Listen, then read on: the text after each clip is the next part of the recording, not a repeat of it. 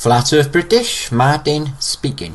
Welcome people on the 19th of the 9th 2018, or so they say. Epic of you to join me, so grateful, thank you. Please, before I get underway, subscribe to my channel, come back. This is chapter 1 of the greatest story never told. Okay, now the first part is going to be in maybe 3 chapters. I'll see how this one goes for time. And it's an unraveling. Okay, there's a story along with it. It's our real heritage, this place, our flat and static motionless plane, which is in fact a reset system. Okay, and we're going to look into the controllers and their coding and what they know, which has been picked apart. Okay, now, before I get underway, okay, I want to give you all a big thank you for all of your support and everything else. Okay, so what I want you to do is go off, make a cup of coffee, make a nice big cup of coffee, relax, come back, okay, sit down, chill out, and try and absorb on what I'm going to tell you. Okay, in episode 1 or chapter 1 of the greatest story never told, the ancient fasces. Do you know what a fasce is? Well, we're going to look into the fasces, the Roman fasces, but it's not Roman, it far precedes that. Okay, an implement, a device, which turns out could possibly be the most important portable device in history. Okay, buckle in people. If you're new to my channel, it's going to be maybe baffling, or maybe not. For you guys who have already been here on the journey, you're going to love this. Alright, and the rest of the week is going to be amazing. So we'll do, I think I'll do 2 or 3 chapters, and then I'm going to do a nice little summarization, a nice synopsis at the end, hopefully on a weekend, but I don't think so, because I've got a show Friday, Karen's Sun and Moon group, not last Friday, this Friday coming. I'll put a link in the descriptions box. You'll be able to see me over there. I'm having a talk on Karen's Sun and Moon Family United channel Friday. I've also got an email from UAP channel, okay, who is fucking epic in America land, who I'm going to have a hangout with. I'm going to be chowing down with on here and getting us some information. Okay, but we'll see how that goes, because he wants Friday night and I'm already live, but it's going to come this weekend, so look forward to that, guys. UAP, I know. So I'm a big fan, so that's going to be brilliant. The guy knows his stuff. So we're going to look into the fasces. Okay, now this thing has been there all my life. I used to work on archaeological digs. I've worked on Roman works. I used to work for Cadw, Welsh Monuments, as a stonemason's assistant. Okay, but after a while I was a stonemason myself, but I wasn't paid stonemason's wages, by the way. But I got to work on Roman, apparent Roman then, buildings. I've worked on an amphitheatre in Cairo, Leon, Roman baths, and we actually built the baths entrance, and they told us, Cadw, to come and take them down, they look too good, so we had to take it down. First time my work has ever been taken down. And we had to rebuild it, but it was extra months free work, so it was excellent. But I worked on Cairo Leon, and amphitheatres and all sorts. I've got a feel, but I have been to museums, Roman museums, and Rome itself, Colosseum, etc. And this fasces, this thing that is a symbol for one of the greatest symbols in humanity, people. It really is. And you've missed it? Maybe not. It's on par with the swastika. In fact, the fascists use it as Mussolini used this, and Napoleon, for their emblems. Also Adolf Hitler. It is the emblem for fascism. Fascism is taken from the word, or derives from the fasc, for centralized control, complete control from them, from Caesars, whatever you want to call them. So we're going to look into it, the fasc. Okay, chapter 1. Okay, this is going to get crazy. Enjoy, people, enjoy. So we're going to look into it. We're going to get you familiar with a fasc, and I'm going to hit you up what I think this thing is. coding. I'm always picking apart coding, and something that's bothered me all the way along is the knight, the empty knight, or the Roman soldier's uniform is empty. Please take note of this little fellow is something that looks like it's blocking his ears.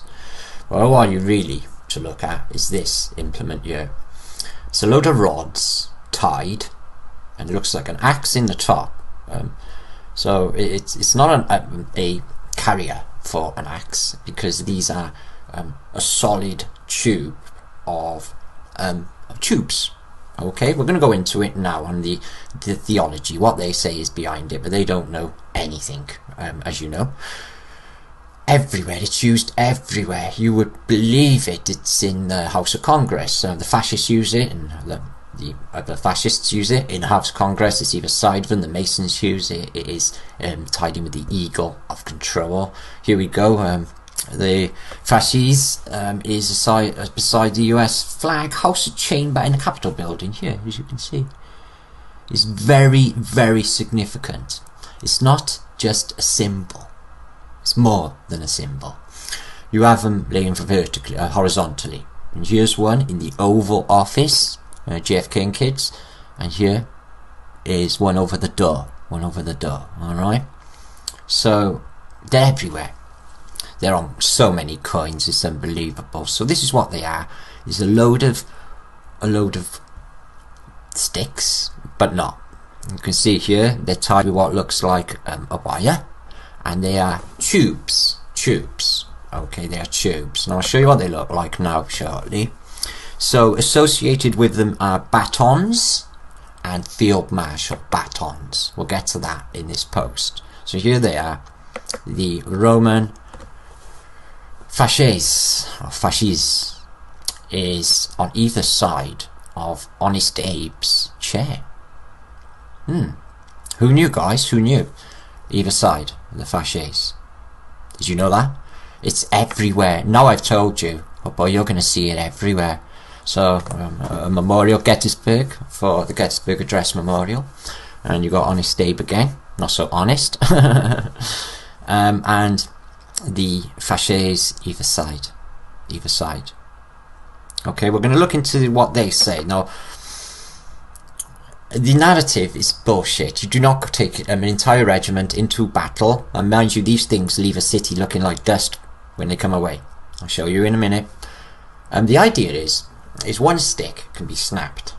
A bunch of sticks is tough. So it's together we're tough, one stick. You get it? So that is the analogy. It's bullshit, because these things are made of copper and brass. I'll show you shortly.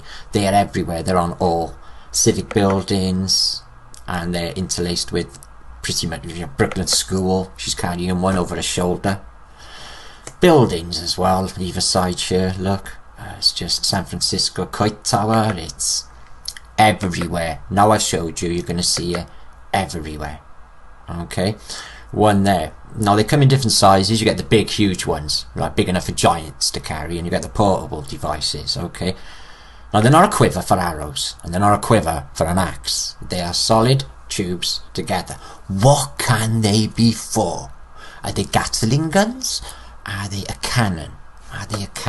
Okay, well, we'll look into it now, and we'll see what you think. Okay, there's depictions, beautiful depictions, paintings, beautiful paintings. We'll look at a few of these along the way, and as you can see, the facades or the fasces is the main feature, as it is with a lot of ancient depictions I'm now noticing. Is it the Masonic pillars? Well, I think pillars are an analogy for the fasces. I think that the grooves in the pillar are paying homage to this device, is what I believe it is, a device. And the empty knight, where could he have been? Where could he be, the empty knight? Well, where could he have disappeared to? Again, on buildings. They are everywhere, are the fasces. Okay, coat of arms, justice. Oh, we're going to look into this along this week as well. Please come back, please sub. The orb and scepter is part of it. Now, everything that I'm going to be presenting is associated with technismia.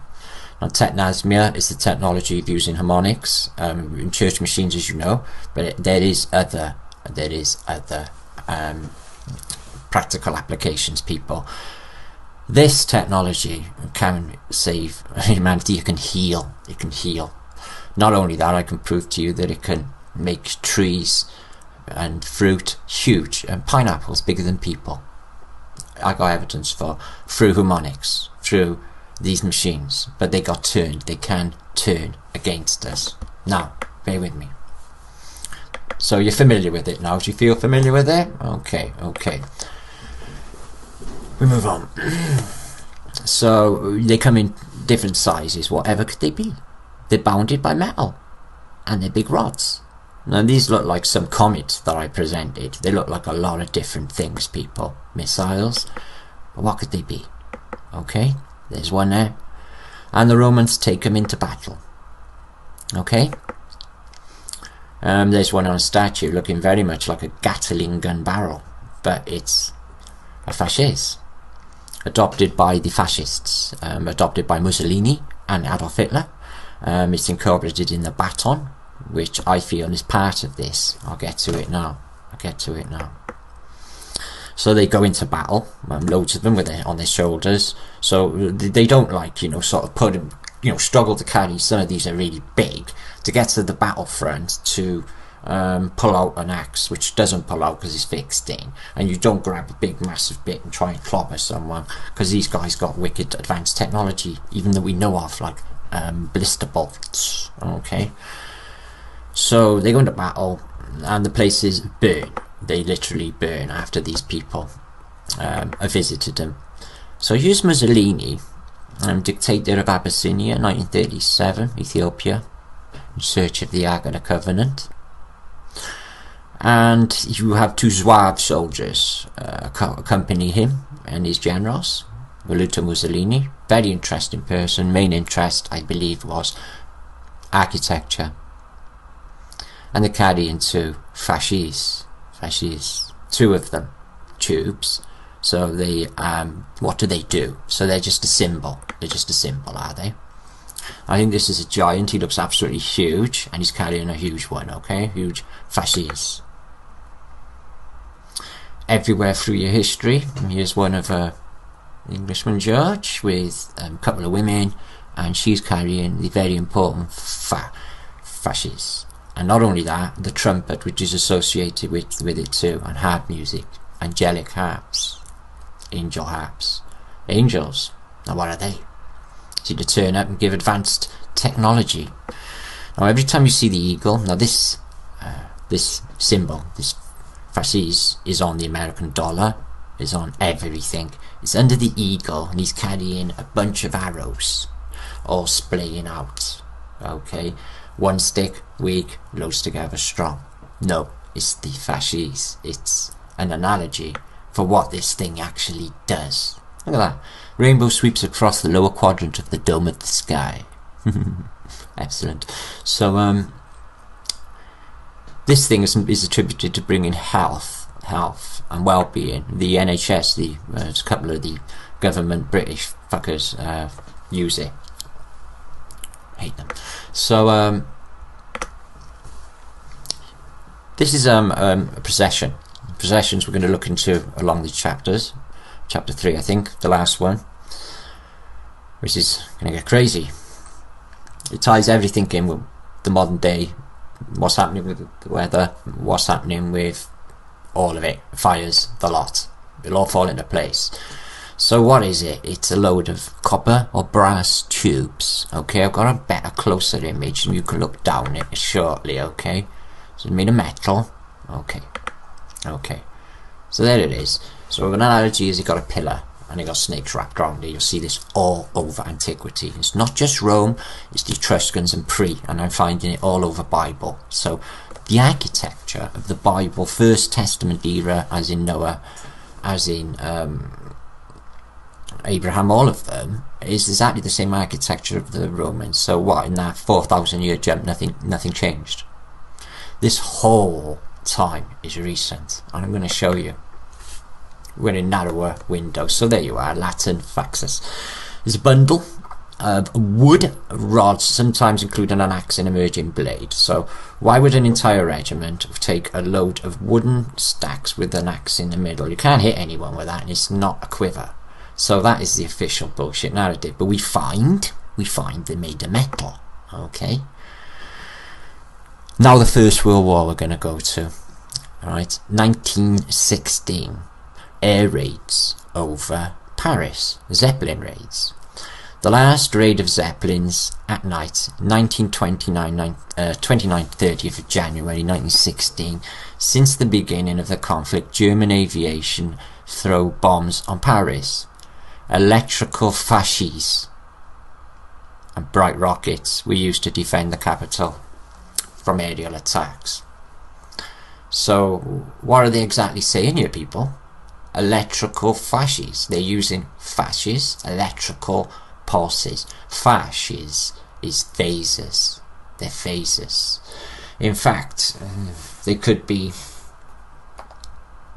through what we're going to look into scientifically in a minute. So they're not a cannon, and they're not made of sticks that I can show you. Okay, they're made of metal. Okay, so they fire metal balls, projectiles. No. So what else? Sound waves. Show you that now. Or maybe even an electrical beam. Apparently so in the First World War. Electrical fasces are being used. Or some electromagnetic pulse, the EMP field. Okay, or a light beam, or a concentrated infrared beam is what these can do. So what exactly, if you fire that at people, can it do? Well, this is in reality. I will show you now. So there it is, it came up there. It's absolutely mind-blowing. Electrical fasces are being used to shoot down Zeppelins in World War One. Also in World War One, another strange thing you may never have known about was acoustic weaponry. These things were along the front line. Now they're not to play Wish Me Luck as You Wave Me Goodbye. They're not to play It's a Long Way to Tip a Fucking Rary. These are to play harmonic resonance. What they found happened is it's hard to directionalize, and it was making their own people poo their pants. Okay, etc. Okay, but the effects are insanity, dizziness, passing out, internal organs failing, but amped up. Everything changes. Now, so they blast these over the trench line in the First World War. Does the Kaiser. Okay, does the Kaiser. Result is mud. Mud. Inglorious mud of the First World War defines the First World War more than anything else, is mud. Thousands drowned in shell holes. Vibration made, as well as I believe seeding, made this rain, because when the records, the weather was worse than it ever had been, and it rained persistently. The Somme and Passchendaele were washed out, and I'm talking mud. They had to invent stuff to get it out. Mud shock, trench foot, all synonymous with the First World War. Yet the Boche, the enemy, apparently is blasting sound waves over the trenches of the First World War, which is defined mostly by mud. Now nothing can go through, nothing can pass, the men can't fight, the shells just land in the mud and just get mudded out and don't do too much damage. The animals sink and you can't move any stores. Okay, everything runs to a standstill. It is one sweet weapon. Okay, and that's in reality. In the First World War, so they're using electrical phases, or fasces. Electrical fasces are being used in the First World War. The Roman fasces, people, is an energy weapon. Its applications we're looking into further along are mind-blowing, and a reality, because it's all tied in with technasma. If you go to my previous video, you will see a Victor, massive thanks to Victor, who's linked you up with endless amounts. He's emptied the Zurich library in my comments, people. Everything you want to know about the Jesuits and the Vatican, all the things they get up to with their coding is all in this. Okay, they know about this place, people. They know at the top. They know what it is exactly. And books about technasmia, and it is 100%. What I can make out of it is that each survivor race comes in and finds this technology and tries to reverse engineer it. I think that's what's going on with technasmia, because in a lot of these books they're running experiments and they're mind-blowing in themselves, but you know it's going to lead them more. It's incredible. It's World War II, a sound gun was used. So in World War One, World War II, Nazi sound weapon, the Shaukanon sound gun. Okay, huge speakers. Shaukanon is also called the sound gun. This weapon was little mentioned anywhere, obviously, because none of us know until now. The idea was to produce high frequency waves that would burst eardrums of enemy soldiers. Charming. It was also called a pressure wave anti-personnel device, or a sound acoustic cannon. The fasciste is a sound acoustic cannon, people. It is, I show you. Men of Hitler's war machine were studying different ways of killing man, and one way to harm a person is strong influence of low frequency sound, infrasound. 5G people's coming, infrasound. The first experiments were carried out on, of course, prisoners. Nice. Under the infrasound, they panicked, felt dizziness, pain in internal organs, and had diarrhea. This effect the Nazis tried to translate into an acoustic gun, and the infrasound stubbornly refused to extend its beam given direction. Seems to be a bit of a topic, is directionalization of a beam, of this beam, of this science. Okay, but I think the Romans had it down to a T, or the Asian culture that had these. Okay, they're attributed to pre-Roman, or they say the Etruscans had them before them. So they can be horizontal, projected outwards. This thing is all held like that, but it's giant, so it's like that. So it's not a bazooka, it's not firing a spear, there's no sort of mechanism to project that thing, so it can be projected horizontally, and they're quite big, as I said. Some of them are different sizes, okay, and they're all over antiquity. I believe this is what's going on. I believe that the coil around the outside, if you've got an extension cable, people, they always tell you to pull it all out before you plug it in, because if it's all coiled up, it will produce a magnetic field, a charge, and it can be troublesome. So I believe this is exactly what is going on with, with the fascists. Okay, it's science. Now we're going to go more into it, because it's connected with war and Star Fox. We're going to go through the ages. Okay, we're going to go through the ages. Cables, people, cables. Undersea cables and normal communication cables. They could be your coaxial in your room, in your house. So they are one central core, often copper or maybe aluminium, or in this case looks like a bit of stainless steel. Okay, and you get other wires all the way around them. Okay, all tight and bundled, and in this case spun to hold it tight.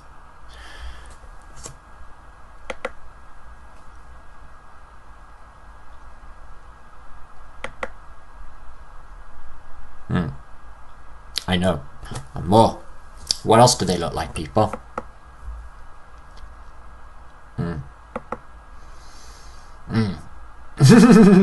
Penny dropping. It's all tied in with technasmia, people. I got books to prove this is so. This is so.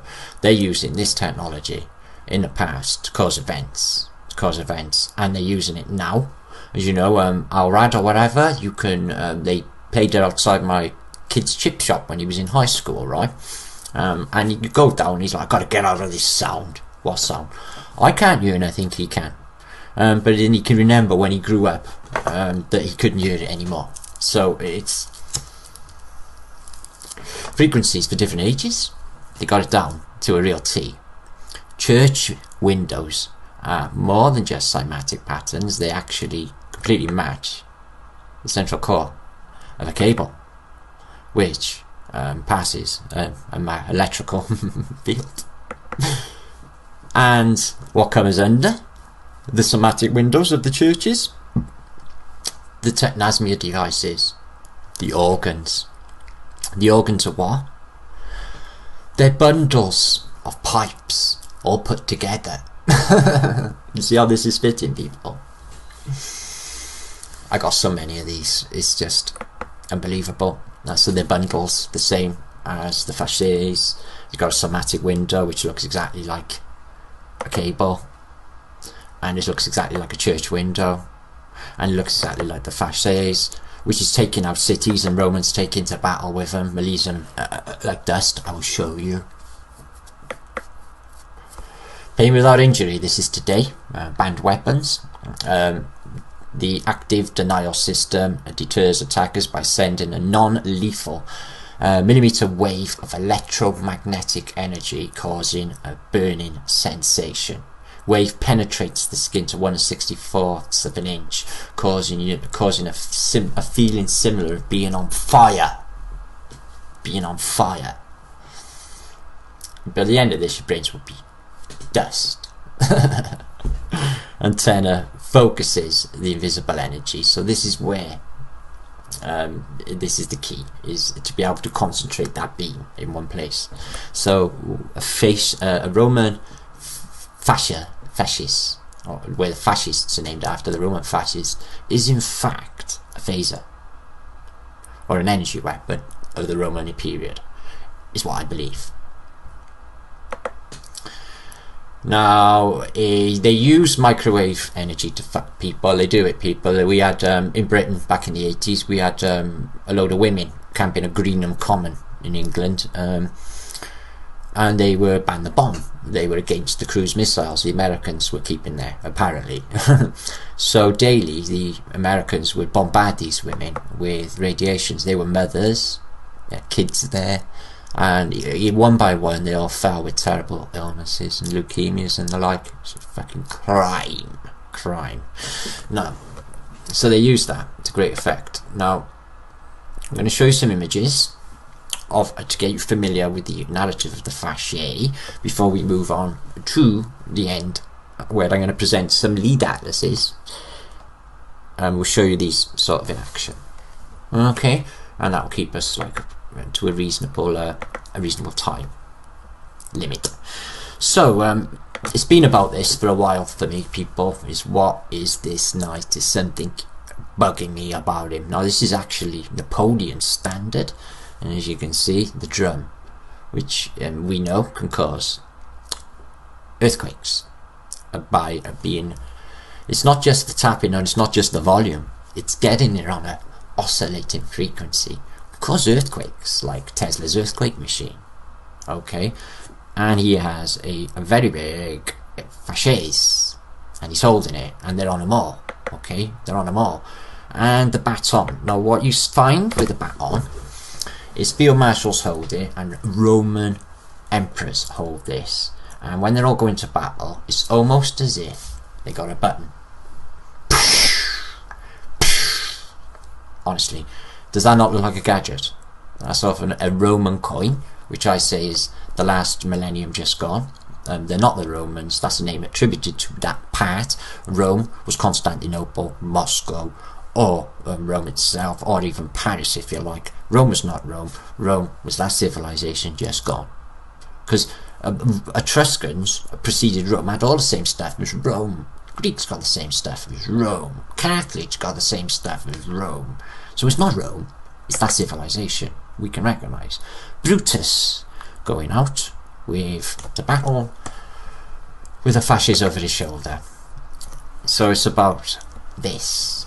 This is, to me, the whole thing is like god weapons. Now, this is in Jericho, but what you're going to notice, it seems to be all about, is this box, or these boxes, processional boxes. They take with them, they're everywhere, and I'm going to show you along this road this week. Okay, they're everywhere, and they blow trumpets, and they hit a specific frequency, and it brings down the walls. Okay, it brings down the walls. I'm afraid I'm not too sure, but it showed a chemtrail. If I show you, or some sort of geoengineering, I believe. Okay, and an angel sort of doing it, and somebody else falling down to the ground. Now, and it's obviously a technical device with an aerial. Now, a flat Earth and the cover up of, you know, brainwashing everyone to think they're on a ball was a big part of it. It's been initiated in the last few hundred years as well by the Jesuits. These people who encode this shit, they're evil. I can stand it, I can feel it. And the age of Caesars. Remember, Kaisers are Caesars. Okay. This is the same technology in the modern day. Sound directed weapons on a modern bas relief in Russia.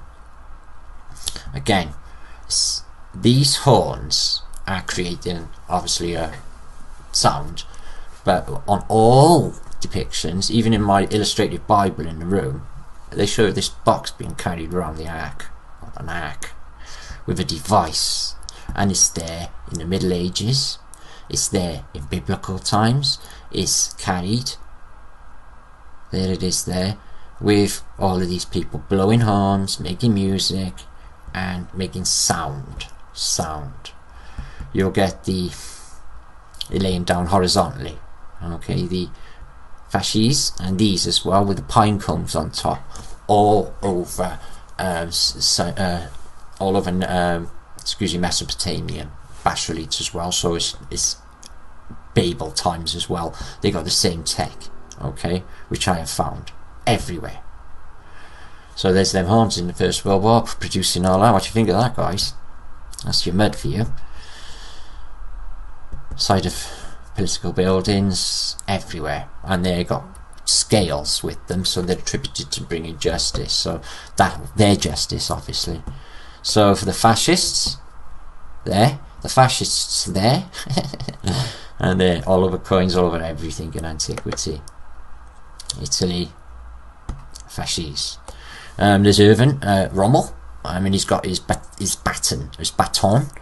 All field marshals are given this specific baton. They're beautiful. Look them up. They are mind-blowingly beautiful. But what are they? You see what I mean? This is a quiver here with arrows. This is not a quiver. And this one hasn't got an axe. It's just got like a handle. I know. And they're all. And now you'll see them. You'll see the empty knight. And behind him, the energy weapons in packs. And the empty Roman gear, because he's not there anymore. What's happened to him? So there's Smacker Choppy Chops, and with his girding, with his Field Marshal's baton. So as you can see, it's everywhere. This Post Office Court, United States. So it's Abraham, the eagle, the control, the centralized control, Italy. The whole game is it. It's there. It's there with it all. You're going to see it everywhere now, people. And this one, it most certainly looks like a device on side of a Roman coin. Okay, these images are a bit smaller. The knight again, batons. An angel has to deliver it, apparently. Okay, so on coat of arms again, double fasces, laurel leaves of control, and the empty knight's gear. Mussolini taking in fasces.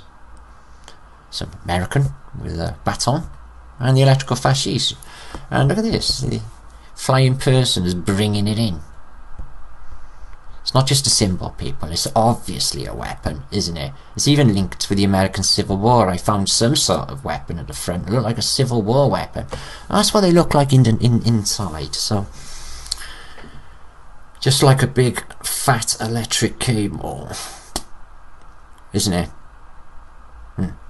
But we go deeper next episode, and we will show you how all of this works. Okay, these are electrical devices on Roman coins.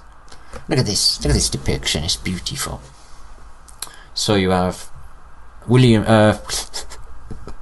Julius Caesar, he's got his laurel leaf on his head, and they're subversing some sort of Goths, I think, or maybe the Visigoths or whoever. Anyway, they're giving some people assimilate to the Roman collective because they're a bunch of fascists. Okay, although these look like they might be maybe Tartarian or something. Okay, because of the could be nice stuff they got anyway. But what you will always get is Eagles of Control, the standard, big deal, and just behind him with his main guys, because he's like Roman god. Okay, is Julius and Brutus and all of his gang who are going to end up fucking him, having him anyway, because he's spoiled little nutcase. It's the fascists, and you're going to see it everywhere now. It is important. And it's not just important because it's a boring, bloody...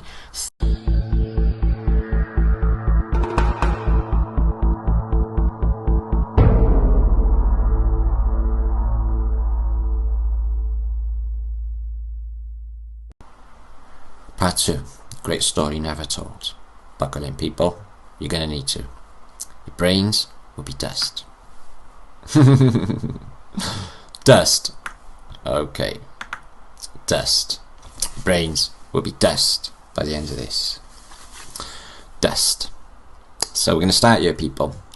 Technosmia, or Phanugia, the technology of emitting sound waves into the environment, into the ether, for the benefit of all, or not for the benefit of all, has been established. I have an entire catalogue of technosmia, of Phanugia sciences, which show you this is a real thing. Okay, there's no escaping it. Now, it's out there. It's a whole new day and a whole new genre, a whole new field of exploration. It's all mind-blowing, the permeations. So we'll start here. These technosmia devices, organs are in churches, church machines, cathedral machines. Now, this is the narrative. When the survivors come into these buildings, every time, survivor times, they find a load of pipes in a building. They don't exactly know what they are. And remember, the fasces is as old as Rome itself. However old that is, I believe not that old. They put slits in them, they turn them into flutes. Okay, and they had a new invention of that era, a keyboard. A harpsichord or an organ. A keyboard is a relatively recent advancement. Apparently they never had it in ancient Rome. If they did, we don't know about it. They had a harp, they had other stringed instruments, so did they have a keyboard? I don't know, but let's just suppose they put keyboards in these and work out some aspects of technosmia. Who knows, maybe the information's passed down. So what you find is you get pipes going horizontally out. Okay, you find this a lot out into the ether, not going up, they're going that way, outwards. Okay, let's have a think about that for a second. Now, the official reason is a battlefield trumpet. On the battlefields, the trumpet is blown to sound for a pause in battle. For a pause in battle. So just hold that thought. Pause in battle. Okay. Now remember, all what I've been talking about, people, is connected with water. The technology is connected with water. Seems that most churches, church machines, cathedral machines, have got water courses running through them. All star forts are connected to water. They're all on water, rivers, meanders of rivers, islands in rivers, but they're all connected with water. So I'm going to touch upon why we think this is along the way in this vlog. Hopefully, see how much I can get through, people. So this is where we're going. Other suspects for technosmia. Now, the royal orb, sceptre and crown of Queen Elizabeth II. The crown jewels, people. Crown jewels. Very interesting. There's some jewels on here that could tell you some history. You've got the African star. The biggest diamond on earth is in a top bit of the sceptre, which is a large, some of them are very large actually, wand type instrument, a rod with a curling around it, like a wire, serpent maybe, and a diamond, something that can focus a beam maybe at the end. And the orb. But obviously to be able to conduct an electrical charge, they would have to be made out of maybe gold.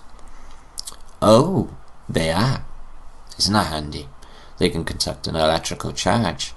And what you find is these things turn up all over antiquity. And they're always on the battlefield. They're always on the battlefield. Okay, Queen Elizabeth has them. Now, one of these jewels, I believe it might be on the crown, was worn on the neck of Henry II, the Battle of Agincourt. Now, Henry routed the French when a terrible downpour happened. Everything turned to mud and the French got basically bogged down. The French knights got bogged down in mud after a mud flood. So it's on one of these. I can't identify which jewel, but one of them was worn by Henry. So, are they weapons? Like the fachet? All in plain sight? Not saying this is a working mechanism, people. Who knows? But they definitely have been back with all of it. So, you get this type as well, okay? With this sort of winged effect. But they're made of gold. And they look like they might be a device. No doubt about it. So, see right the way through antiquity, you see the eagle of control, and then you see this soldier, this Roman soldier, or this Roman dude with a lot of leaf.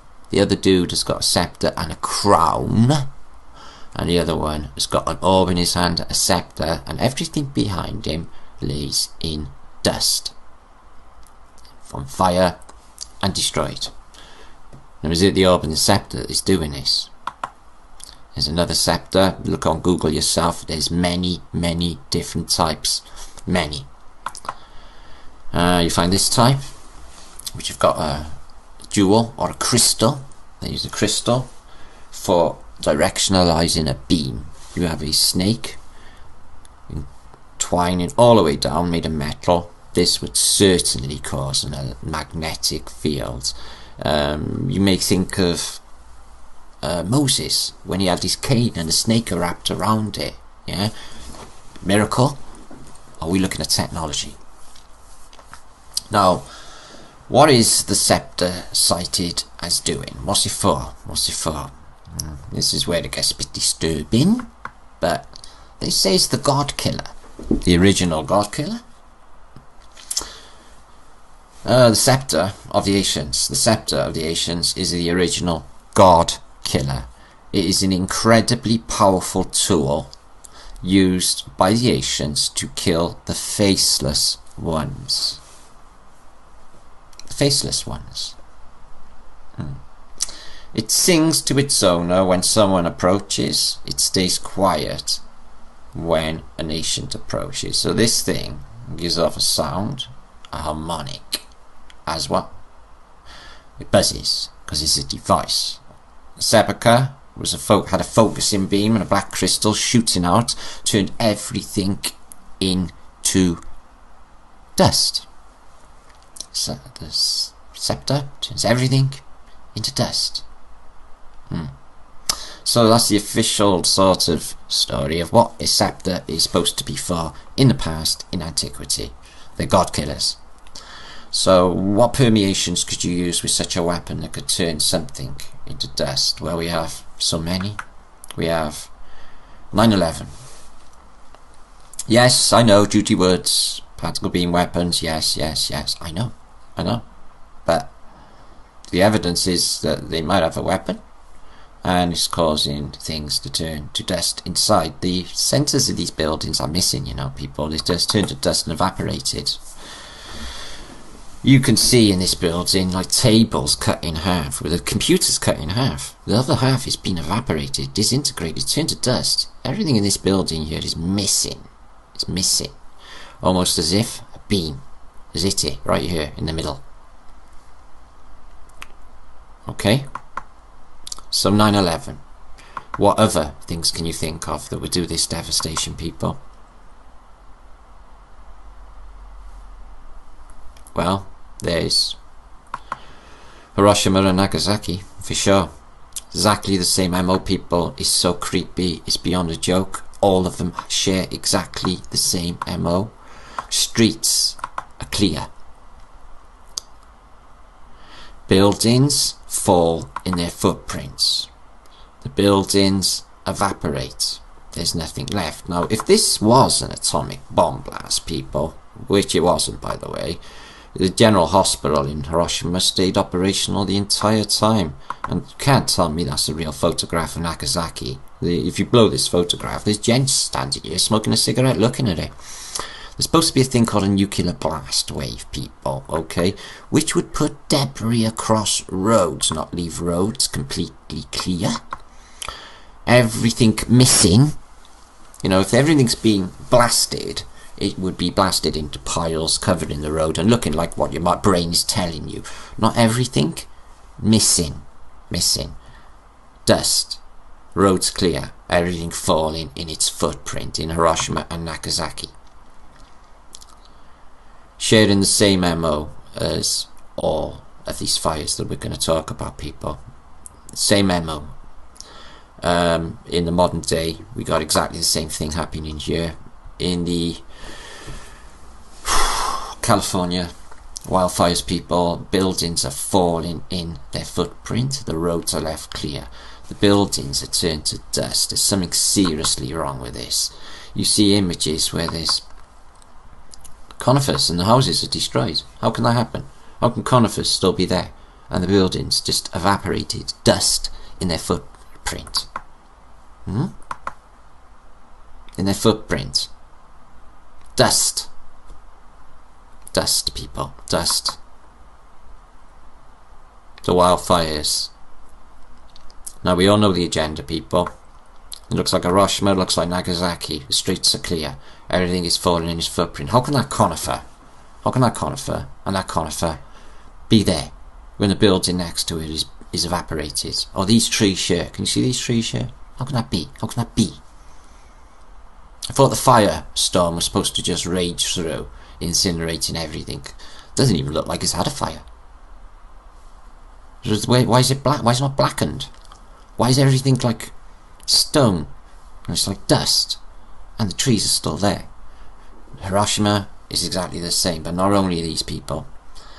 American City fires also. American City fires. This one in particular, San Francisco earthquake, shares the same MO as the Lisbon earthquakes and following tsunamis, but not with this one apparently. It's strange how an earthquake can be so strong, yet they'll move all the survivors down onto the beach or the seafront in the tents. Wouldn't they be expecting a tsunami? But not only that, exactly the same MO as Hiroshima and all of the events we look into. Streets are clear and the buildings are missing. Everything's missing. It's fallen in its footprint. It's gone. It's evaporated. It's dust. These buildings are massive. Massive. The centre of San Francisco at this period. This is only 1 year after Queen Victoria died. So this is almost a Victorian era. Skyscrapers everywhere. They missed this sort of district, the financial district. Everything else in the area that would have had the Great Expositions built only 3 or 4 years later, completed, is gone. It's missing. It's fallen in its footprint. Yeah, they moved the survivors to the coast. It just doesn't make much sense. It's not only Chicago, San Francisco, it's all these American city fires share the same MO. Now, what they all share from all survivor witnesses say that there was booming, or what sounded like incredible loud artillery, but it's been attributed to subterranean activity, like earthquake activity. Well, they say plates, don't they? Like sonic booms. Like the loudest artillery ever heard, like sonic booms, people. They all share the same MO, and then this happens. The streets are clear, and everything's these specific type of architecture, and everything's just disappearing in its footprint. Chicago Fire 1871, the whole city's just gone. Everything's been replaced by a great exposition. Excuse me, I know they're small. Streets clear, everything's falling in its footprint. Same as the American Civil War in Richmond. The buildings are missing, the rubble is missing inside. Almost as if... That's not Hiroshima, people, that's Chicago. Chicago 1871.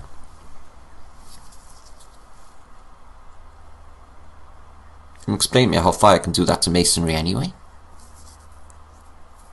You know, a masonry building burnt down in my city a few years ago. The building was there, the inside was gone. But these are just... like they've been blasted with something. Looks like 9/11 for sure. 100%. Same MO. All these American city fires are the same.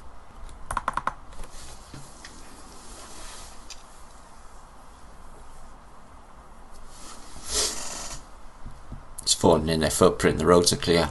There's nothing left, just dust. Penny drop in. We go deeper. Now, like with everything, guys, this is the dark side of it, but I believe that there is another side to it, and the permeations are absolutely mind-blowing. It's like save humanity. It's brilliant. So you get these ceremonial maces, okay? They are all over antiquity also, okay?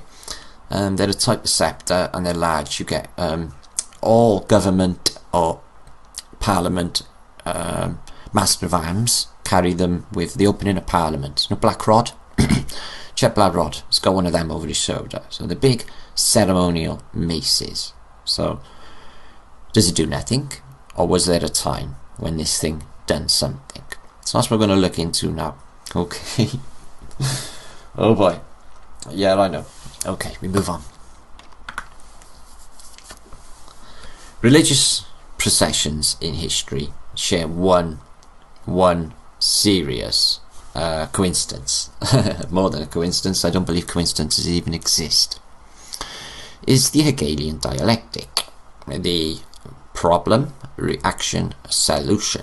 The sequence of events for all these famous religious processions is they had a big drought. They had a procession, and then it rains. Okay, so wow, how many of these actually have this happened? Well, it turns out most of these famous processions have the same MO. Crops were going to fail, people were going to be affected. They bring in some sort of processional altar, carry it through, which I'll show you now, and it rains, and here's a load of evidence to support it. You have a drought, a relic is carried, it rains. Okay, it's perfect Hegelian dialectic. It's amazing, in fact, and overwhelming evidence of it.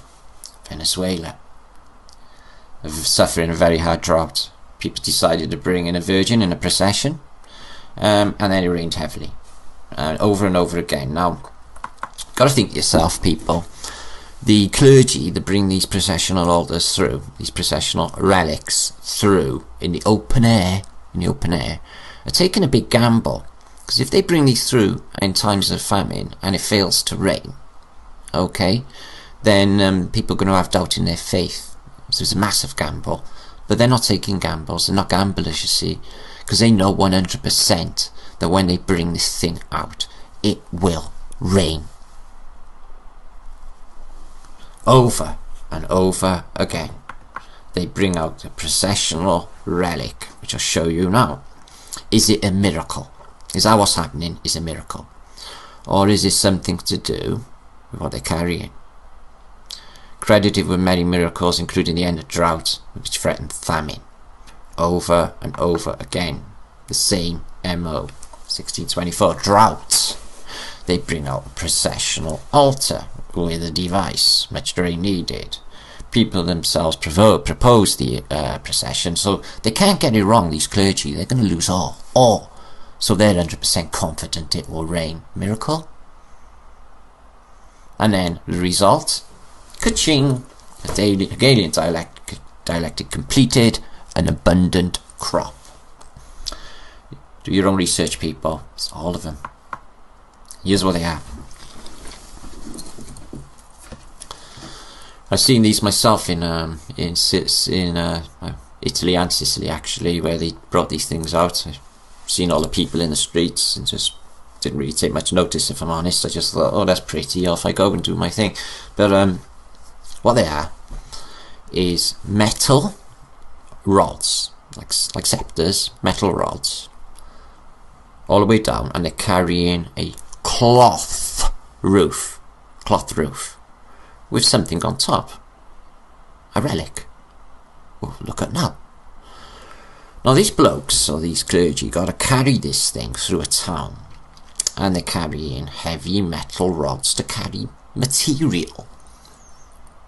Wouldn't it be better to use some cheaper materials, something lighter than heavy metal, to carry these processional altars through the towns? They're really ornate, beautiful metal to carry a cloth roof, and there's something on top of the cloth roof, you see. So is it a device? Well, I think it might be, you know, people. We're gonna have a look now. And check this in the background. You've got this the twirl, or the wire going around the pillars, like to create a magnetic field, and the obelisk on top. The whole thing seems to be a device. Now, again, you got this twirling, or this turning, which, if it's a wire around a central column, would cause a magnetic field. Scepters holding up a cloth cover. So all of these blokes got to carry all this heavy metal just to carry cloth. Makes no sense. So does it do something more? There they are again.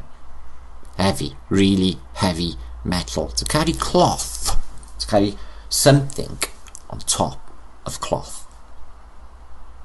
Okay, there it is again. Ceremonial altar. Look how many men it needs to carry this, because it's made of metal. Cheaper balsa wood painted. Why does it have to be metal? And why does it look like a device? Again, like scepters to carry cloth. But there is something happening with this cloth. This is an older procession. Again. So there may not be anything happening with them now, or there may be, but there's definitely a time when there was. Here is a lead atlas I presented many times. Really one of the best I've ever seen. And it's a procession of a guy that's just come in after a battle. They show you the battle, everything turns to dust. It's in the page previous.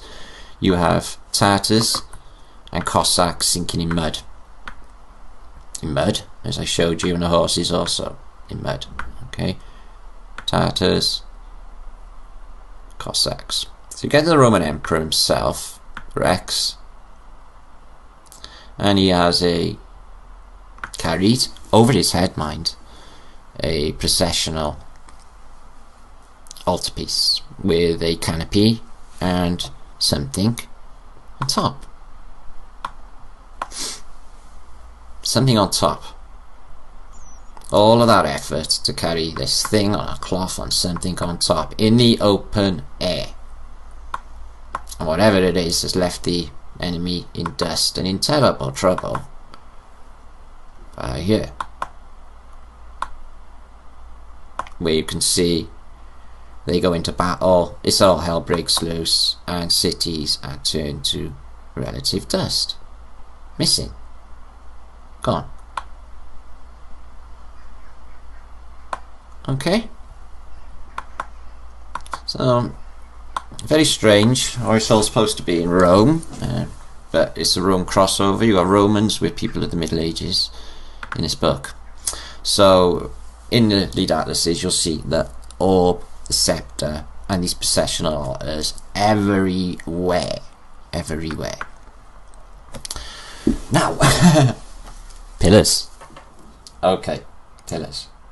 I remember them columns on that processional altar. Okay, okay. Now, excuse me. Now, I know, puffed up myself. Wow. So, now bundles of pillars bunched together, much like the fasces, much like the organ pipes, much like a lot of the stuff I've just been showing you. So, groups of rods bundled together like this. Could there be any benefits? Any benefits for humanity? Is this why they're bunching them together? Is this why they look actually like devices? Is there a benefit for humanity? Now we know they resonate, and we know they're made of a specific crystalline structure, and we know that they look like gadgets. So what exactly are these things doing? Okay, well, I think they're multiple, but I definitely think they emanate into the ether. In cathedrals, you have the same, exact same. You have these pipes, or making masonry, it's still a crystalline structure, stone. Pipes packed together, the same. So is it for the benefit of people? Okay. Balustrades and bridges are bunched together. Carry a charge, we thought, maybe, with steel ones, on a bridge. These columns all tightly packed together. Is it a science? Is it a science for better understanding? Is it? Let's have a look. Something else that comes up all over Middle Ages depictions we decode on this channel is the hourglass. The hourglass. Okay. Is it just a coincidence again? The hourglass is all over these depictions, being very, very, very significant, and has what looks like scepters up on the sides. Is this thing a device?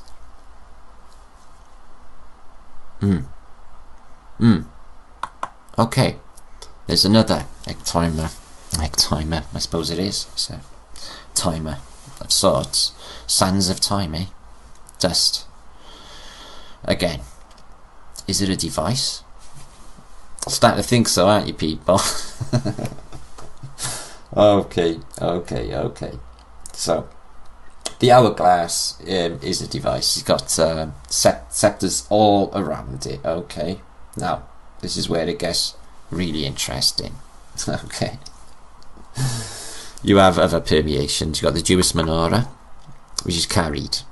Now you know this thing, and these I've talked about quite often. I thought that they might be television cameras going on battle with them, take a bit of video. I think they're devices.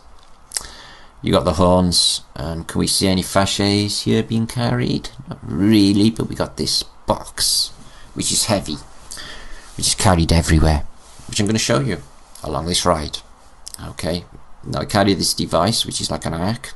You've all seen the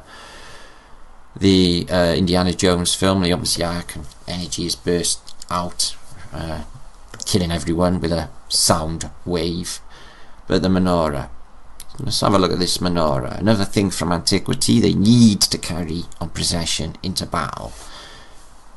Oh, yeah, it's an antiquitac device connected to a menorah, apparently. Some sort of device, apparently, carries, again, on procession, in the open air. Great reverence, in Roman times, and they got balls, sort of, on the top, the menorah. What about that one? It's got coils all the way around people to create a magnetic field. These things are 100% devices. It goes on, people. You're going to find so much now.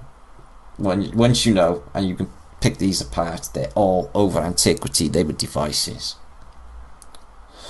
So, This is where it gets incredibly interesting, actually, people. Now, this fella. Do you know this fella? Yeah, well, this fella is Dr. Wilhelm Reich. Wilhelm Reich, okay? So this fella develops a science where he uses argon, like organ, argon, gas, or argon, energy, it's not gas, it's an energy, argon energy.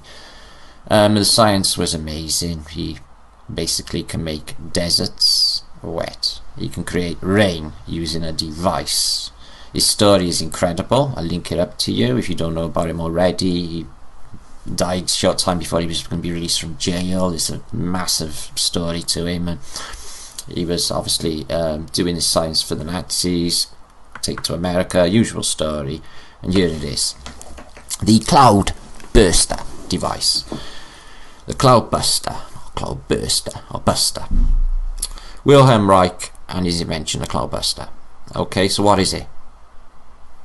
It's a load of pipes pointing up at the sky. Exactly like what I've been showing you right through this series, people. Wilhelm Reich creates rain using the same technology as the processional altars. So the processional altars are doing exactly the same, people. They're using organ. Where do you think he got the word from? From organs. Organs inside, people. Organs. There's so many connections. It's all going to fall into place right now. And here's where the water comes into it. Apparently the organ device needs to have a water, whether it's an electrolyte, but this thing needs to be topped up. It's part of its mechanism. So this is where star forts fall into place, and the water below the churches. We're going to tweak it. We're going to find out how this shit works. These can be rebuilt. People are building organ devices. Think of the permeations, guys. All of them waste grounds, waste deserts, arid land that could be replenished and made into green pasture land for people to make food. So it was a bright side, people. Here it is again. It's a twist, creates a field, and it's a modern day organ device rebuilt. They work. They are real. This is a real thing. Okay. And right the way through antiquity, they seem to have depictions of organ devices. Roman, there, the fash. You'll see this symbol underneath the American eagle on the dollar, where he's holding his sticks, his bundles, which is a fash, which is the splaying of the energy. And here again, the Rothschilds, and here again. Okay, it's all over. Once you know, the penny drops. Certainly does drop, people. Mini harp, weather modification, mini harp. Okay, so what are we looking at, people? What are we looking at? We're looking at rods, like scepters, like rods. Okay, like organ pipes, organ, cloudbuster, Wilhelm Reich, mini harp. They're pipes. They're going into water. There's a vortices in the water run by a motor. A vortices, whirlpool. A vortices is running on an orgonite cell, and it is connected to these pipes which manipulate the weather. They're using this, people. They're using this against us. They're using this. They are calling the shots with the weather. These hurricanes, all of these weather events, people, is this. Is this. It is. Is this. No, it is. The open ends of these hoses are to be placed in water, is what Wilhelm Reich says with his cloudbuster. This cloudbuster consists of an array of panel hollow tubes, just like the fash, just like organ pipes. It's technasma permeations. There's so much we can do with this, people. It gives me shivers, a lot of goose pimples thinking about what we can do with this knowledge. Now everything changes right now. Metal tubes which are connected with at the rear to the series of flexible metal hoses, in which are equal and slightly smaller in diameter to the parallel tubes. Alternatively, the rear of the tube are joined together a single large diameter pipe and flexible metal hose. To open the end of the hoses and place them in water, which Reich believed to be a natural argon absorber. So that's where the water's coming in the star forts, people. All the way around them, underneath them, right through them. Argon absorber. It's part of it, it's needed. The pipes can be aimed into the areas of the sky and draw energy to the ground like a lightning rod. It remains to be one of Reich's cloudbusters can be found in Rangley, Maine. Okay, the guy fell into obscurity, was fucked over by the government and died. No. Excuse me. So, small world, isn't it? Small plane. The Nikola Tesla's argon energy device happens to be 4 rods sticking up horizontally, very, very much like the processional altars they make in rain with in the Hegelian dialectic of the clergy.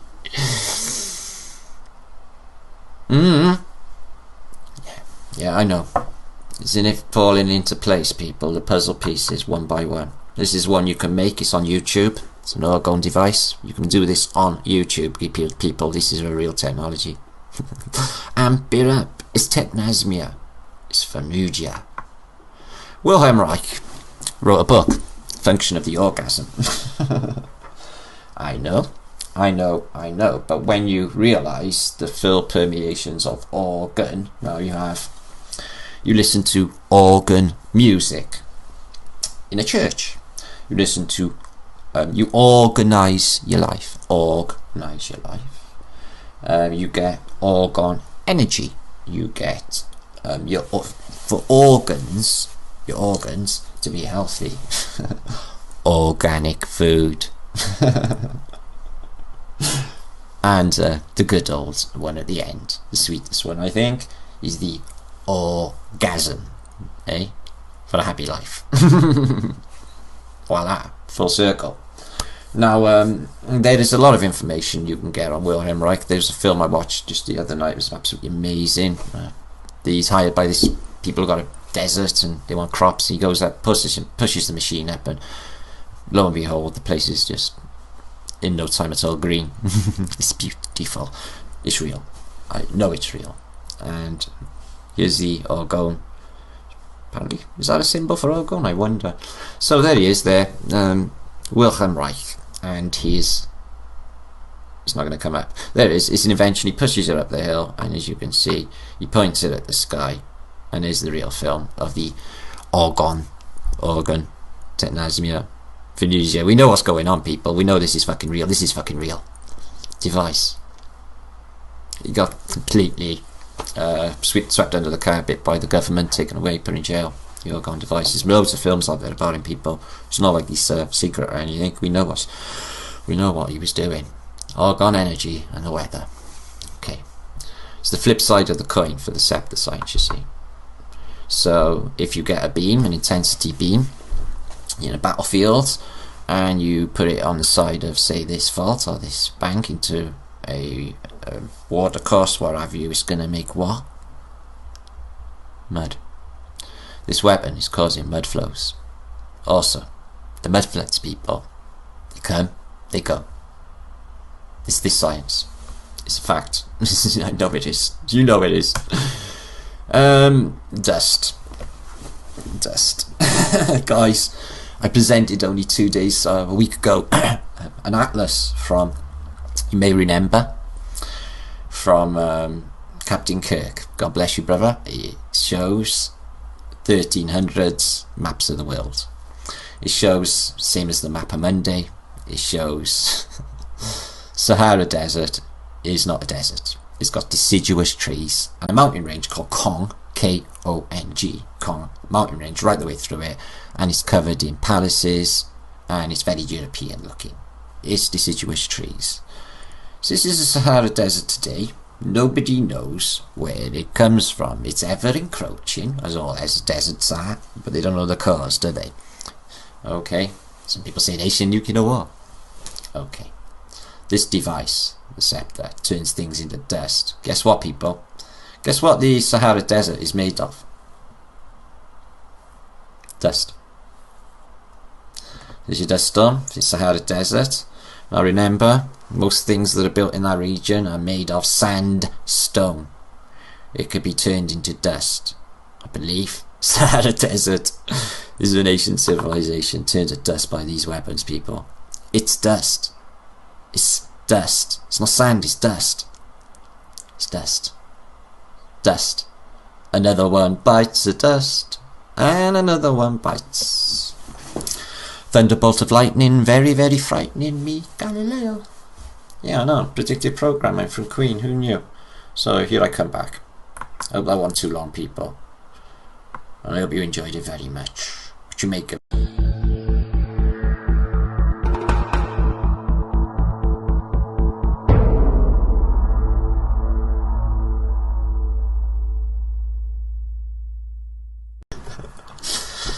This is where we've been this week. It's been an incredible week, as you can see, but I'm going to talk about aspects of what the fasces is or can do.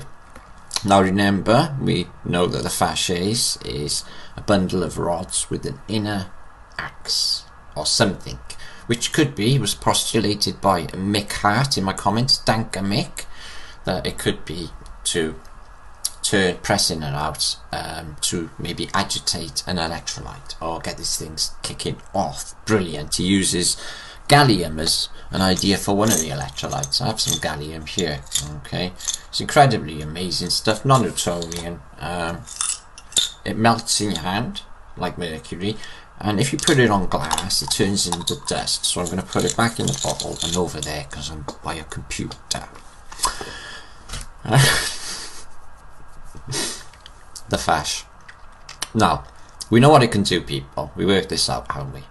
Can we think of anything else in antiquity ramped up that's like the fash? Let's have a little think. What about the Leaning Tower of Pisa? Yeah, well, we know for sure that this is an Antiquitech device. There's a big Antiquitech device next to it with a dome and a massive portal window, and this thing itself is leaning, but more, it has an inner core, and like the serpent around the column, a spiral around the outside to create a magnetic field, maybe? We move on. Now, can you think of anything else that may be like the fash, that could do something like the fash? Well, the Tower of Babel. Yeah, it's got no reason particularly why I should have an outside spiral. Hiya, bunny. I got a bunny by here. Here's my bunny. Yeah, you're lovely. Yeah, I got a bunny in my flat. Yes, I know. Don't worry about it. Okay, it's gangster to have a rabbit. Okay, now a spiral around the outside, just like the fash. And what is this thing attributed to? Yeah, a reset, isn't it? It's when they put up a tower. Some people say, were they trying to reach up to the dome to knock? Can we get out of this place before it's blitzed? Now, excuse me, I'll show you a lead atlas here. I'll give it to you. This one is absolutely superb, actually. The superb Tower of Babel. This thing is a device. Is it the device that brings on the reset? Well, why bring God? Why blame the Creator for wrecking this place? No.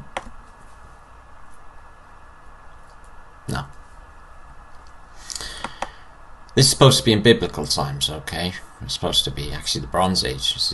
The Old Testament, people. Okay, this is Genesis.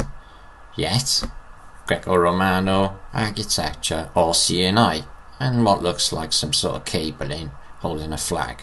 The place is inundated with mud. The tower itself, a cannon. That's a bit unusual. That didn't come along to the Middle Ages. But these amazing, I saw Greco-Romano architecture. What's the cannon doing now? Anyway, it's a machine. The Tower of Babel is a machine. They were building a machine. So, could this evil parasitical mind conceive such a thing? You know, Antiquitech, pyramids, these space age types of things, even ugly, with a what looks like a dome on top. Very space age for the Bronze Age, wouldn't you say, people? Or for all of these many thousands of years ago, wouldn't you say? And more pyramids, Antiquitech devices in what looks like the remnants of a smashed up place. Yes, indeed. So, is that the resetter?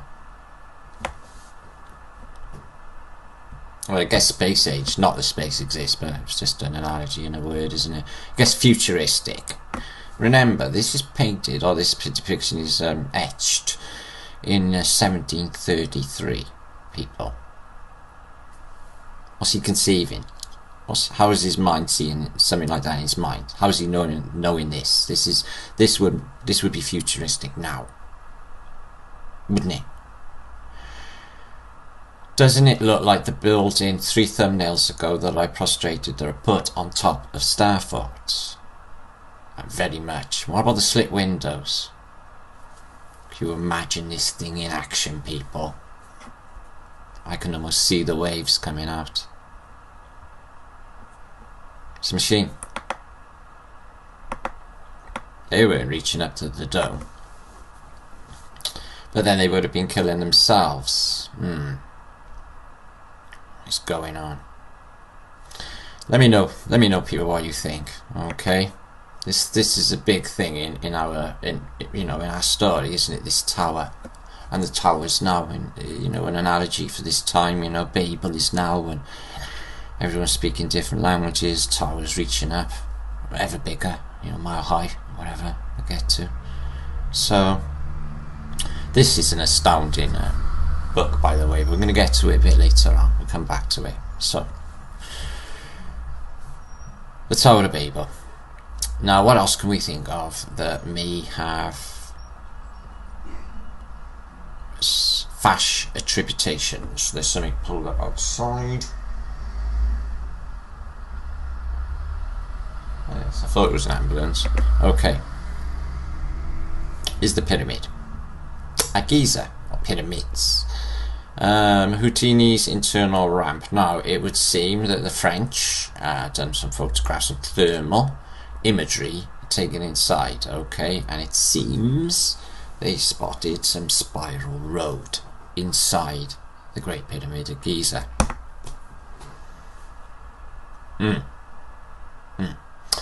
Now, it's no accident that some people use orgone devices that are made in a pyramidal shape with a copper coil around them, inside of them, excuse me, and gold on top of this one.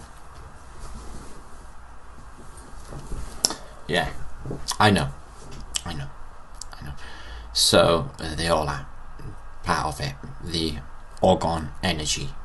Okay, the orgone energy, which has many names. Okay. A stupa in China, this one actually, and it is intersecting stars, like star forts. Can you imagine? This is exactly like a star fort. They're all different star forts, people. One on top of the other, on top of the other. Doing the same thing, people. Can we think of anything else? So we got the pyramids, Tower of Babel, Pisa. Anything else? This is a Chinese symbol for orgone energy, which they call qi. Qi energy. It's the energy. It's the same thing, people. It's funny how that symbol, it's got ohms in it, has been taken and perverted through time, hasn't it? For devious aims, but that's the two sides of the coin, I believe, people, with this orgone energy, this qi energy. People push people over with chi energy without even contacting them. Okay, I've done it myself. I can harness chi energy after a while and release it. Now, okay, take it easy, man. Take it easy. Now, so you've got the spiraling, haven't you? That represents the energy fields, the magnetic fields of the orgone energy. The snake around the pillar, and remember, a wire around central column will cause a magnetic field, people, and this is, you know, an emblem for the US, and they got the column and the spiral. Okay,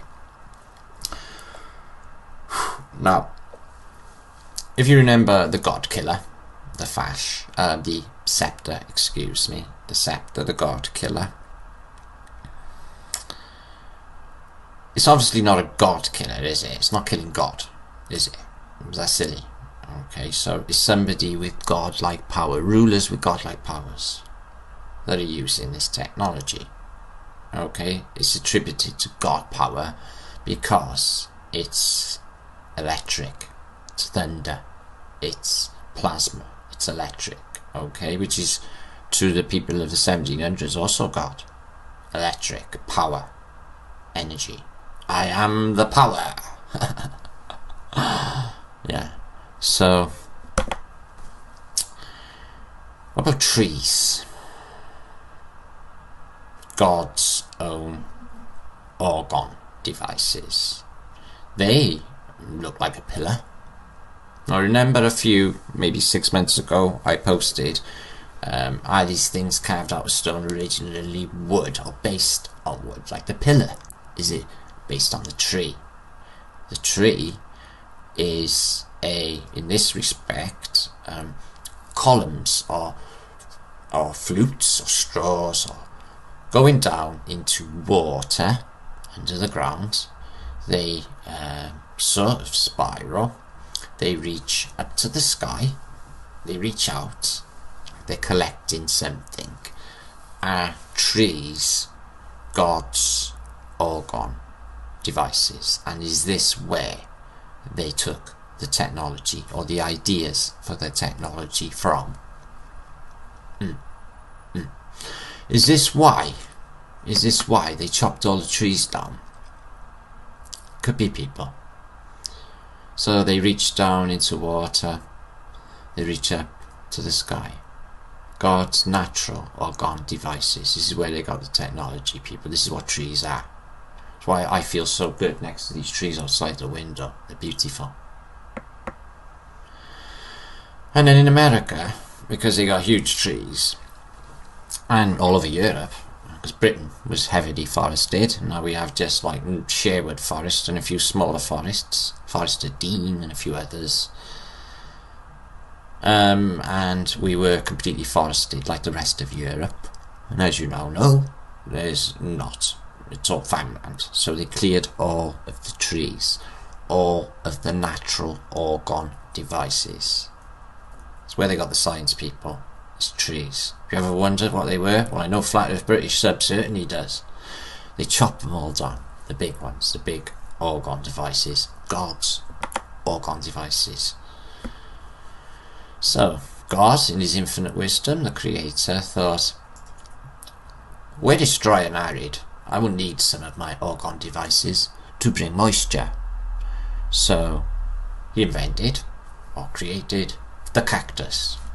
The cactus is an orgone collector. It reaches up to the ether.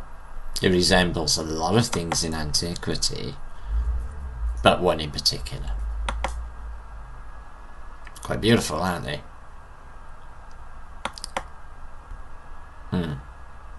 You're thinking now, aren't you, people?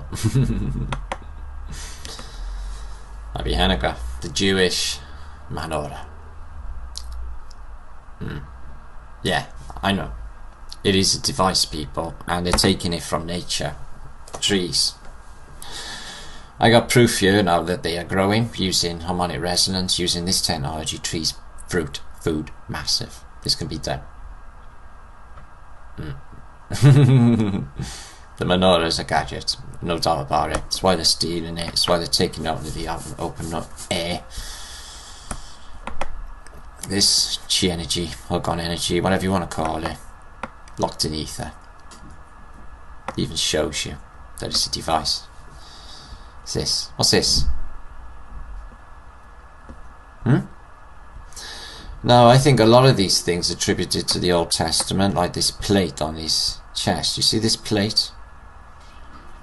And this block with the wording about Armageddon on their heads here, yeah? All of it, I think, is attributed to the whole story. Okay? Now,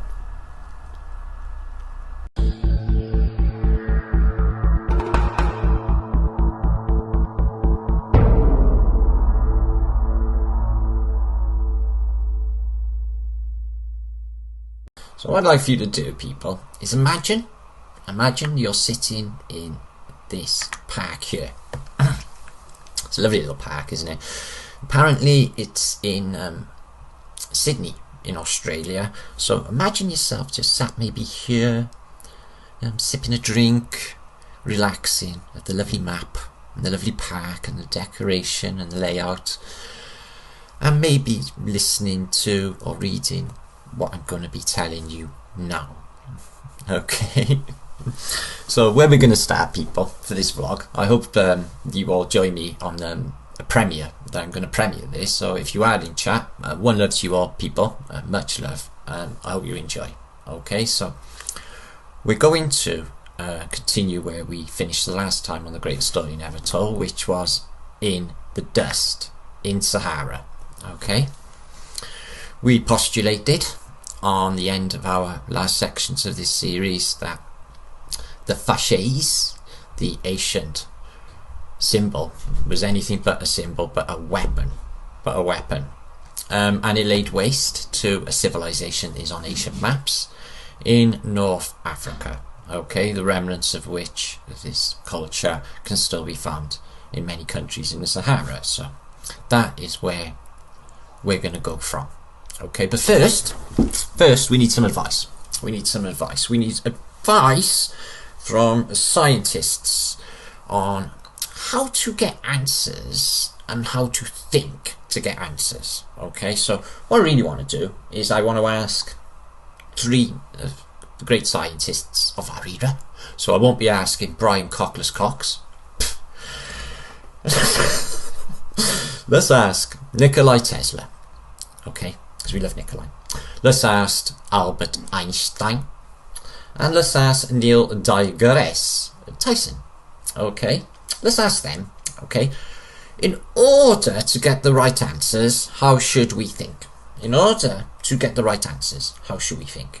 Okay, so that's what we're going to ask the scientists. So first, let's ask Neil deGrasse.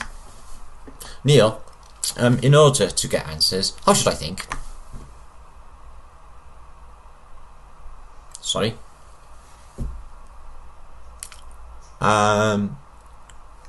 Again, Neil, in order to think correctly, to get the right answers, how should I think?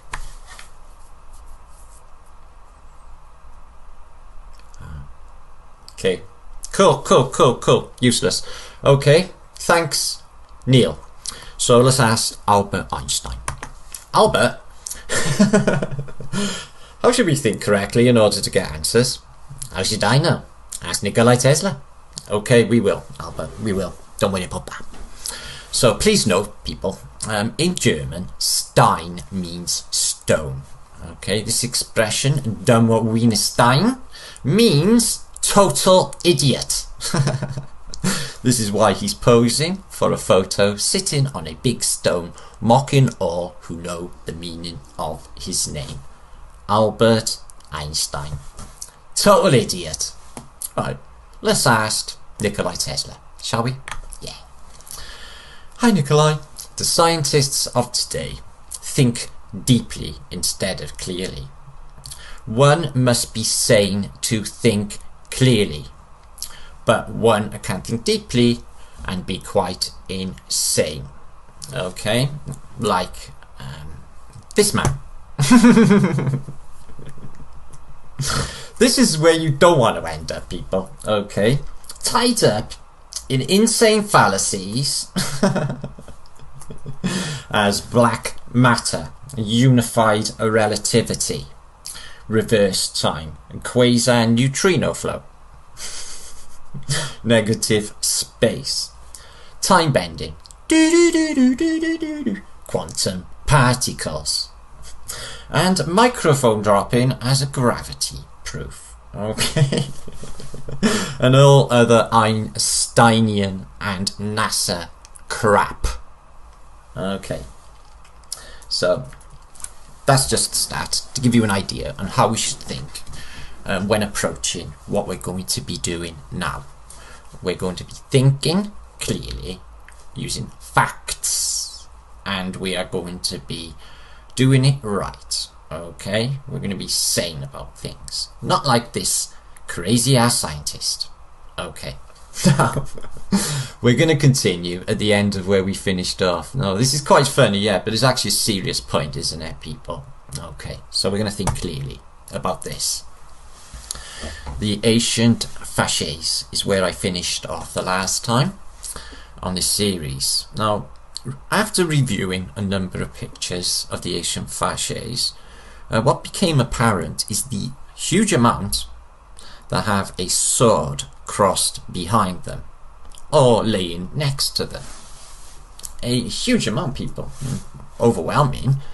The fasces in these little presentations that they like to do in this era always have the sword either crossing like so, yeah, or like so. As you can see on this bas relief, you have the sword here, and it's up behind the ancient fasces. Okay, well guys, I'm not actually too convinced the sword was actually used for cutting people. Okay, I think it's more than likely that this thing is a plasma discharge weapon. As in, that you only have to touch your adversary in order to take them down. No blood squirting everywhere up the walls, and no mess on the battlefields. Just a taser-like, and your adversary drops. Now, doesn't that seem more likely? Well, let's see if there's any reality in that along the way. So, more like this. Okay, I am the power by the power of Grayskull. Is that it? Yeah. So let me just have a little drink. So now the swords are powerful men in this era. They weren't really used for cutting anything. In fact, you couldn't really take one of them on the battlefield. You couldn't do much at all on the battlefield. So on guard, them swords are completely useless as a weapon of defense. Okay, that's useless. Okay, a bit of 4x2 would deal with that easy. Now, the cutlass and the sword of this era seem to be too thin, and to sort of not really the style. I can see that they can penetrate, but maybe this is where the real reason for chain mail has come in.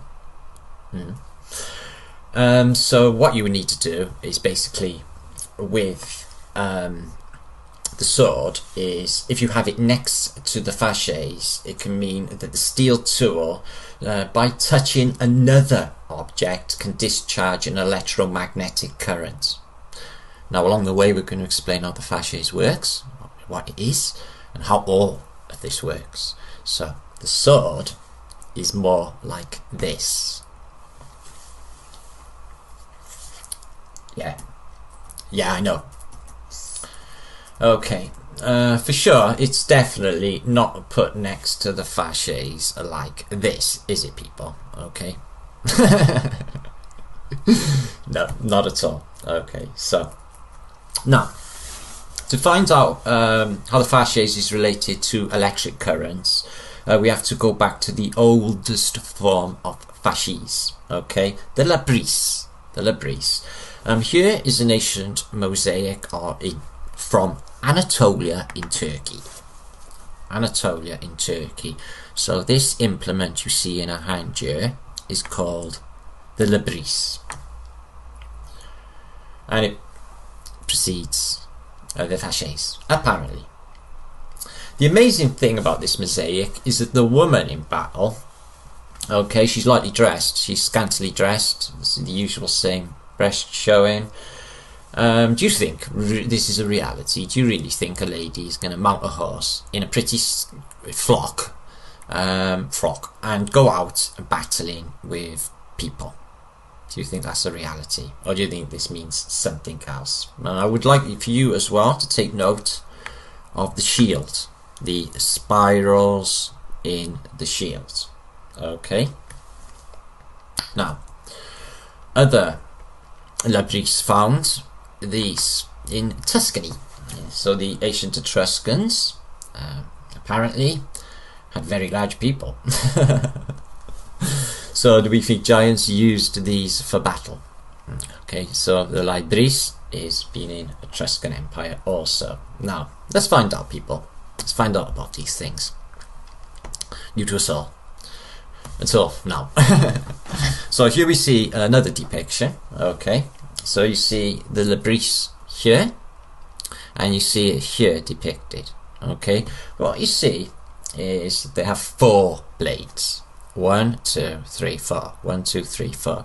And always, on all of these depictions, uncannily enough, only women in the depictions. Only women in the depictions with this 4-headed axe. But in this depiction, you're going to notice that there are doves sitting on top of the labris. So why would doves be sitting on top of a labris if these are actual things of war? Does that actually make any sense? No, it doesn't. No, that's right. So this device is always surrounded by women. So we're going to look into that. So here on an ancient coin, you see the labris again. Okay, you see is maybe the moon, the sun.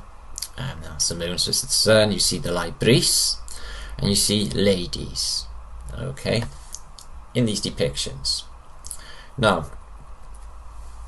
be sitting down, people. Now, this was sent to me some time ago, so one of my subs, if you're watching now, this is priceless, and I thank you very much. Let me know who you are in comments, people. Okay, let me know who this came from. What you're looking at is a plan for a labris, okay, and it's priceless. The blades represent the 4 phases of the moon. So these labris were sophisticated moon calendars. One could not only predict moon phases, but the summer and winter solstices and equinoxes, you name it. All of it, people. All you had to do was point it at the North Pole star, and then you can probably compare sizes to the shape of the moon. Okay, so it's like a mini universe in your hands. So point it up to the North Star and compare. It's just incredible, people. Now, this is strange. Now, it's not only strange that women, fertility is closely related to the moon's phases. Okay. Had to know how to use a calendar. So women got to know how to use a calendar, people. Okay, if they're going to be having periods. So, did you know that the lesbian movement had a flag? Did you? Do you know what it is? It's this. The labris for the lesbian movement. Done some research on it. It's incredible. So there's 2 scenarios going on here, people. Either the lesbian women are very, very smart and they studied ancient Moanean mosaics, or that the people who make the symbols know what's going on. Yeah. Okay. Okay. So we move on. The fasces. So I'm convinced that a fasces, when wrapped in a binding, the metal rods, when wrapped in a binding, strong rope, you get a weapon. I'm going to see later how this works, okay people? It's all been worked out. So, is there a combination of fasces and Minoan labyrinths with 2 blades? Yes, there is.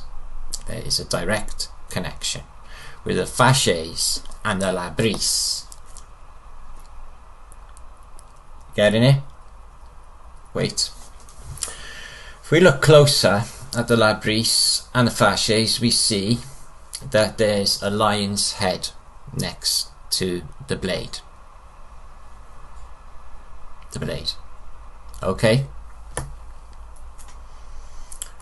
Sometimes there's a lion above the blade, like so, as you see on this bas relief in Rome.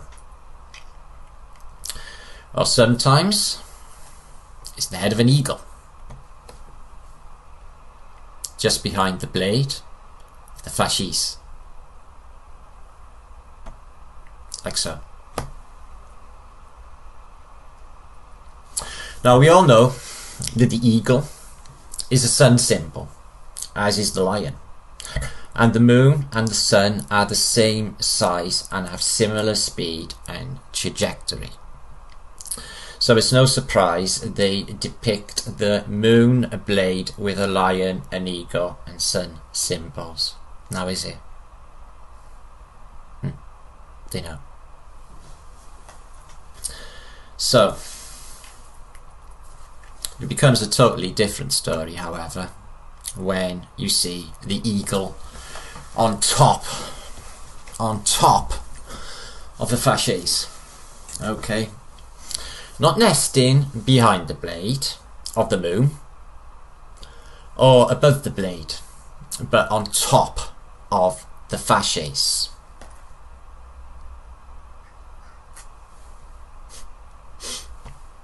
Like so. Okay.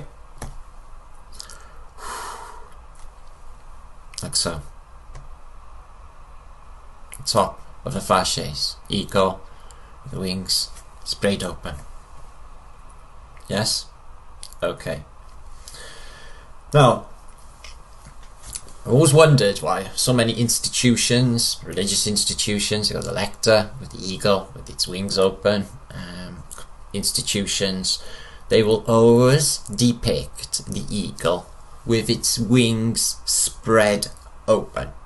You're never going to see an eagle in its natural environment, as in flying in the sky or roosting in its nest like this. You still love me after all these years. You don't see that. Or you do not see this. Honey, did you notice my new haircut? Yeah. Oh, I know. It's cute, isn't he? But you always see him like this. Eagle and its wings spread open. A double-headed eagle. Okay? You can see this depiction everywhere. You will. Every time you see it, from now on, it will mean something different to you. Okay? So, thousands of pictures we've got, and all of the eagles have open wings. Why? Now the Egyptians, instead of an eagle, they use another animal. Okay? They use a serpent, but it got wings. So a serpent with wings. Wow, what's going on there? Okay, okay. Also, maybe a lion type creature with wings, and also a dude with wings. So what's going on? So we started to ask ourselves for the longest time, people, what could be going on with these wings. Okay, and then a totally unrelated discovery, and then the moment. which I'm going to give you now. This is an experiment using iron filings, 2 magnets in a jar. Kabam, yeah. You see, I only see wings here.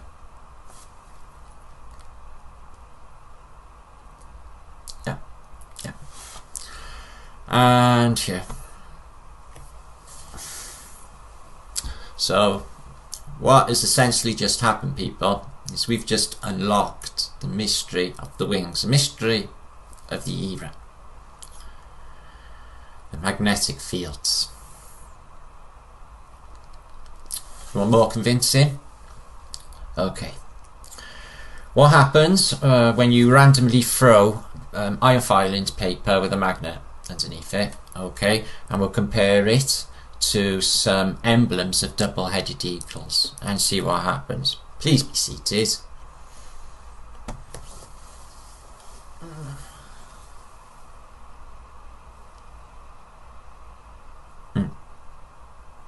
Even the heads of the eagles, people.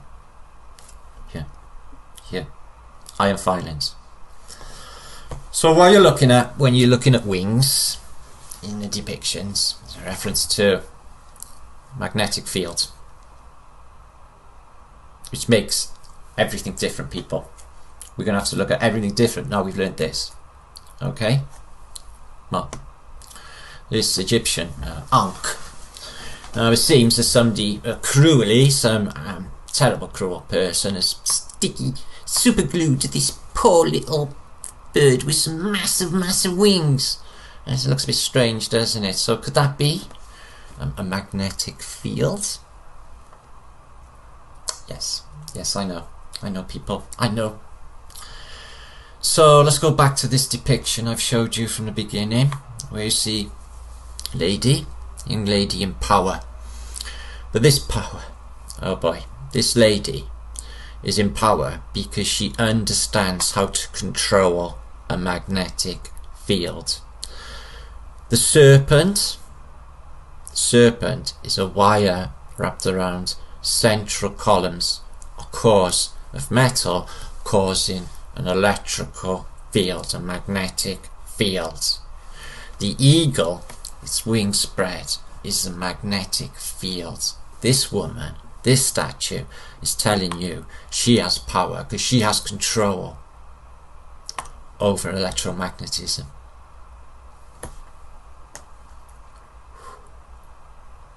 Let's see how the Christians depict electromagnetism. This is apparently St. George. Okay, so what we see in this Russian depiction is St. George, okay, controlling the magnetism. So he's got a red cape on. Now this is, we know now, is an analogy for the magnetic field, but he's not killing a dragon, is he? He's killing a snake. The snake being a reference to the coil that goes around in it. Yeah, you're getting it. Okay, so the next depiction, we see St. George later. We see George and the dragon again. This time George has no red wings or no magnetic fields because they have been transmitted or given to the lizard who now has wings. So the snake who now has wings. So the snake, the coils around a fasces or a column to create a magnetic charge mix with the wings, which is the magnetic field,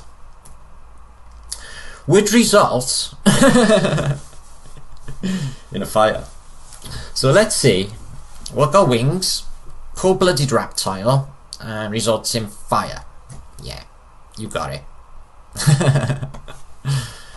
Well done. Now we know what the dragon is, what it means. Just taking a moment for it all to sink in, people. You may want to watch this again in every vlog again. So we finish up here, people, for this vlog, I'm afraid. Hope you enjoyed. This just gets better and better. I can't even begin to tell you, people. So, we finish here. Almost. Do you recognise that, people? Yes. Cymru I Bath. It's the flag of my country, Wales. It's got a dragon on it. But it's also the flat earth hidden in plain sight. Okay, you've got the sky, which is represented by the white light of the sun. And you have the green part, the earth itself. Okay, divided by a beautiful flat horizon. Any doubts? Let's take a break, people, okay? Now we're going to be finishing up here. I'm just going to be coming back summarising, and we're going to be leaving it for that today. We're going to keep all of these vlogs relatively short because there's so many of them to come out. So I hope you enjoyed. This is just a little something extra at the end. Something I thought you might like. It's a completely separate matter, but not really. An antediluvian wall of Texas, a lost civilization under Texas. So the town of Rockwell got its name from a mysterious wall hidden beneath the surface. So in Texas, in the past, 100 years ago, there was a giant masonry below the ground in America. So that's just to finish. So I hope you enjoyed my first installment of the World Cup comes home. It's going to be more exciting, people. I can't even begin to tell you what is going to be coming out. It's the great unveiling. So much more. So let's summarise what we just learned. We just learned, people, that through the libraries connected with the fasces, that this is a mini cosmos in your hand for observing the motions of the sun, of the moon. We also have, it's crazy, I know, it's amazing. The snake is an analogy for the wire that goes on a central column to create a magnetic field. The wings, all the wings you see in all of these depictions in antiquity, represent the magnetic field. The wings put with a snake that's wrapped around the column to create the magnetic field, and what do you get? Fire. There's more coming on, people. You're not going to believe, it's just unbelievable. Make sure to subscribe to Flat with Brit.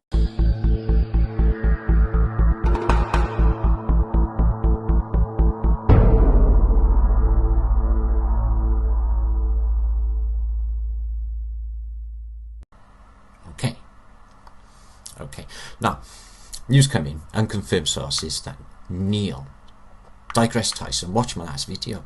It is unconfirmed sources, so unconfirmed sources said that Neil deGrasse Tyson watched my last video. Yeah, I know. But a paparazzi caught him in the last minutes of my video while he witnessed the Welsh flag. There he is, as he looks normally, obviously, and me flat smacking everybody and showing you the flat earth in plain sight on my country's flag. Okay, Wales, which has a big dragon and a beautiful flat horizon. So this was the moment for Neil. Yes, I can imagine it being a bit of a revelation for you, Neil. You probably know all the time. Back to normal. Let's see that once more. Yeah. Wow. I can see that he was deeply moved by my last post. Okay, so what we learned from the last post, okay, concerning the wings being an electromagnetic field and the serpent being a bond or a cord or a lash or a cable or a rope or something around a central core, okay, cause to create a magnetic charge, magnetic field. Okay, so we're going to start here, people. I really do need to take my time. Okay, now, as above, so below. Okay, it's believed to be by globe cult believers. I'm going to play it.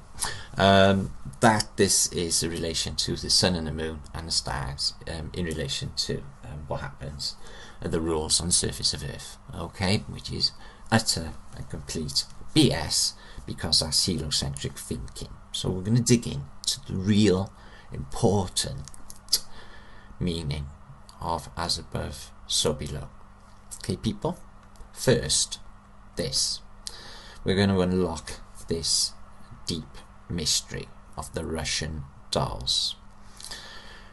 Common belief is that Russian dolls are meant to exhibit continuity, okay, as in great-grandmother, grandmother, mother, daughter, granddaughter, great-granddaughter, and so on. That's not what they are really, guys. It's a secret, okay? Now, smart Russian parents have given these to their children, so their children get smart, okay? They realize the more fundamentals of this reality, okay? And the secret is this, okay? Perfect nesting, as above, so below, is. Perfect nesting is the microcosm and the macrocosm, okay? It's smaller things fitting perfectly into smaller things again, and smaller things again, and smaller things again, and vice versa. Bigger things fitting into bigger things, fitting into bigger things, nesting perfectly, okay? This is what the Russian dolls really represent, okay? So let's go a bit further with this thought and unlock the secret, the full secret of the Russian dolls on you, on Flat Earth British only. Okay. Here we have apparently a real photograph, apparently, of cellular division. Okay, now, so what we're doing here, guys, is we're not dealing with abstract mathematics. Okay, we're dealing with realities. This is apparently a reality.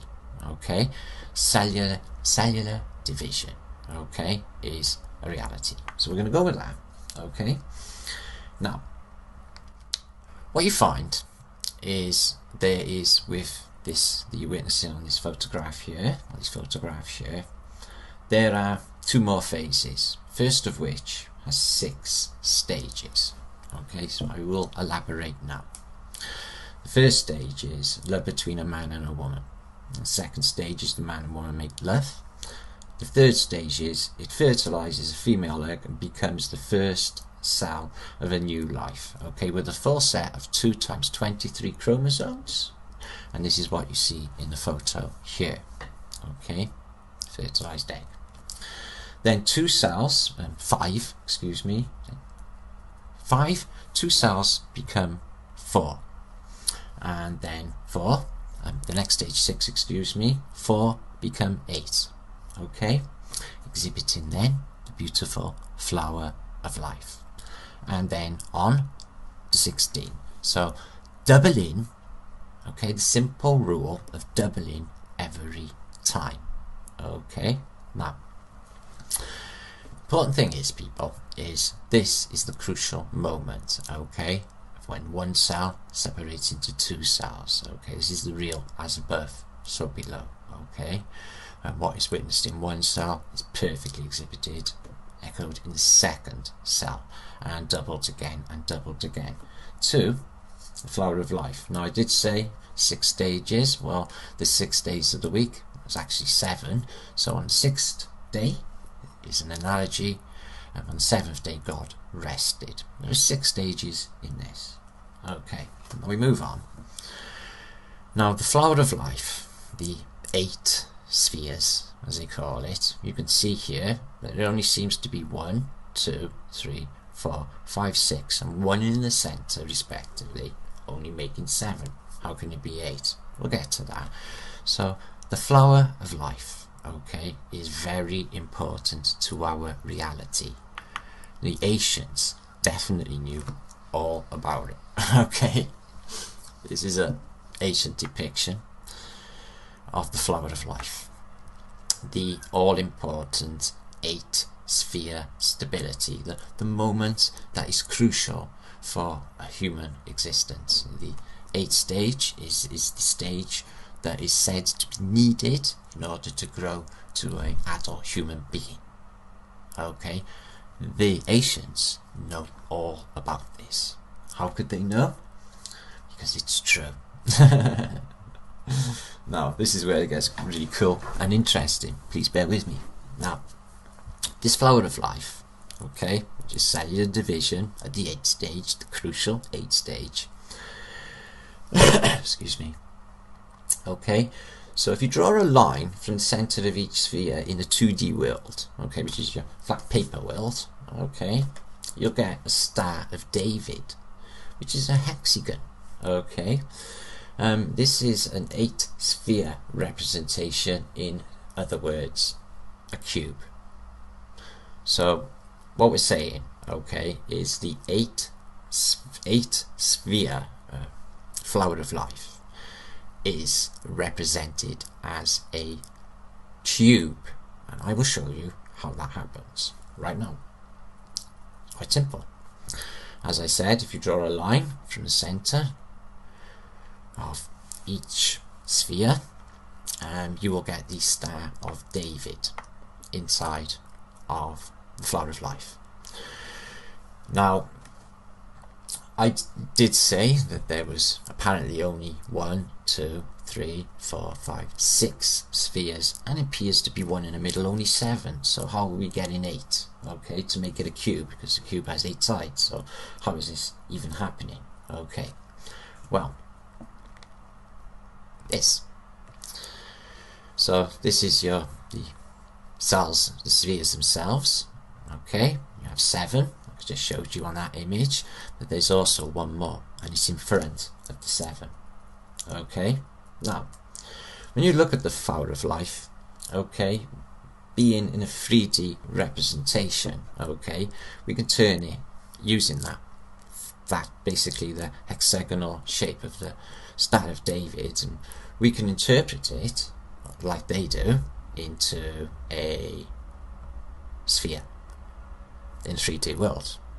So we just turned a representation of that crucial moment, the stable moment, the 8 cell moment, and we've drawn a line from the peak or the top of each ball into what we just showed you as a Star of David, and then if you turn it into a 3D representation, this is in fact what you get. You can see the Star of David's in there, okay, but to simplify it and clear your vision, okay, it can be seen as this: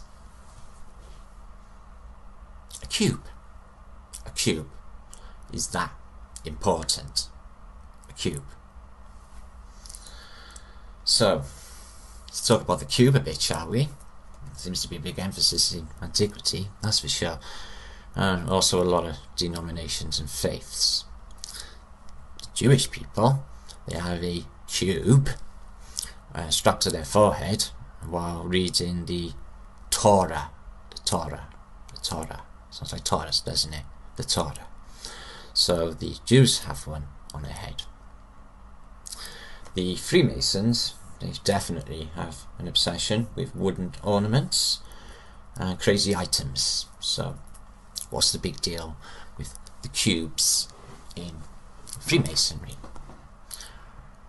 Also here you see an obscure cube, which I'm sure many of you have seen, which uncouples into a crucifix.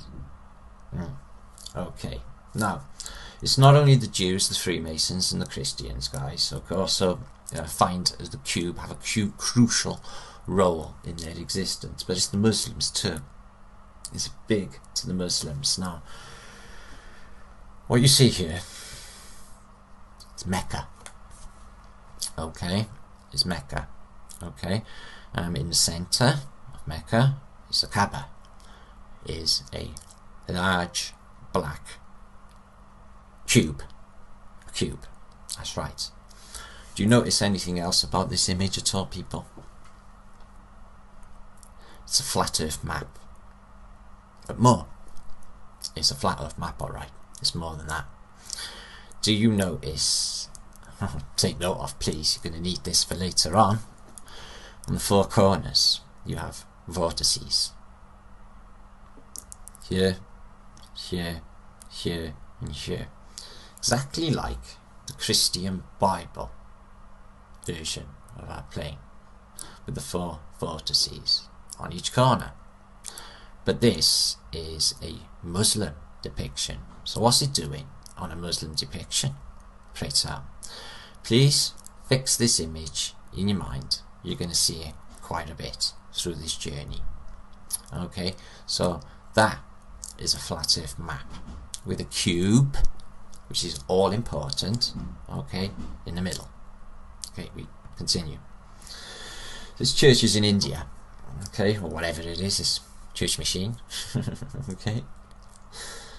Okay, well, what we see is a semi-sphere or a dome on top, okay, and each corner, okay, just as we witnessed on the Kaaba or with the Mecca, on the corner we have 4 vortices or 4 towers, and surrounded by walls, which is making this what? It's making it a cube. It's making it a cube with the 4 corners and a dome over the top, very much like this, is it not? Okay, we got a lot more to come. Okay, so this is outside apparently a bank in America, in Alamo, in the city of Alamo. I expect that's Texas. A beautiful mud flood old world building in the background, by the way. So the elites have a big thing about the cube. I'm sure a lot of you have already noticed this. So we're going to get to big meaning of this cube. Okay, now what about in the world of atoms, guys? What about in the world of atoms? Okay, I'm going to hopefully explain this the best I can.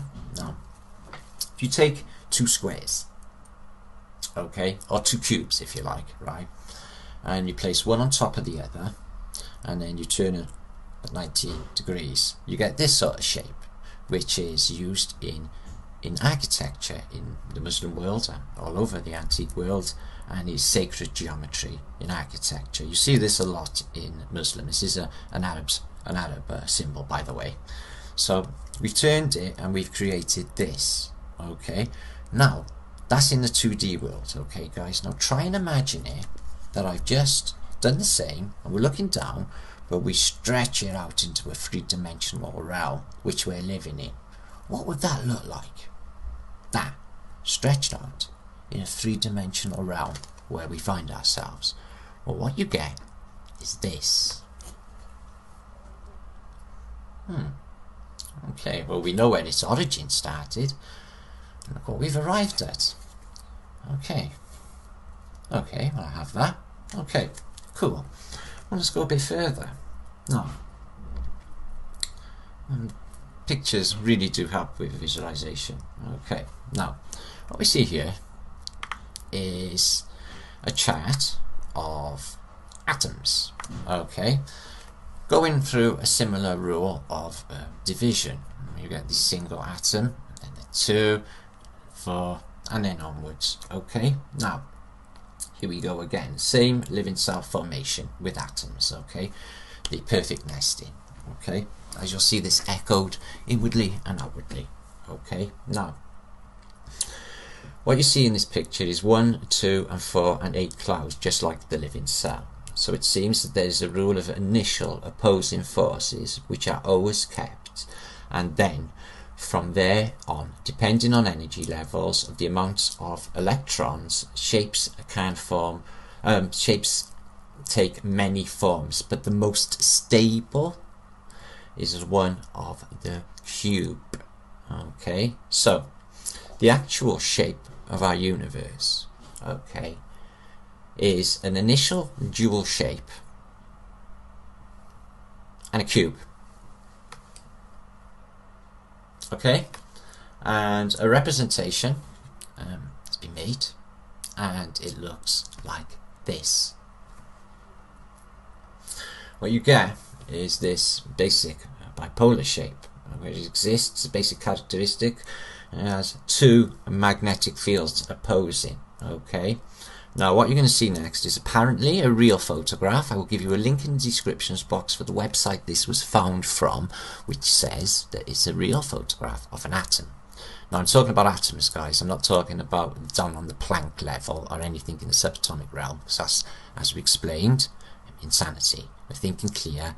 So this is apparently a real photograph of an electron cloud.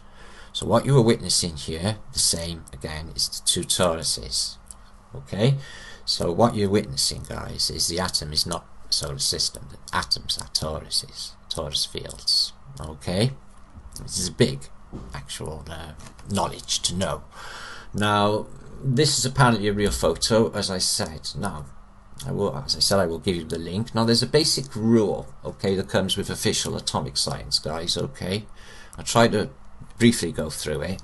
It's called the octet rule, which is this. Okay, image 1, okay, you can see that if you imagine the central core to be a magnet, okay, you will always get 2 poles. Okay, so you got one there on the first concentric circle. You will always get 8 on the second. Always get 8 on the second. Okay, for some inexplicable reason, on the third you only get 1 electron, but then exponential outwards. Okay, now when you add actually 11 electrons, as it says, it states there. So there's this rule called the octet rule, which apparently in academia students constantly joke about, and they say this, okay, that 1 does not simply exceed the octet rule. So we're going to go with that, guys. Okay, nothing can exceed the 8. The 8 is everything to these people. Think of how many analogies, the infinity 8, etc, etc.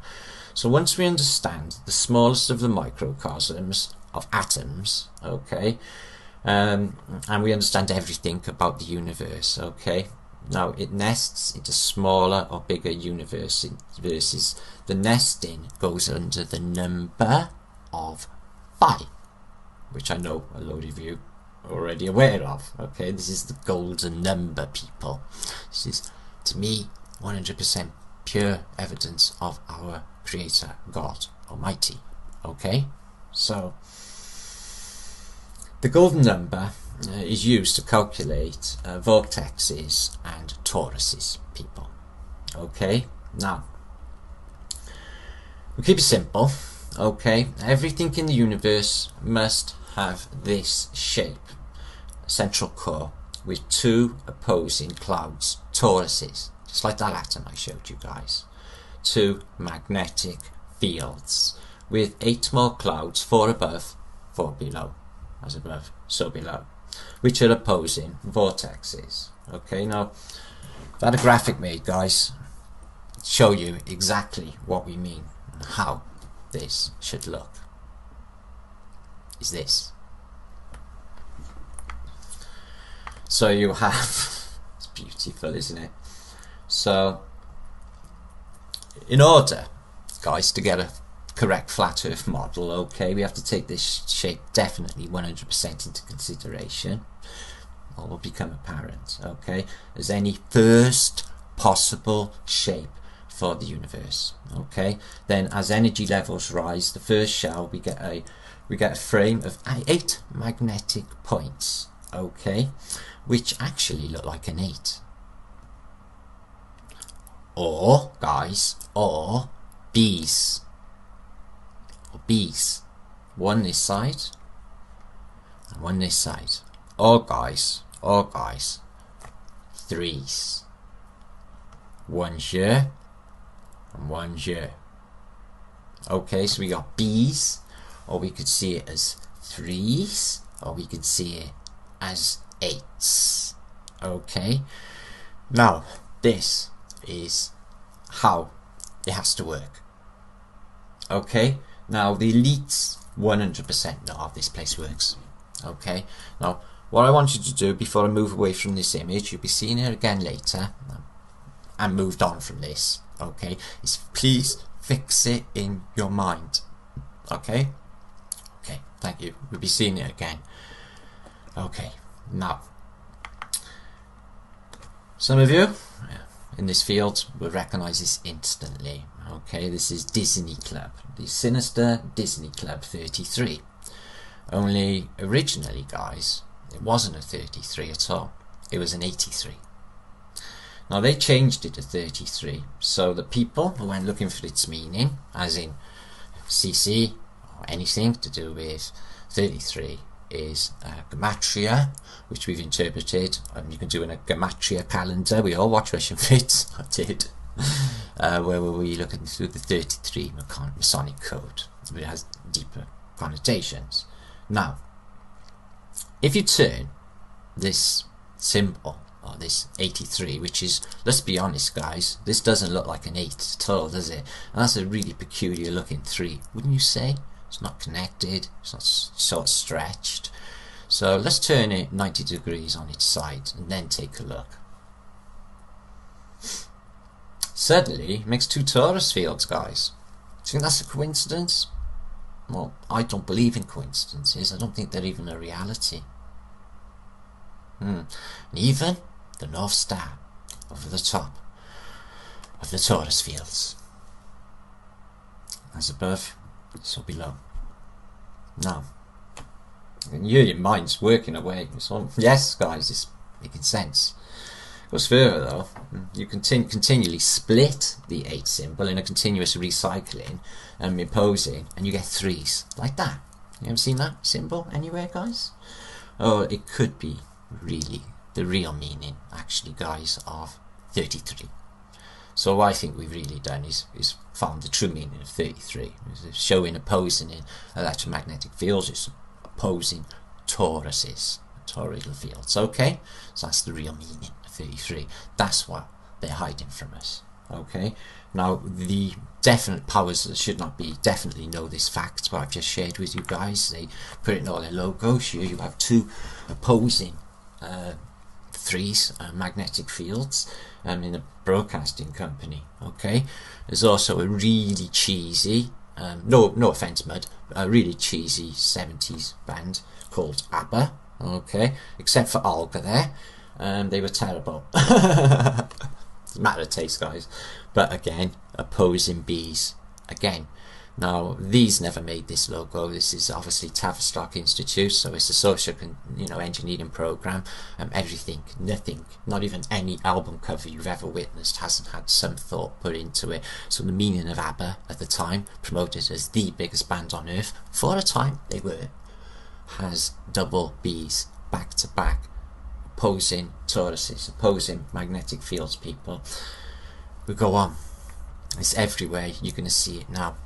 So what you've got here on an old Russian coin is the fasces with a bond, and the bond being very important to all of this, as you're going to see soon. Okay, now what you see is the fasces and bond, which can be interpreted as a ribbon or a rope or a copper. It doesn't really matter, but it's what it represents. Okay, is this the fasces and the bond? Okay, 2 opposing vortices. Now check this out, guys.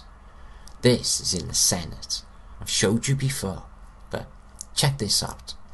These people rubbing it in our face so much, so they have the 2 fasces and they have laurels. Okay, laurels around each fasces, opposing, opposite polarities. Have a look, guys. That's going that way, mirror image that way. It couldn't be more clear now to see. Okay, it just can't be. It goes deeper. The laurel is in fact, as well, guys, the snake is a reference to a binding or a bond, James Bond, no coincidence again, that goes around the fasces to create an electrical charge, a magnetic field. This is the laurel leaf of the Caesars. Long time we've talked about this on my channel, working out what this is, handed down from the controllers from above. All Caesars have them sitting on your laurels. The laurels of control are 2 opposing magnetic fields. Where else will you see the 2 opposing magnetic fields? but on the UN flag, with 33, the two opposing toroidals, 33 sections to their flat earth map, surrounded by a torus, two opposing magnetic fields. This the true meaning of the laurel. Yeah, I know. Okay, also the ribbon you can see is reference to the binding. It's the all-important bond that goes around. In this case, the analogy is 1, 2, 3 corns or wheat chaffs, and they're around the symbol of, as you see, the hammer and sickle, but they're two opposing magnetic fields. Okay, and the binding goes around them. So you're going to see this everywhere, and all of it is flat earth related, as you will find. Last in this one vlog that I've managed to get through, thank God, where do you think they got the idea for the American dollar? Eh? Magnetic field, the laurel around a fasces. Yes. So that will conclude this section for today. I hope that was okay. I hope that makes sense. You may have to watch it twice. As I said, it is quite a bit to process, but all needed. I'm sure you're starting to visualise in your mind now where we could be going with finding out an accurate, true, undebunkable model for a flat plane. Okay, which has been encoded all the time through antiquity. Thank you, Technasmia. You unlocked everything.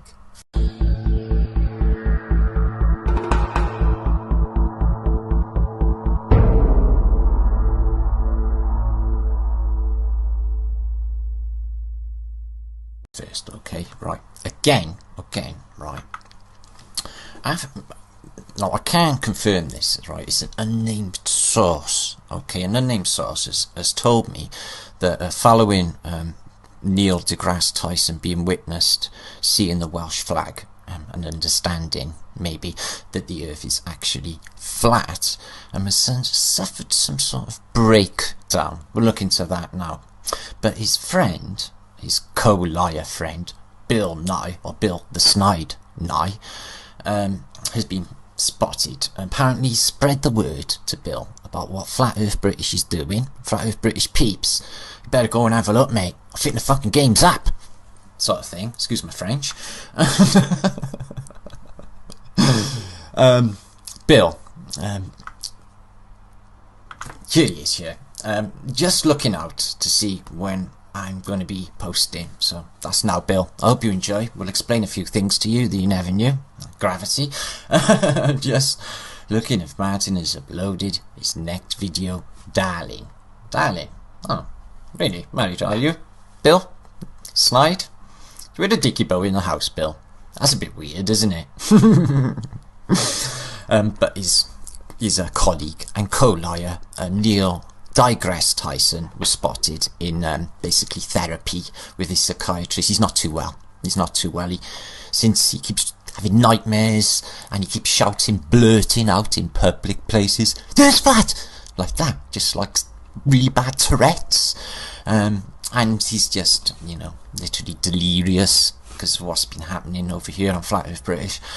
And the Earth is a ball, yeah, it's pear-shaped ball, because he's not well. Okay, so we'll pray for him. Okay, get well soon, Neil. Okay, but after this vlog, I don't think you're gonna feel well again. Right, if you've been unsubbed from me, guys, okay, and lots have, they are trying to stop this happening. But we will overwhelm them with information, okay, real information. You don't want to miss out and end up like this, okay? Okay, don't start without me. Look at him. You don't want to be that, do you, people? Okay? Okay? You don't. Now, guys, a question out there has been the Faches. What could it be? I only seen a video yesterday with somebody, John Levy. Big shout out to John Levy, excellent videos. Please sub, up in the descriptions box, stating what could it be. Well, maybe we can lay you into what this thing could be, and actually, guys, could still very much well still could be. Okay, there's no reason why not. Okay, now we're gonna start here. Okay, seems that wings, as you know, magnetic fields and serpents and even Mount Meru, okay, in the North Pole, are all connected with magnetism. Okay, I have a little magnet here, or I did have, but I just dropped it on the floor. Okay, now a magnet has got, oh no, I actually dropped it in my slipper. It's got a north and a south polarity. Now, established in my last post that I believe this place is a double toroidal vortex field with an inertial flat plane between the both, like that atom I showed you. With the nesting, this could be the only way that this place could actually exist. I will elaborate further. Now, magnets. Now, if you don't understand about magnets, they're quite an incredible thing, guys. We'll start here. Now, this is what things look like when they are not magnetized. Okay, they're stable. Okay, stable magnet is atoms all jumbled around. Okay, and basically if you add up all of the forces in all the different directions, they all add to zero. They're still, they do not move. The atoms all just bounce into one another. To make this thing magnetized, okay, just a curio, is this is a meteorite fragment, okay, and it's magnetized. How could that be, I wonder? So, how do we make things magnetized? Well, what we do is we align the atoms and it becomes magnetized. They all have to point in the same direction. Jumbled mess, inert, still, non-magnetized. All the atoms in the same direction, magnetized. Okay, now this is quite important, guys. Okay, in fact everything I'm going to talk about is important right now. Okay, now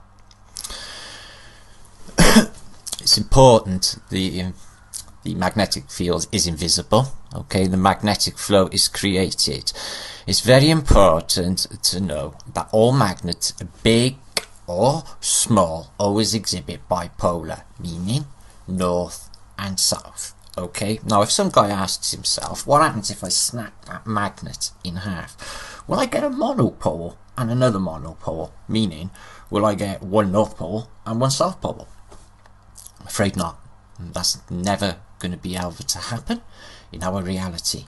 If you snap a magnet into two, you're still going to get a north and a south. You snap it again, you're still going to get a north and a south. You could go down, actually, down onto the atomic scale, where you've seen that atom I showed you, and you will only get that same north and south. Okay, now north and south poles always occur in pairs, guys. North and south poles always occurred in pairs. Attempts to separate them result in more pairs of poles. If we continued to split the magnet, we would eventually get down to an iron atom with a north and south pole. These two cannot be separated. Okay, that atom I showed you in that picture. Now, so no matter how much you break these atoms down, these magnets down, they will always keep their north and south polarity and never be a monopole. Okay, now you've heard of the saying ordo abt chaos. Okay, ordo abt chaos. You may have heard of this saying on David Icke shill show, or Alex Jones, the biggest shills out there, talk about ordo abt chaos constant. Or they talk about it a lot as a Masonic message. But actually, guys, you understand? Thinking for yourself and not watching these people, okay? They're lying and they're there to misinform you and wrongly direct you. Here's the symbol, the Masonic symbol they talk about. Ordo ab chaos. Yes, that's right. Order out of chaos. And they will tell you this is part of the dialectic of order out of chaos. There's 3 stages of the dialectic, and they say this is all part of the New World Order. Okay, well, not in this case, guys. Not in this case. There's something else going on, completely different, and I will explain now. You see the arrows in the centre. Of course, you've got the 33, the 2 toroidals above, as we've now established. 33, the highest Masonic place, is in fact, and the pyramid, of course, which we'll talk about in a minute. You see these arrows pointing out. Well, they're pointing in different directions. Okay, so what they're saying is this is not magnetized yet, because it's all in different directions, but the wings of the eagle are open with the magnetic field. That's right. So they're letting you know in this that they have the power over the electromagnetic field, people. So there it is, all directions, inert, okay, and with the power of the electromagnetic charge, and they basically make order by putting the arrows, like I just showed you, all in the same direction. So this is the true meaning of order out of chaos. It's a very similar message to what I showed you on the depictions in videos past, with George controlling the dragon and the snake. They show you that they're controlling the electromagnetism. Okay, now it goes deeper, guys. Buckle in. We have to understand magnetism, okay? Now, there's no escaping it if you want to understand what the fasces really is, and guys, very well still could be. Okay? Now, here's a picture of a standard magnetic field in a picture. You've all seen this, haven't you? Okay, so you've seen a magnet and you've seen iron filings, but what you're witnessing, guys, is not the actual magnetic field. Okay, it's not. It's the position where the magnetic power finds and rests between the waves of the field. The actual waves themselves are perpendicular to these lines, like this. You see? Okay? Like this. Okay? Now, in case you didn't know, it's all very important for where we're going, people. If you actually turn this now, guys, buckle in.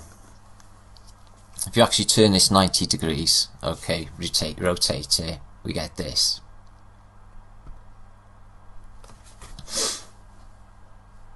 So what you're looking at there, guys, okay, is same as the atom, the 2 toroidal fields, vortexes, north and south, just like the atom, and the inertial flat plane in equilibrium, which we'll explain shortly, resting between the 2.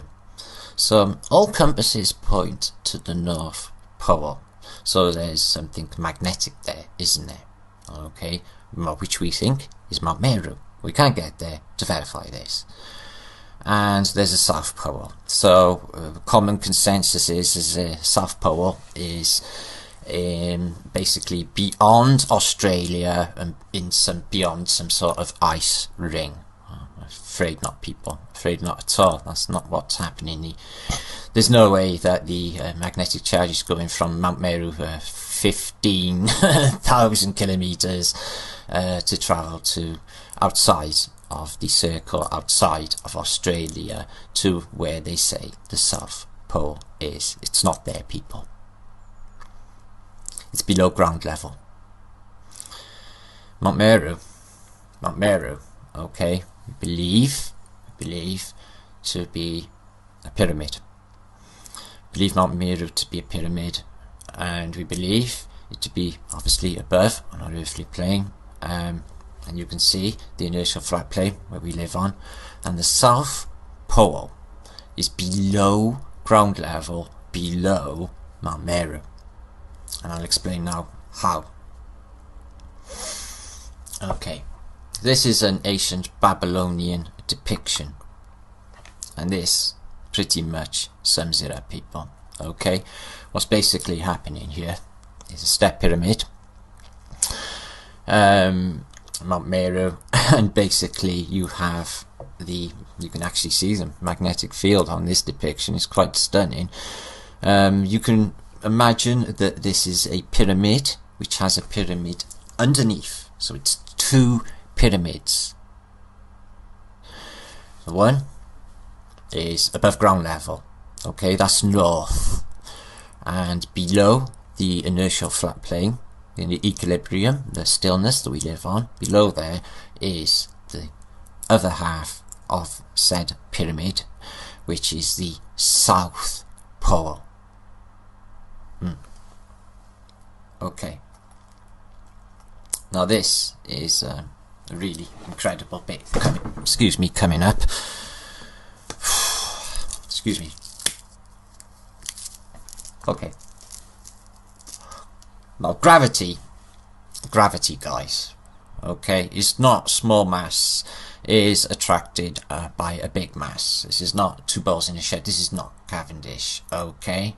Gravity is bollocks. Gravity is a magnetic acceleration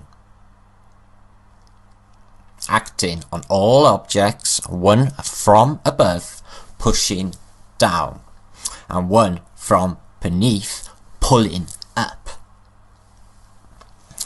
If they are equal, gravity is cancelled, and that's what we see when we look at a mountain. It's still, because it's on the inertial plane, the gravity acceleration coming up from below and the one coming from above has cancelled it out.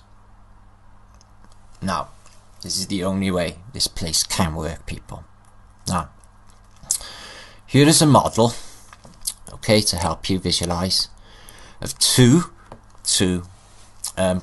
gravity wells, or two density vortexes. Okay, there's no such thing as gravity.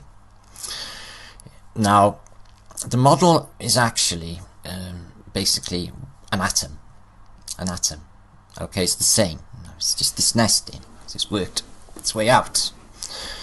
Now, what you see is a model of an atom, any atom in the universe. Okay, so we have two torus fields with two opposing fields, okay, which we've seen all along on this series. Okay, so the two vortexes acting in opposite directions simultaneously.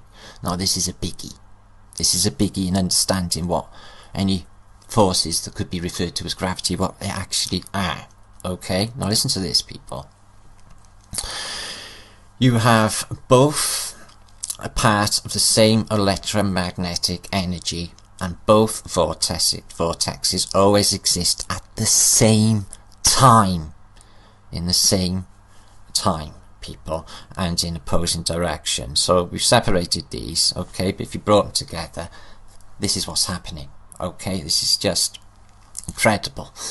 The blue arrow is clockwise pushing down. Okay, imagine a screwdriver and you're pushing it down, and then it contracts at the bottom. Okay, and basically it passes through the North Pole hole. The North Pole hole, and expands on the other side below, back out. Meanwhile, on the left, it's the other direction, it contracts. Okay, this is how a double vortex works. Okay, guys, now, does this remind you of anything? How about the Holy Grail, which hasn't come up, excuse me, but I have a picture here. I did have one saved, but the Holy Grail. Yes, it does, doesn't it? Excuse me. So, did we just find the Holy Grail? Is this what it's all about? No. Excuse me, I won't be waiting for that to load. You get the idea. Okay, we move on. Is what we got there. Okay, now you may have seen this a couple of weeks ago on my vlogs. A lot of people actually talk about this. Basically what you're seeing is two opposing toruses, okay, in an Indian device, okay, with a passage between. Now, what about the fleur-de-lis? Lee? What about the fleur-de-lis? Yeah, I know you. Yeah, there's only one, isn't there? You're thinking it can't be, so what about this thing? Oh yeah. Oh yeah, indeed. You're going to see a lot of things now, guys, that remind you, or you're going to know now what they mean. Now, the other way to depict a double torus, or double vortex, at the convergence of Mount Meru is two snakes. Guys, have you seen this around at all? Okay. Now, I've never actually heard the word actually pronounced in my life, so I've only ever read it, so I don't know how the pronunciation goes, but I would say caduceus, the caduceus, which is basically another word for love. It's used, it's associated with health. I know the British Health Service use it as an emblem, but what you got going on here, guys, is you've got the Catholics and the Orthodox with a caduceus between them, so they're complete opposites. They're complete opposites coming together, converging. You can also see the caduceus here with two lions guarding it. Okay, I have many depictions of the caduceus. It's all over antiquity, and it's the convergence of Mount Meru. This is from, apparently, this is from Texas, from a church. You have a double-headed snake, and you can clearly see the curling of the staff in a screw shape, reflecting the vortex path of the magnetic wave. Ending the top with the double-headed snake. Okay, this is how God made it possible for us to live in a constant balance. Maybe this is why I'm so into this. I'm a Libran, you know, the scales. Okay, guys, buckle in, please, buckle in. Now, here's a depiction of Mount Meru from an ancient Chinese depiction. So what do you see? Yes, you see the same as what I just showed you with these two opposing toruses, or the atom even. It's two pyramids with a bit in the middle, and one sort of upside, both, one the right way up and one upside down. Okay, so we have another depiction of Mount Meru, and let's see what this one shows us. Interesting, again, they have the four vortices marked out. You can see this a lot. Don't worry, I promise we're going to talk about them later. This is a Japanese depiction of Mount Meru. Again, exactly the same thing. The double vortices pointing in on one another. But this is the best one, I think. This is an ancient Nepalese depiction. Okay, and it shows, well, it's definitely a better representation, but this is why.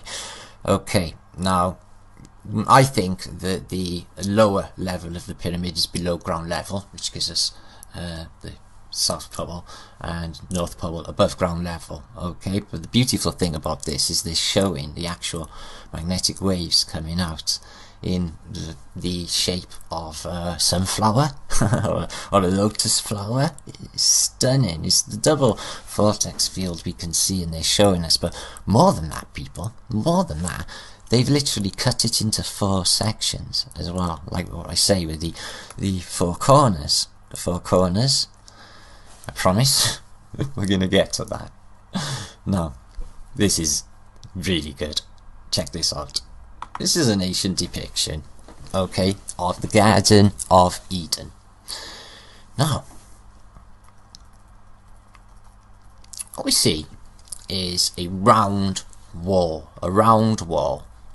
which is like Mercator's, which I have on the wall up here.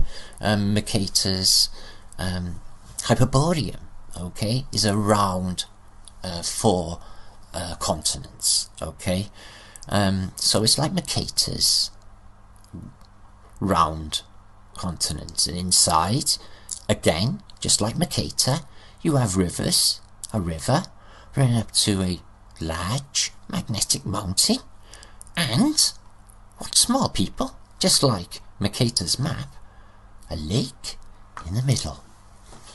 What, was Mercator crazy? Oh, this is just a painting, obviously. Can't possibly know, could they? So, let's have a look at Mercator's map again, shall we? So, very well known in this community. So what you see is the Hyperborean, continents, and in the middle a mountain, the magnetic mountain, that is Mount Meru. Right, the funny thing is, guys, is how could this be? Okay, how could this be? You got a huge mountain in the middle of a lake. Well, a lake is obviously lowland, so how can you have a mountain in the middle of it? Now, guys, this is gonna rock the boat. I mean, Noah's Ark.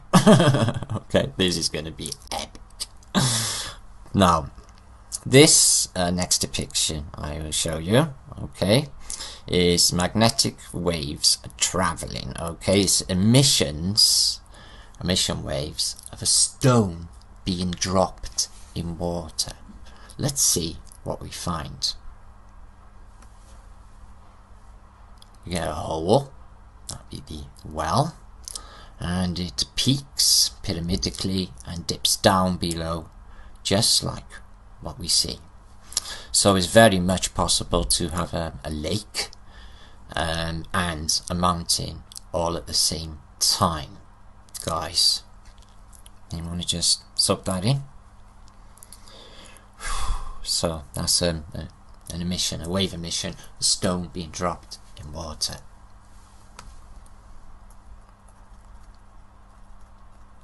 Okay, so let's see what's happening in the middle, people. There's a hole, a cone shape, and a pike. Very same time. Okay, now Mercator must have known this is a reality, people. This is the only way it could be.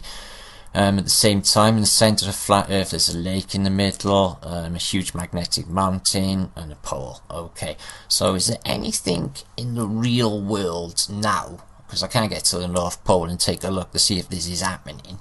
But is there anything real world that I could lay my hands on that would be just like Mount Meru? Turns out, guys, that there is. And it's these little fellas. Car speakers. No, uncannily enough, these car speakers are amazing. Okay, the shape of the small tweeter in the center, okay, gives you a very high frequency tone. Yeah, wow, what's the chances? And if you put the picture of one of these next to Mount Meru depiction, well, as I've always said, people, I don't believe in coincidences. I do not believe they exist. So Mount Meru gives off a low, very high, frequency. Okay, very high frequency. I don't believe in coincidences at all. So, oh boy, oh boy, oh boy. Now, the fascists, guys. If you want to make a god killer, okay, you have to understand this. Now, you got two options. I've got two options, okay. If you put magnets together in this option 1, which is north, south, north, south, north, south, you're going to end up with a very, very long magnet. Okay, that's no good for, say, carrying about. Option 2, however, is north, south, north, south. But that won't magnetize, will it? Not really. It will repel. Unless you, what? Unless you bind it together with something. Yes, that's right. The magnets. and the potential is incredible. Yeah, I know, people. I know.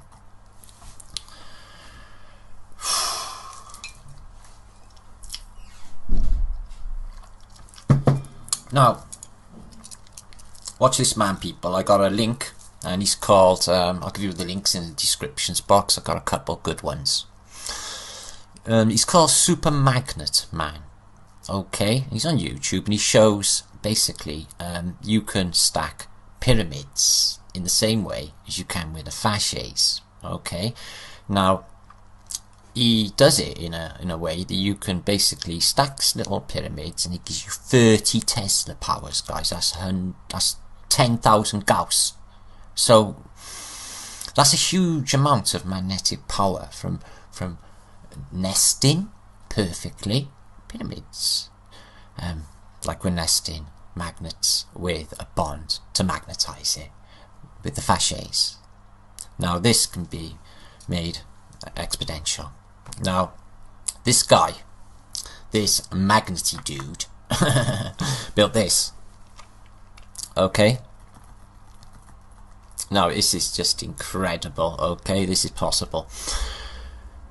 And here we go again. Okay, so that much power. Now, big question on Flat Earth British all the while, all this journey, is obelisks and pyramids in antiquity.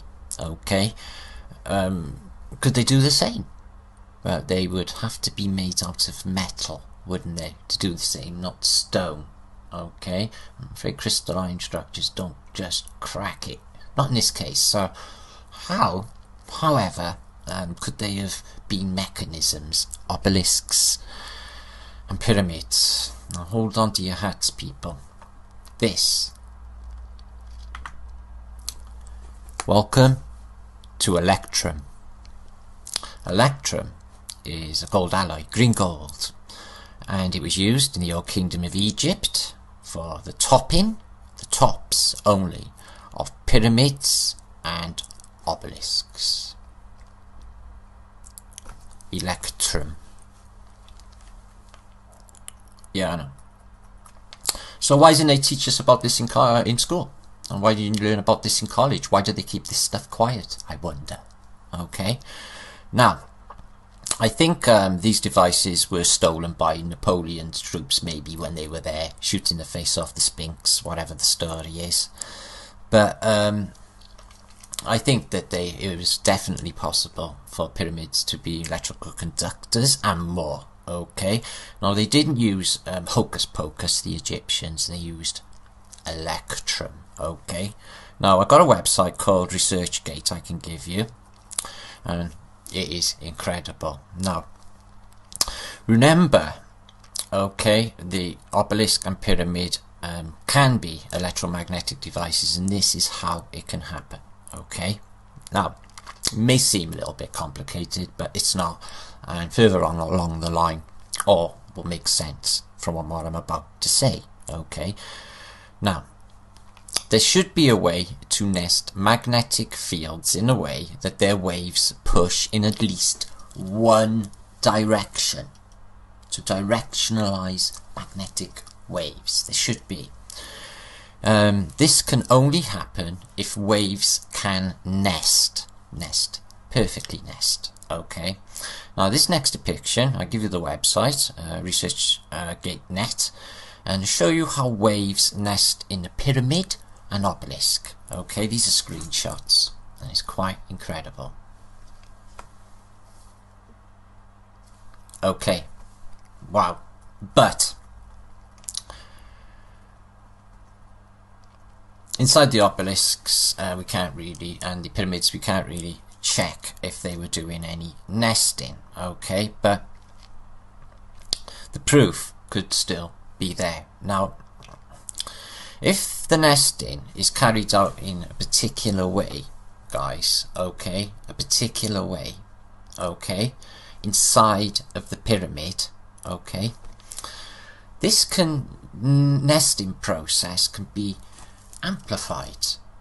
It can be amplified, and it can be turned into a cannon, or indeed an antennae for waves, like so. Exponential power. And you start at how many Gauss? What are you going to get to by? This exists. Okay, now how do we get energy to store in a pyramid? Now, to nest in pyramids, there's only one geometrical shape that will fit in one, and it's called the isohedron. The isohedron is a 20-sided shape. It's the shape you see on that famous depiction I show you called Melancholia, the reset depiction. It's a 20-sided shape and it looks like this.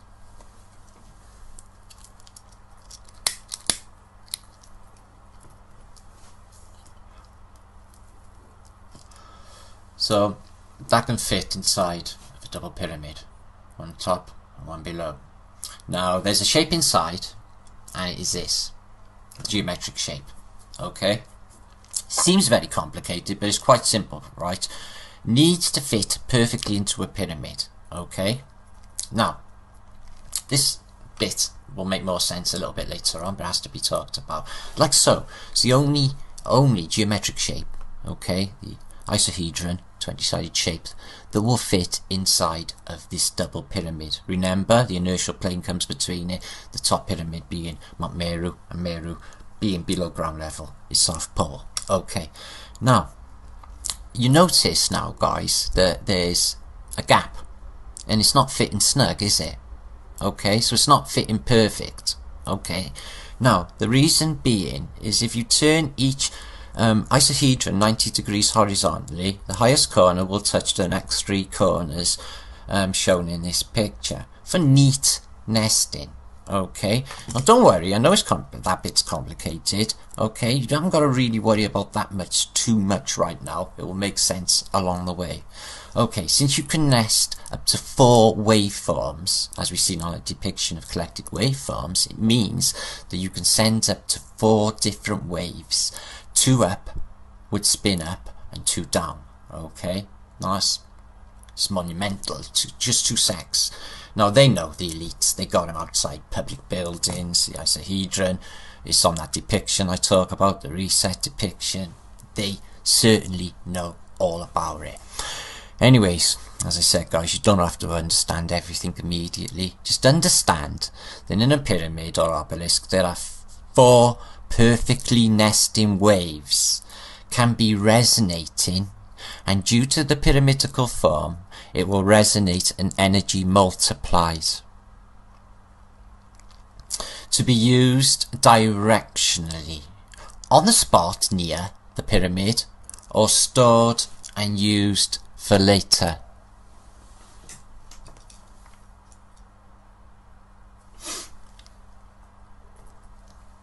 Oh, wow. Implications. Anyway, just a little moment, sorry. Okay, well, to store pyramids up and nest them inside to create these energy waves, the stacking pyramid actually looks this way. Okay, it looks this way. Now, this is a bit of a mind blower. This was in the Daily Mail in Great Britain. I've got a link up in the descriptions box. A thermal imagery, or an imagery inside, just like the Russian nesting dolls, people. Exactly the same. This nesting is the key. Okay, now the Daily Mail put this up. This is inside of a Mayan pyramid. The news article actually states nesting Mayan pyramids. So they're definitely nesting pyramids, and they're definitely doing exactly what I just suggested. Okay, collecting. They can store it nearby, and it's very, very doable. This stuff's being done. It's been done. Now, this is what makes square energy devices. Okay, so there's your pyramid. Okay, now if you want to create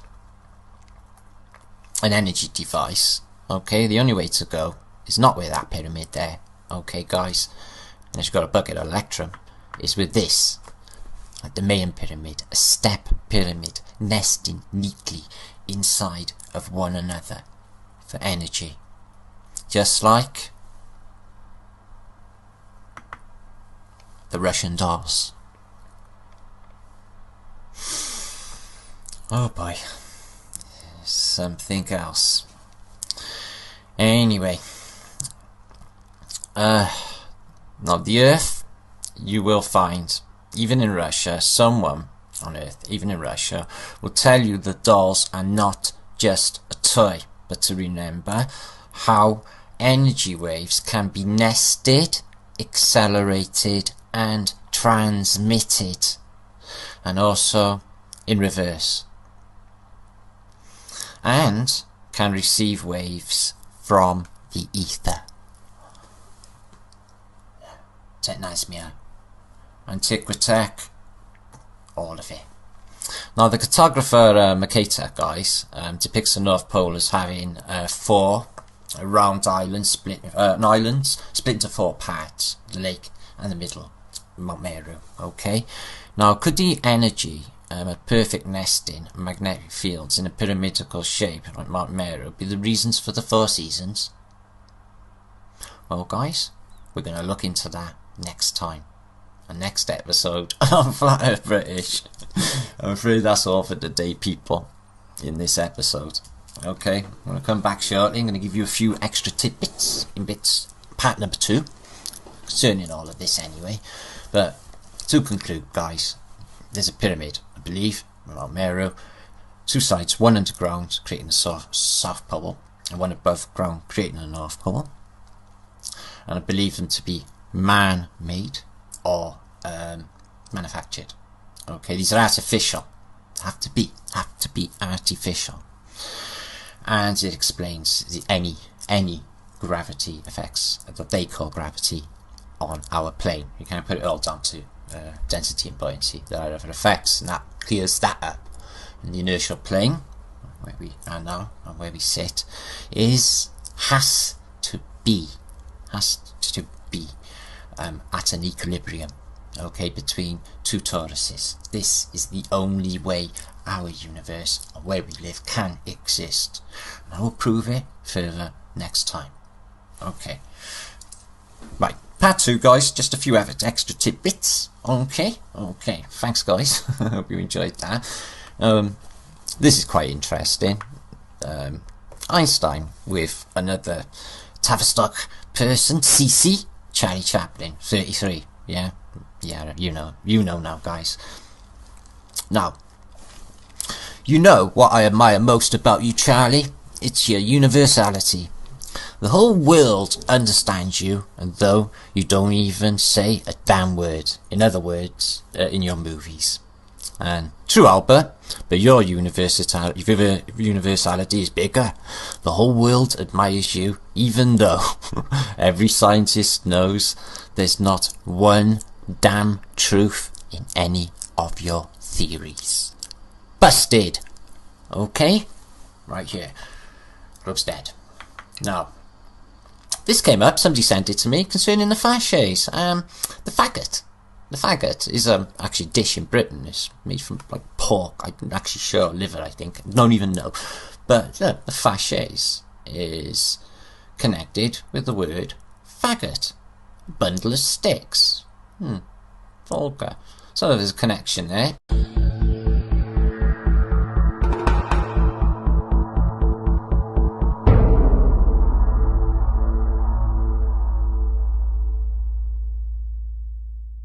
Unconfirmed sources again have contacted me saying that Grizzly shits Neil deGrasse Tyson and Bill the Snide Nye contacted Michio Kaku. They said, "Oi Michio, cop for this, mate." Basically, they all had sort of Quackademia press conference type deal where they watched Flat Earth British, my last video, live. Okay. Unconfirmed sources have told me this, so it's true. Okay, now he was photographed or caught at the end when I explained that our place where we live can only be an initial flat plane okay, between two toroidal fields, okay, two toroidal vortexes, okay, and this was his face, this was his reaction, okay. Now, I don't think any of them are very well, and after this one, God, I don't know what to think. Not that I'm particularly worried. This is basically a theoretical physicist, Michikaku, which means he makes shit up for a living. Now here he is. An initial what? Don't worry, the big think.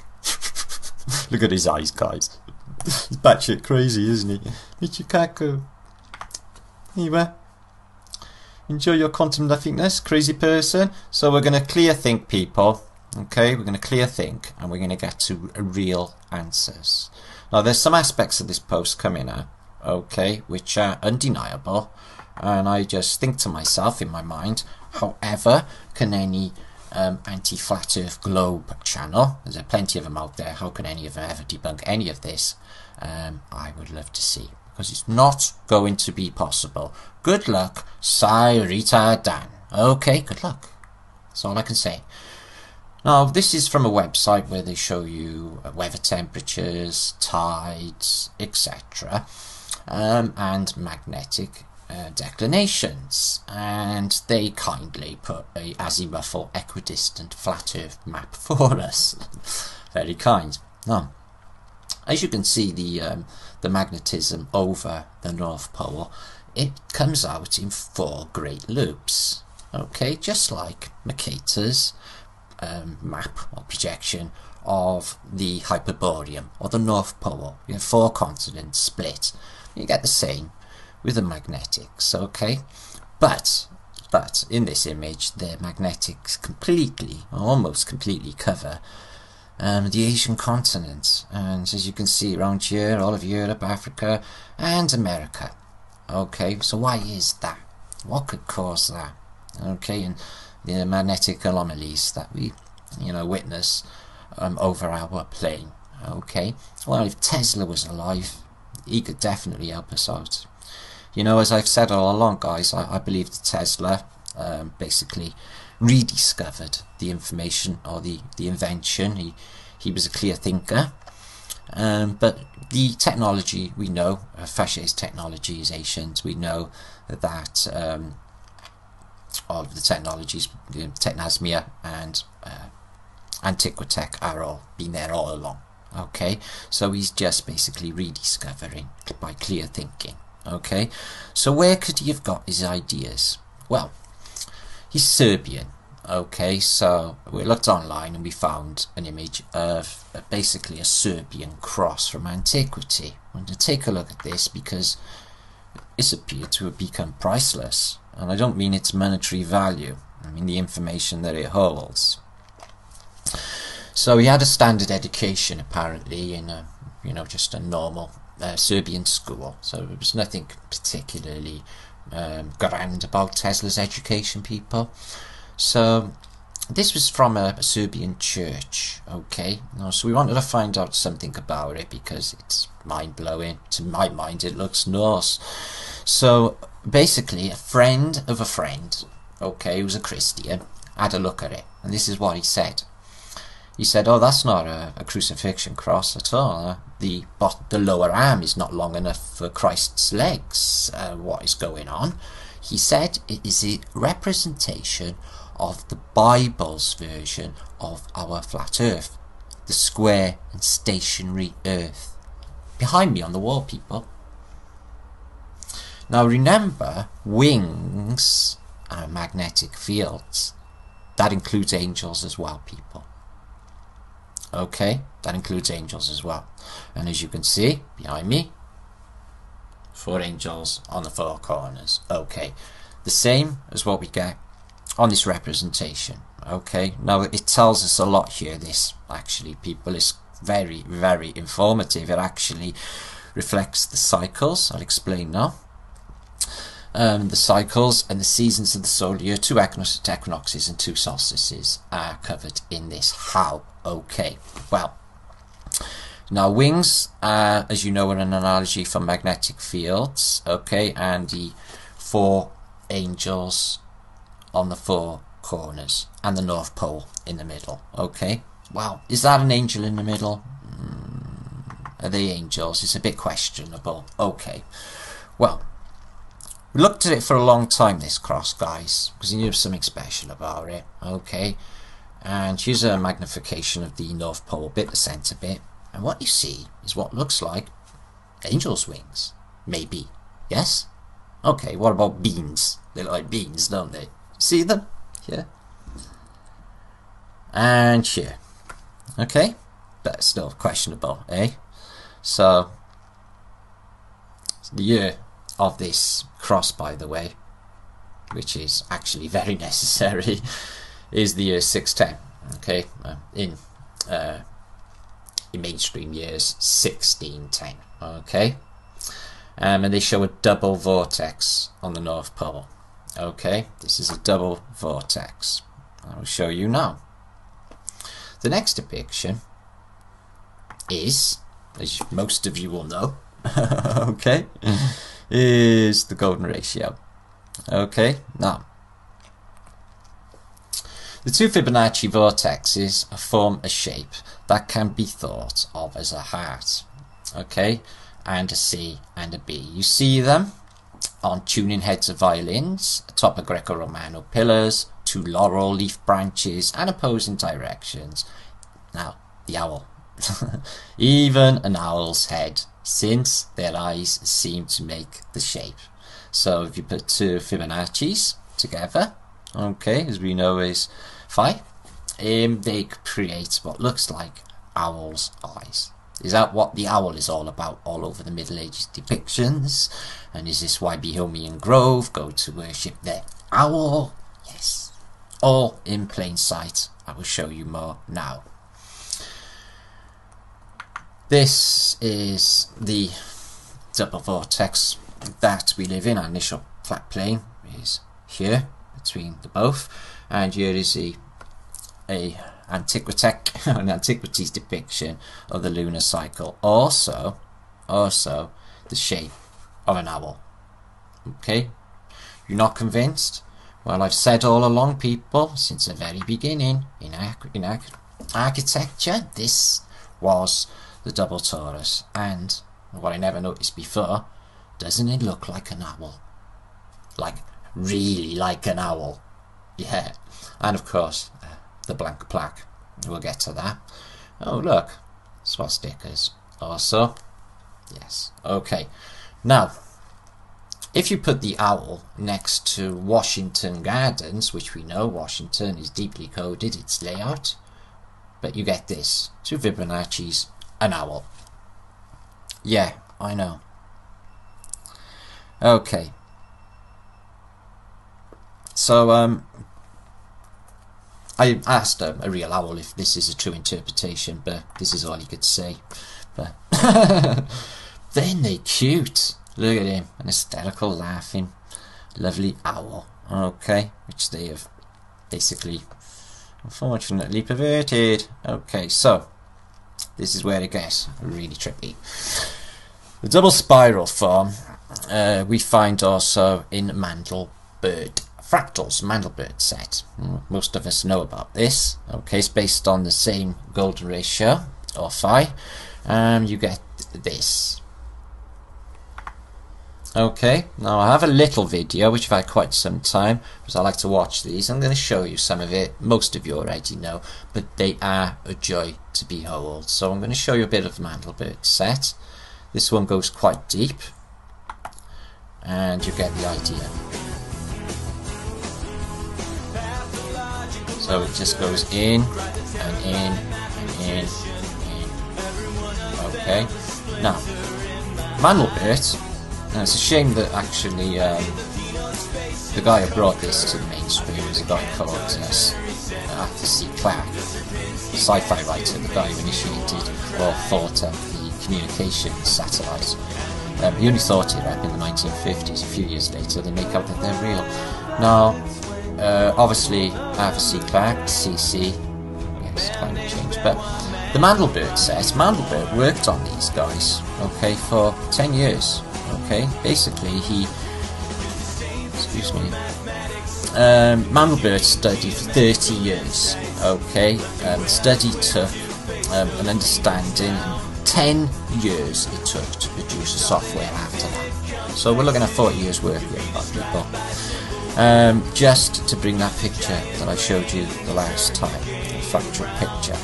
Okay, so just have a look at this for a minute. It's quite beautiful anyway. It's very true. Fractal nature of our reality.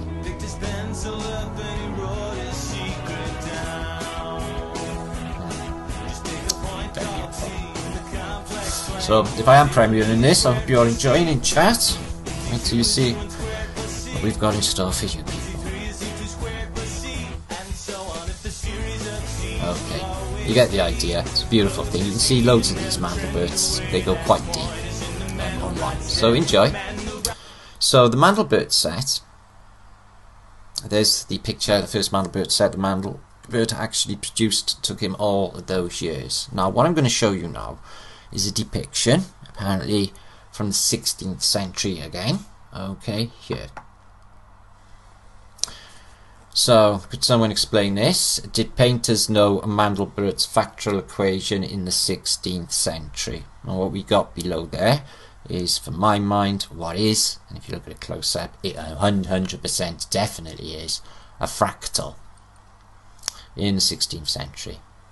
So their understanding is quite profound, people. Yeah, I know. Okay, I just blew my ashtray all over my computer.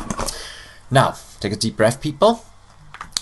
This is actually priceless for the reason being, okay, now, if you've got four corners, okay, you need, like on there, and in the center, the Mount Meru, which is a double vortex, and these angels on the corners also should be double vortexes. Then you're going to need 10 vortexes for this place to be, okay, which is what you get on the Serbian cross. You get 5 double vortexes on the Serbian cross from the 16th century. 4 are at the 4 corners of the earth, and 1 at the North Pole, Mount Meru. The double vortex, the 2 Fibonacci's, you can see them there. Okay, if we consider we live on an initial plane between 2 toruses, then we should have to take 10 vortices, 5 above, 5 below, into account. Okay, now we continue. Now, remember we learned, guys, that the first stable human cell had to have 8 cells. Okay, like the cube. Okay, but always keep a double vortex initial magnetic fields, which we make a double torus fields. We have to have 8, add 2, 10 vortices. Okay, bear with me, people. Also, an atom, when it has 10 electrons, will have 2 opposing clouds and then 8 more on the second shell, and that's 10 more as well. And also our FE universe has 10 vortices. Ever wondered why there's been a 10 numerical system? Okay, it's not just a coincidence, people. So what we're witnessing here is double vortex, 2, 4, 6, 8, 2 in the middle, 10. Okay, so what we're looking at is the angels guarding the static, flat, square and stationary earth, as you see behind me here. Okay, now, could this be the cause of the seasons? Well, I think it is actually, guys. Think of this. Here is a graphic of a levitating disc. It's called the quantum levitator. Most of you have seen this. It's been around for quite some time.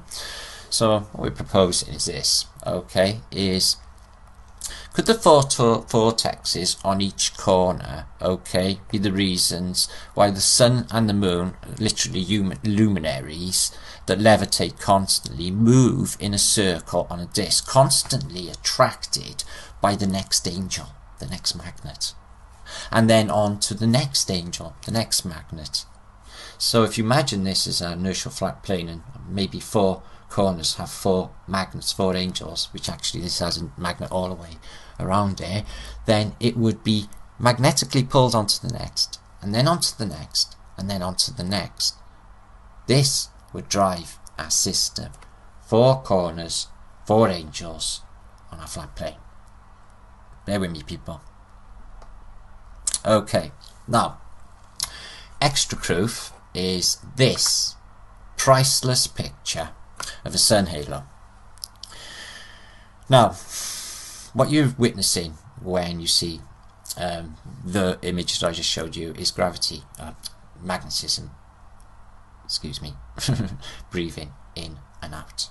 Okay, now this is priceless, this picture. Basically what you see here and here and here and here are intense lights, okay, or a gathering of light. So what's happening here, okay, is the sun, even though it's a perfect circle, when a halo appears you'll see 4 bright spots of light attracted by electromagnetism on the 4 sides of our Fe model, maybe.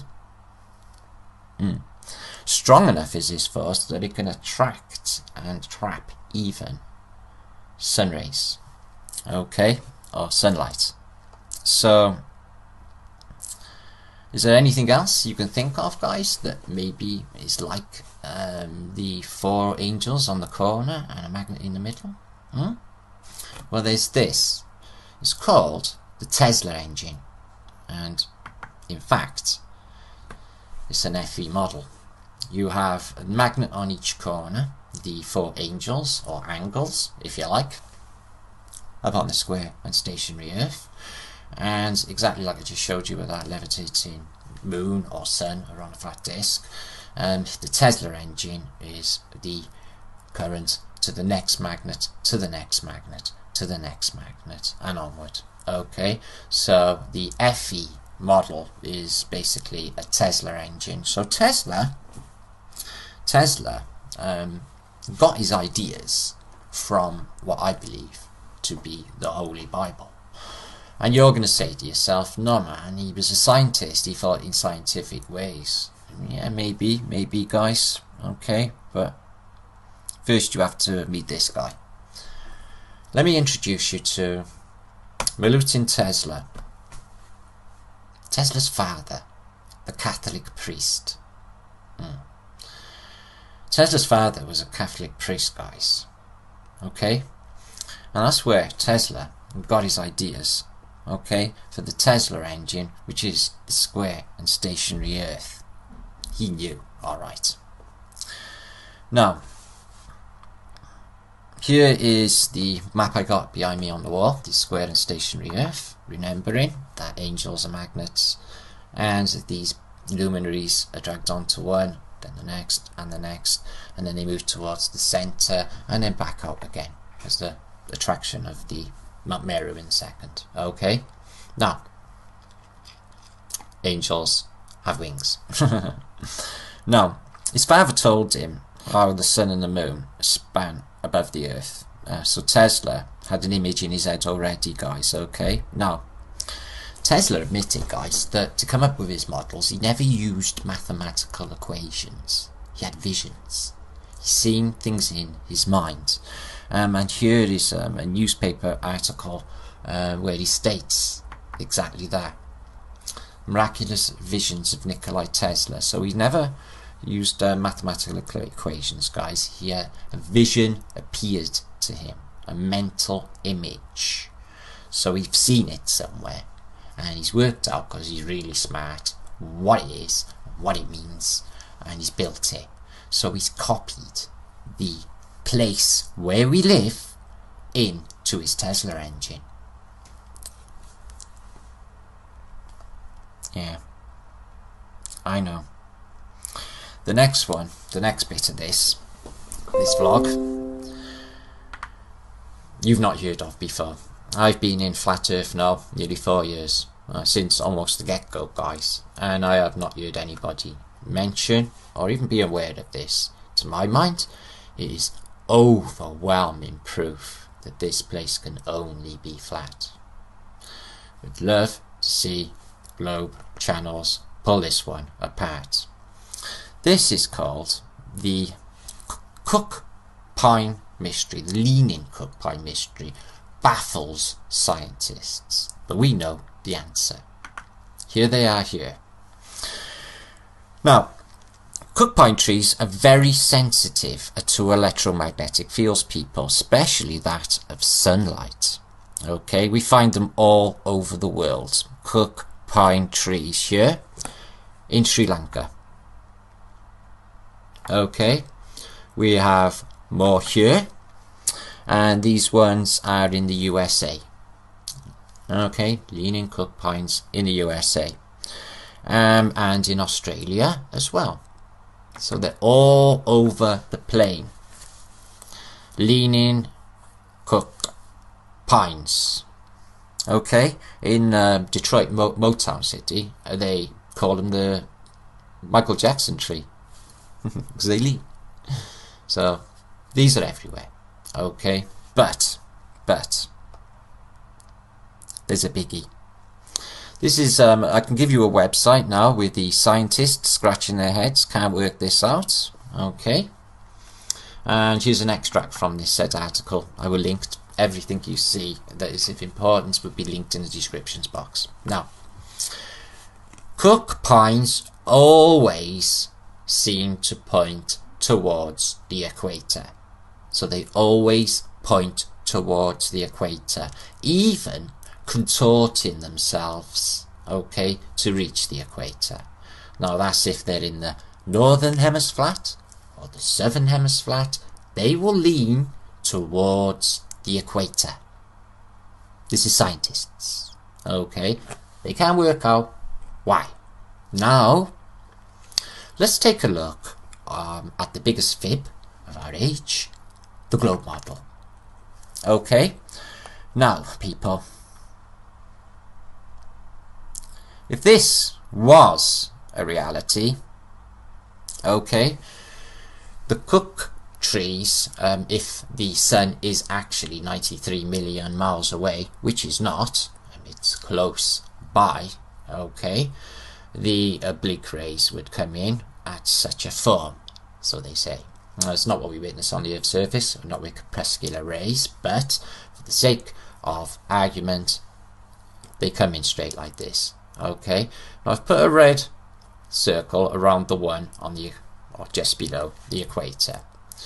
Okay, now,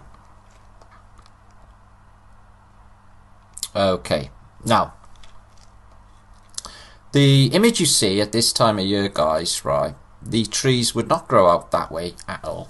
They would never, ever point towards the equator at that moment of year. They would point towards the south. Okay, but they don't. So, obviously, that is fake. And that is false. They lean, don't they? We've just showed you photographs. So, we'll show you how the trees exist in reality. They lean like this. Pine trees also growing like this is the only possible on a flat plane. Now, that is nonsensical. That is incorrect. That makes no sense to the human brain until you look at it on a flat Earth projection. Yes, sun's orbit in summer and sun's equinoxes and sun's orbit in I'm afraid I can't see that in winter. Look, even with this model, guys, if you wait 6 months and then look at it, the sun would be on the other side and it still would make no sense. Okay, it's impossible for it to be on a globe. Okay, it's impossible with the leaning Cook pines pointing towards this apparent equator. Okay, is impossible. Correct model of Earth for leaning pine trees towards the equator, as they so say. We move on. Wadam only can be flat. The pine trees dictate it. And here is Flat Earth British, which I'll be doing a lot in the coming weeks. Killing the globe. Okay, there's a guy with a globe in his mouth. Yeah, let's place for it. From, I don't know what the date is on there. I don't know. Anyway, so we're going to move on, people. The next bit is quite important to where we are going, and there's a big clue coming up. Okay, and then we're going to look at some other stuff. So, this was on Lee's video, Stealing the Show. I've shown this myself, and they are supposed to be sections of amphitheatres, or viaducts, or aqueducts. So they need thousands and thousands and thousands of tons of stone to carry water over large distances, is it? Okay. Could they be devices? Could they be devices, as I've suggested all along? Here is a Colosseum. I've been in Colosseum in Rome myself. I've worked in another smaller amphitheatre when I was working as a stonemason, and they are quite unbelievable. The common consensus is that they were opened by Caesars, like Caligula in Rome, for Circus Maximus, bread and circus, to keep the masses enthralled in the sport, so they don't think about the nightmare that's going on with their society, with their mind control state. Okay, they don't work things out with bread and circuses. So that's the official story. It sounds good, and there's truth in that. Yeah, okay. Were they always like that? Remember, this place is reset over and over. People find these things. So were they always just for people to go in and watch games? Okay, well, let's have a little think. My spare time, a lot of you already know, I'm into looking at free energy devices. It is my dream to get free, for everybody to have free energy. It's all about the free energy. They just don't want us to have it. They got it. Now, I come across this video, and I know one of my subs in particular, Greedy the Duck, knows all about this. This is a Searle machine. Look like anything that you just seen? Okay. Now, blows cables in your head a bit, doesn't it? Now, inside the device, as well, is this. Like seats in a stadium. Yeah, I know. Now, there's a guy called Searle, John Searle, guys, and he made these free energy devices. I'm going to give you a link so you can look for yourself. Now, if John Searle, literally Weedy the Doc, or Smokey the Bandit, great, really smart guy, said in my comments that if John Searle would have known that angels' wings are magnets, he would have worked it all out. So when you look at it, its model of this device, this is what you get. Look familiar at all, guys? Fireworks are starting. Yeah, like our model. Yeah, I know. So basically, could Greco-Romano Colosseums be devices like these? Now, if that's the case, guys, right, what could they be doing with them? Could you go into them to revitalise or recharge your body's organ energy? Or could the devices be for levitating discs, large discs, for transporting people and materials?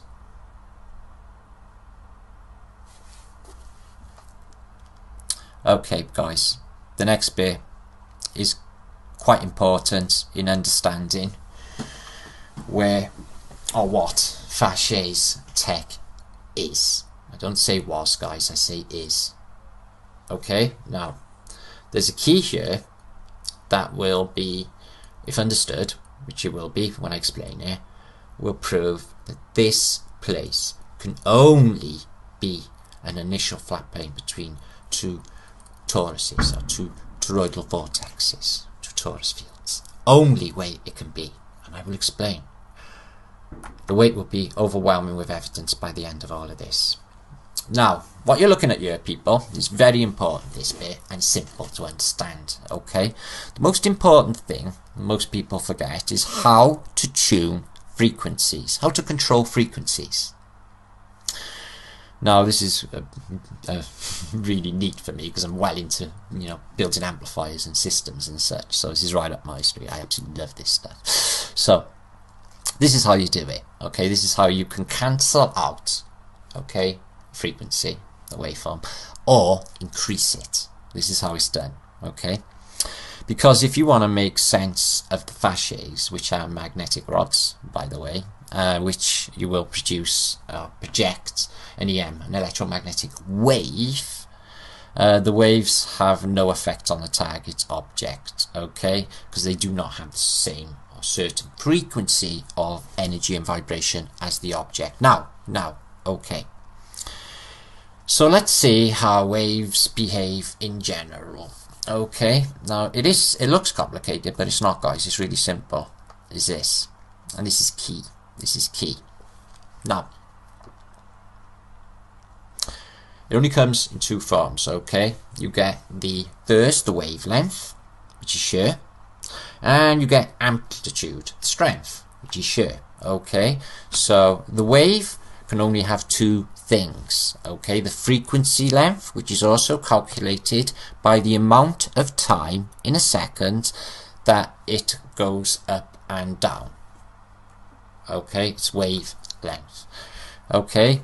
And bottom one you see here, okay, is the amplitude, which is its strength, okay?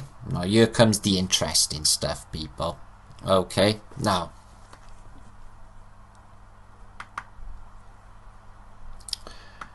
what you're witnessing here is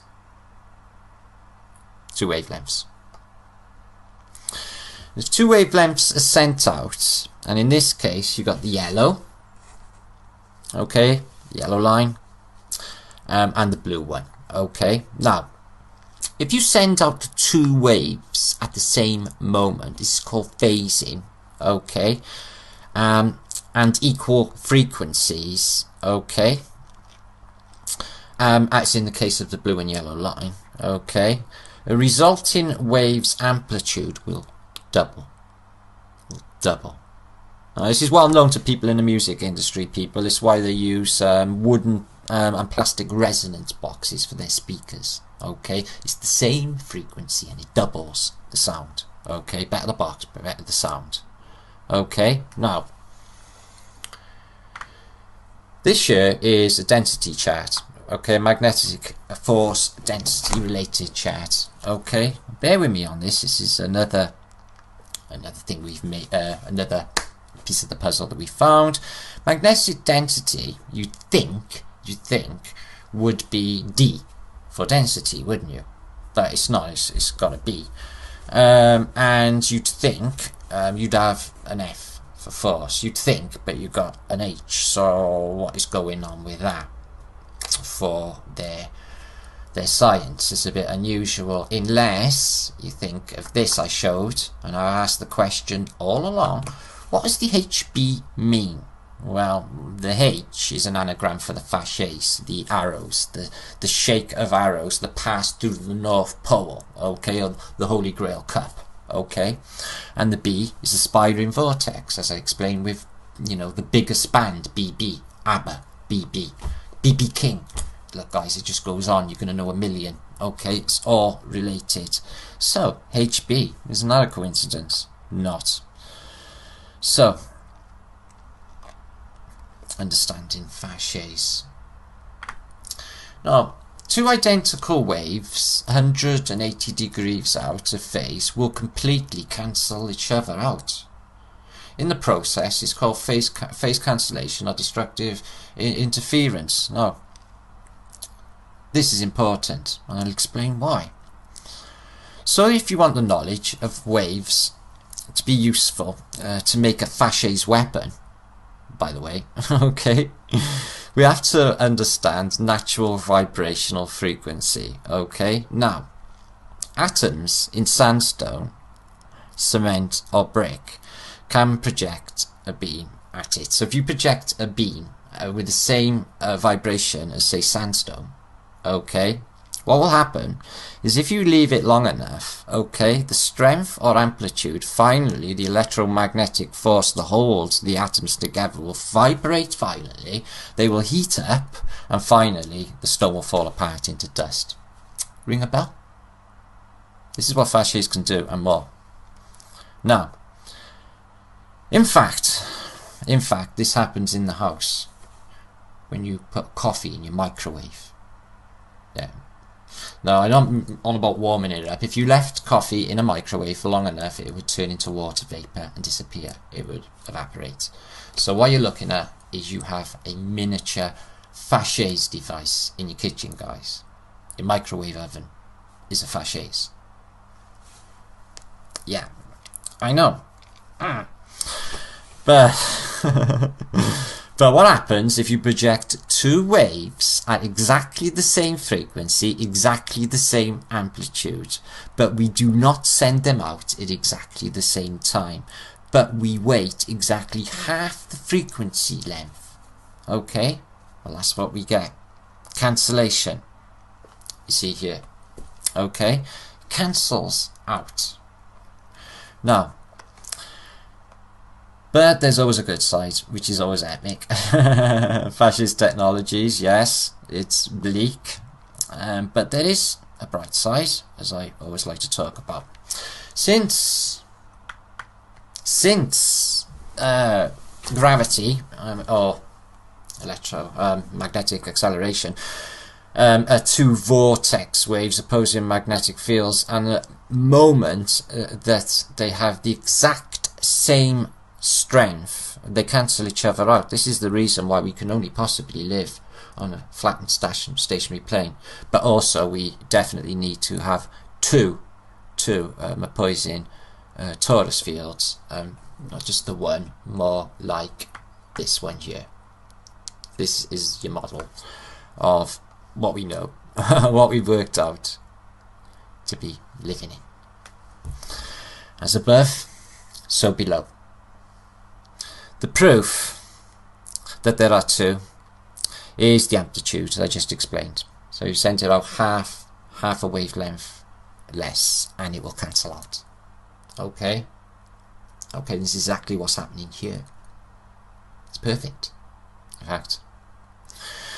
So basically, the amplitude of one is bigger than the opposing force, and it will go up and down. If they would tell us this, basically, if they told us this fact, basically we would know then that this could only be a flat plane, but they don't. Okay, now you can either double the wave of magnets or you can cancel them out. You can even levitate devices, as I just showed you on a quantum levitator. All this knowledge has been there all along, people, right? It's just being rediscovered. Okay, I'm going to leave it there for today. So everything I'm telling you now, people, is not in the fucking realms of fantasy, but a reality.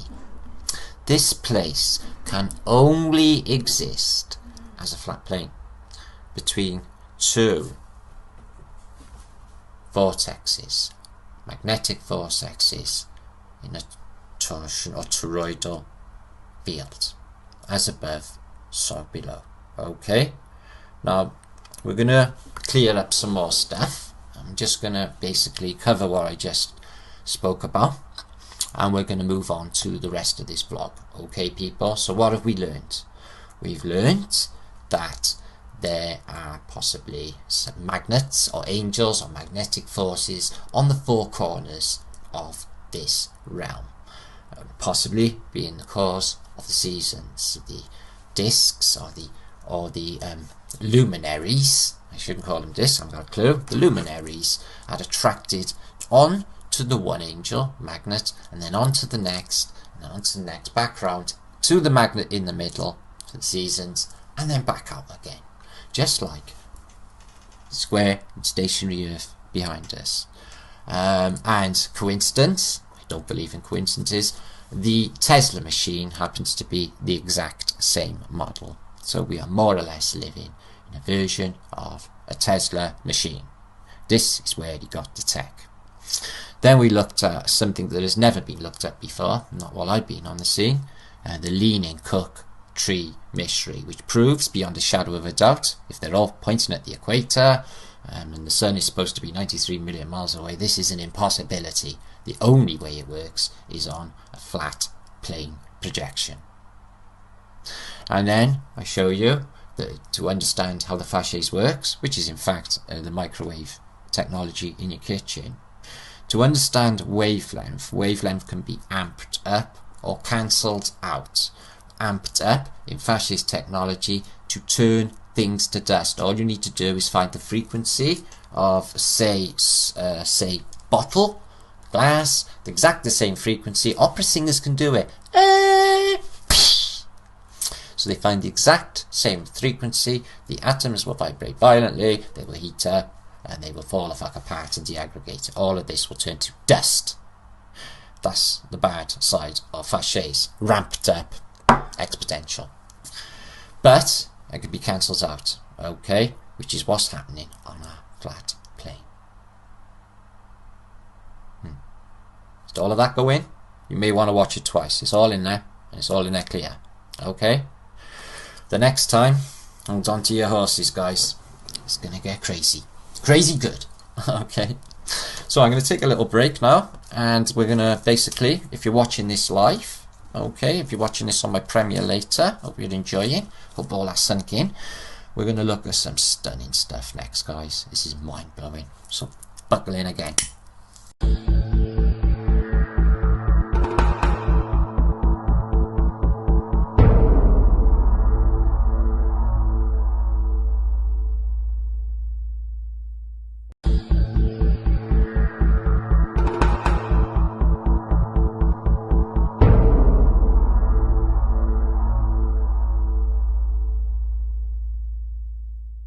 Now, an unconfirmed name from an unconfirmed source has told me, okay, so this is probably true, all the physicists have been having a meeting, okay, they don't know, okay, they're just all scratching their heads, bugging one another, saying, what's the quantum Faches? Do you know what the quantum Faches is? I do, and I'll tell you now, guys, the quantum Faches, right, keep it family friendly, is quantum Faches is a bundle of dipsticks. Now, I want to keep it family friendly. I really want the dipshits, okay? But we'll have dipsticks for educational purposes, okay? So there we have. Look at Knight, Bill the Snide Knight. I'm a little teapot, short and spout. Now we know who Darling was. Yeah, Brian Cockless Cock, for obvious reasons. He's a lady. I think he's like dolling himself up in the Mirror Hatfield or something. Maybe he's Wendy on the Wednesdays or something. He looks a bit weird as well, doesn't he? And this man is utterly demented. Is Albert Einstein, okay? As we have already established, means total idiot, obviously. Now, concerning troll channels, there are many that come at flat earthers. We do not respond because we are beautiful people. Okay, we do that shit.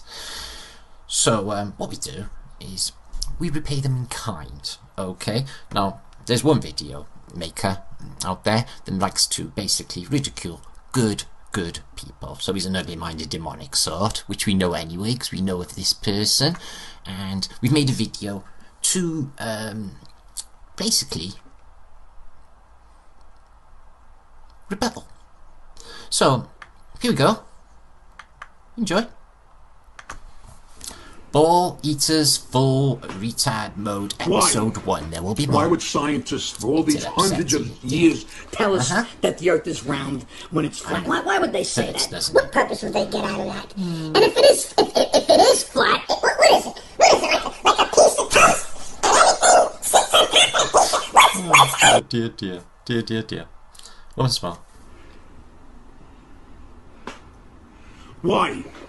Why would scientists for all these hundreds of years tell us that the Earth is round when it's flat? Why would they say that? What purpose would they get out of that? And if it is flat, what is it? What is it, like a piece that comes and anything sits on top of that piece? What's Okay. Oh, enough from him. Okay. That's episode number 1. There's more coming.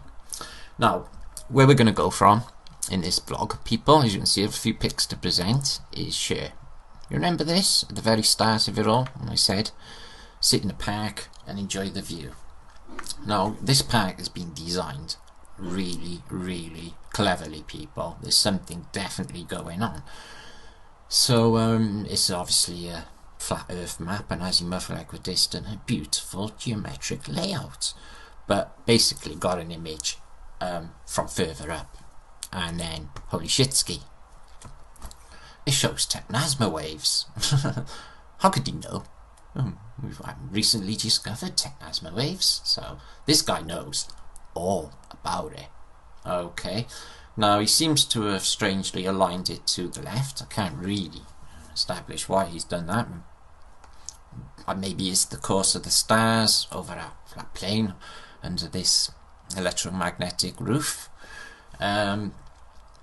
or he knows something that we don't. But one thing that became apparent while examining this park, which is called Crescent Park in Sydney, and crescent means, the word crescent means growing fractally, you know. So we noticed one thing in it is it appears to be a large tower in the middle. So is that Mount Meru, or is it the Tower of Babel?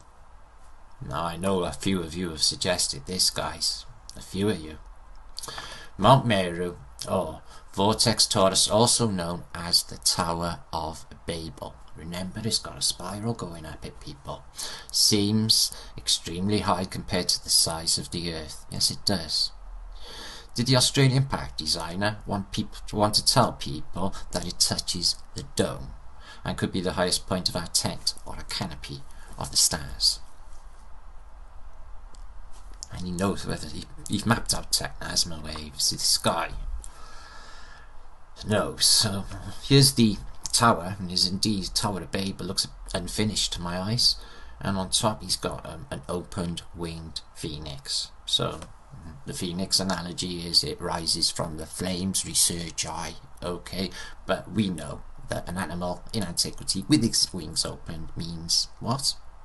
Yeah, magnetic field. Okay, now we also spotted in it, for some strange reason, I don't really know. Actually, I'm trying to get to it. Maybe you could help with this. The reference of the fish. Now I know it's Christianity, Christ and the rest, but the fish, Vesica piscis, is actually in the technasma waves, and on so many depictions through antiquity, we're going to go through a few, the fish shows up next to the toroidal. So that could be a course of stars or something. Okay, the mount itself could even be associated or have something to do with the North Pole star. Okay, it could even sustain it. How do we know? Now, take a look at the tower. And the tower is a lovely phoenix atop unfinished Tower of Babel. Most seem unfinished, don't they? Do you ever see a finished Tower of Babel? Or Meru?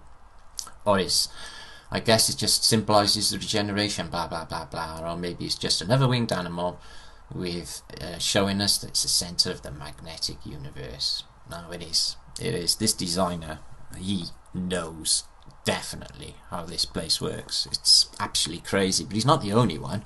We've established Tesla based his Tesla machine, which I showed you on my last post, on basically the square and stationary Earth out of the Bible, which is behind me. The 4 angels, or the 4 magnets on the 4 corners. We'll show you how that works. I know one of 2 of you have been very interested. Some are taking notes. Yes, we need 10 vortexes, 2 on each angel, and 2 in the middle, the 2 vortexes at Mount Meru. 10. So this is a 10 vortex system. Okay, now this guy, I'm lost for words with him. How we could know? He's not strictly a flat earther, guys. This is the super magnet guy. I linked him up the last time. Yeah, I'm lost for words with this guy. I don't understand how he could know, how he's thinking these ways. He's just mind-blowing genius to my eyes. He's basically made a hexagon or an octagon pyramid. Okay, now we explained how wave acceleration works. We've explained stacking or nesting neatly in pyramids. But what this guy has done is he's basically made Mount Meru. What he's done, guys, okay, is he has the same amount of toruses in this small device. Now, this guy, okay, he can, with this device, he can amp up, or he can produce 10,000 Gauss, or the reading for magnetism. 10,000 is an awful lot of power. Okay, now what he's done, he's got 8 angels or angles, 8 angels, 8 magnets. Okay, 2 for each angel for this way to work, for it to work. Think of the atom. Since magnetism is always 2 directions, nests in corners. Excuse me, move that over for you. Or it really nests in corners or angles. Maybe I should say 4 angels. So what he's done is he's got the opposing polarities, okay, cancelling out onto the next. So he's got 2 here, 2 here, 2 here, 2 here, 4.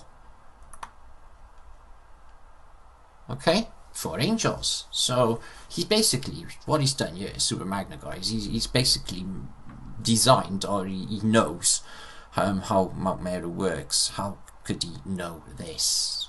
This guy has done the same as Tesla and many others who seem to know what this place is. This guy's making these magnets based on this universe, or this reality, how this works. It's crazy stuff, people. I'll just put that over so you can read it for yourself and soak it in.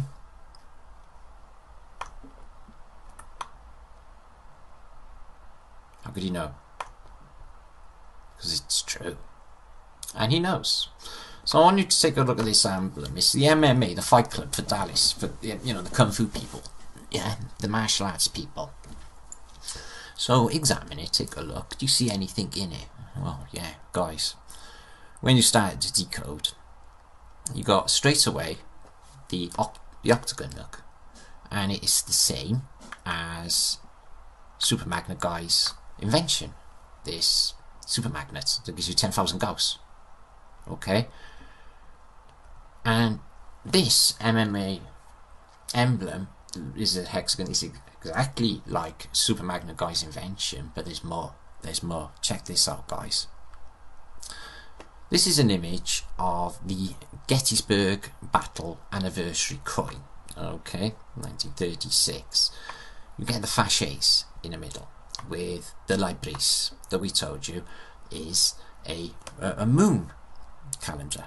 Okay, but it's more than a moon calendar, guys. It's basically, it has 2 opposing phases, the 13 days of the new waxing moon and versus the 13 days of the waning dark moon. Okay, this is what the libris does. If you look on my first video of this series, we show you a picture, or we'll explain how this works. Okay, so you've got the libris, which basically can tell you what's happening on the solar calendar. This emblem has been, this libris has been adopted by the lesbian pride movement. Okay, because it's associated with female cycles. Okay, and you got the fasces, which is an energy weapon, a sonic weapon, with 3 crosses, the bonds to hold it together. Now these crosses you're going to see all over antiquity. Okay, now what you don't get, guys, what you don't get, okay, with this vortices type scenario is any straight lines, because there are no straight lines in nature. As you've seen on that in that park with the Technasma lines. This is how they are. Okay, this is why the sun and moon arc over us. They're not straight, it's arcing. Okay, you can actually watch this happen. Now, Doc, Weedy the Doc, much love my brother. I said in my comments on one of my last videos, this guy truly knows what's happening here and truly knows what is going on, what we're trying to do, or we will do. And he said that if you put two men in a Searle device, which I showed you, the John Searle device, which looks like a Colosseum, the two opposing vortexes, okay, opposites, will basically constant recycle. It could be a constant recycling battle going on. Okay, now back to the MMA. They've got basically the pyramid, that is Mount Meru. Inside they have the Labris and the Fasces. As you can see, the double-headed Labris and the Fasces inside of that octagon. So they know. The people who design this 100% know. Okay, now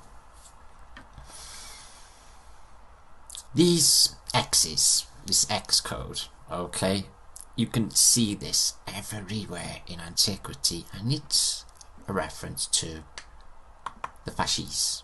This is the emblem for city of Amsterdam, and just in case you don't get it here, which it is, the three bindings, the three bonds, okay, of the Fasces.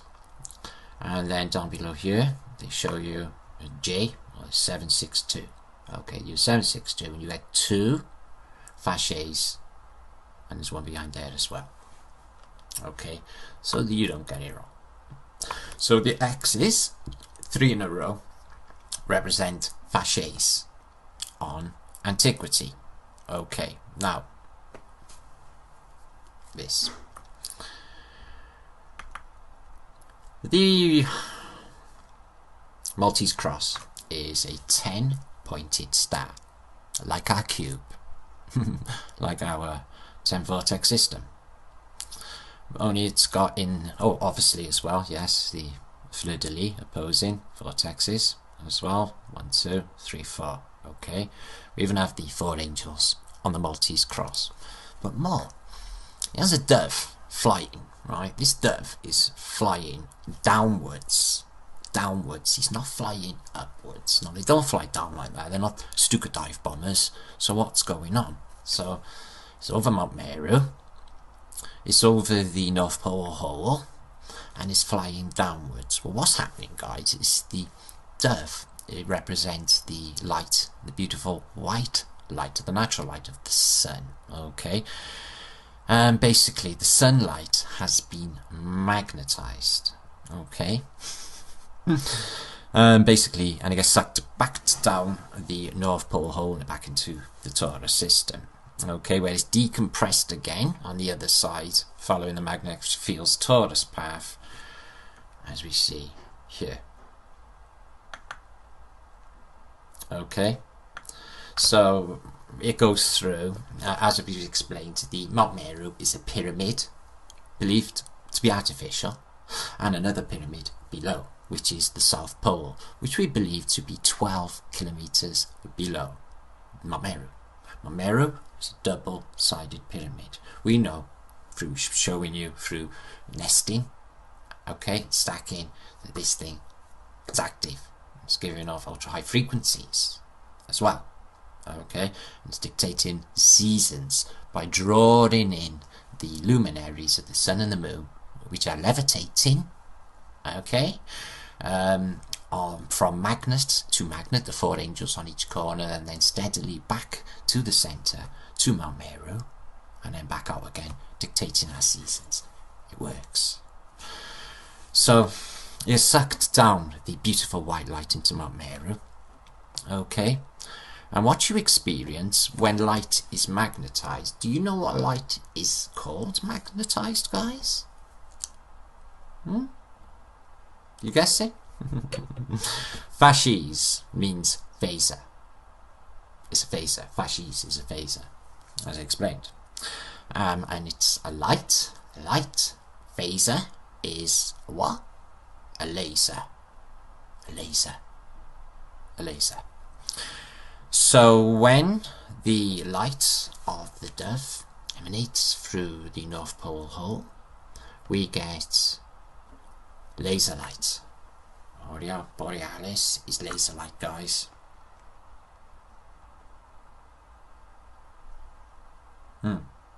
Yeah. Now, there's so many examples of everyday fasces use lasers in our reality. It's quite mind-blowing when you know. Okay, that is what we're seeing. Okay, now it's magnetized light. So this is how industry in the modern day uses magnetized light, and lo and behold, what you find is they are fasces in the modern world right now. What you're looking at here, people, if I can just mag it down a little bit for you so you can see it all, is a internal structure of a Hewlett-Packard 550AB laser tube assembly. Okay, so it's a laser printer, guys, right? But the middle section, okay, here are cylindrical magnets. So what you got is 1, 2, 3 magnets bound, okay, with a ribbon holds the 3 magnets together. It's a fasces.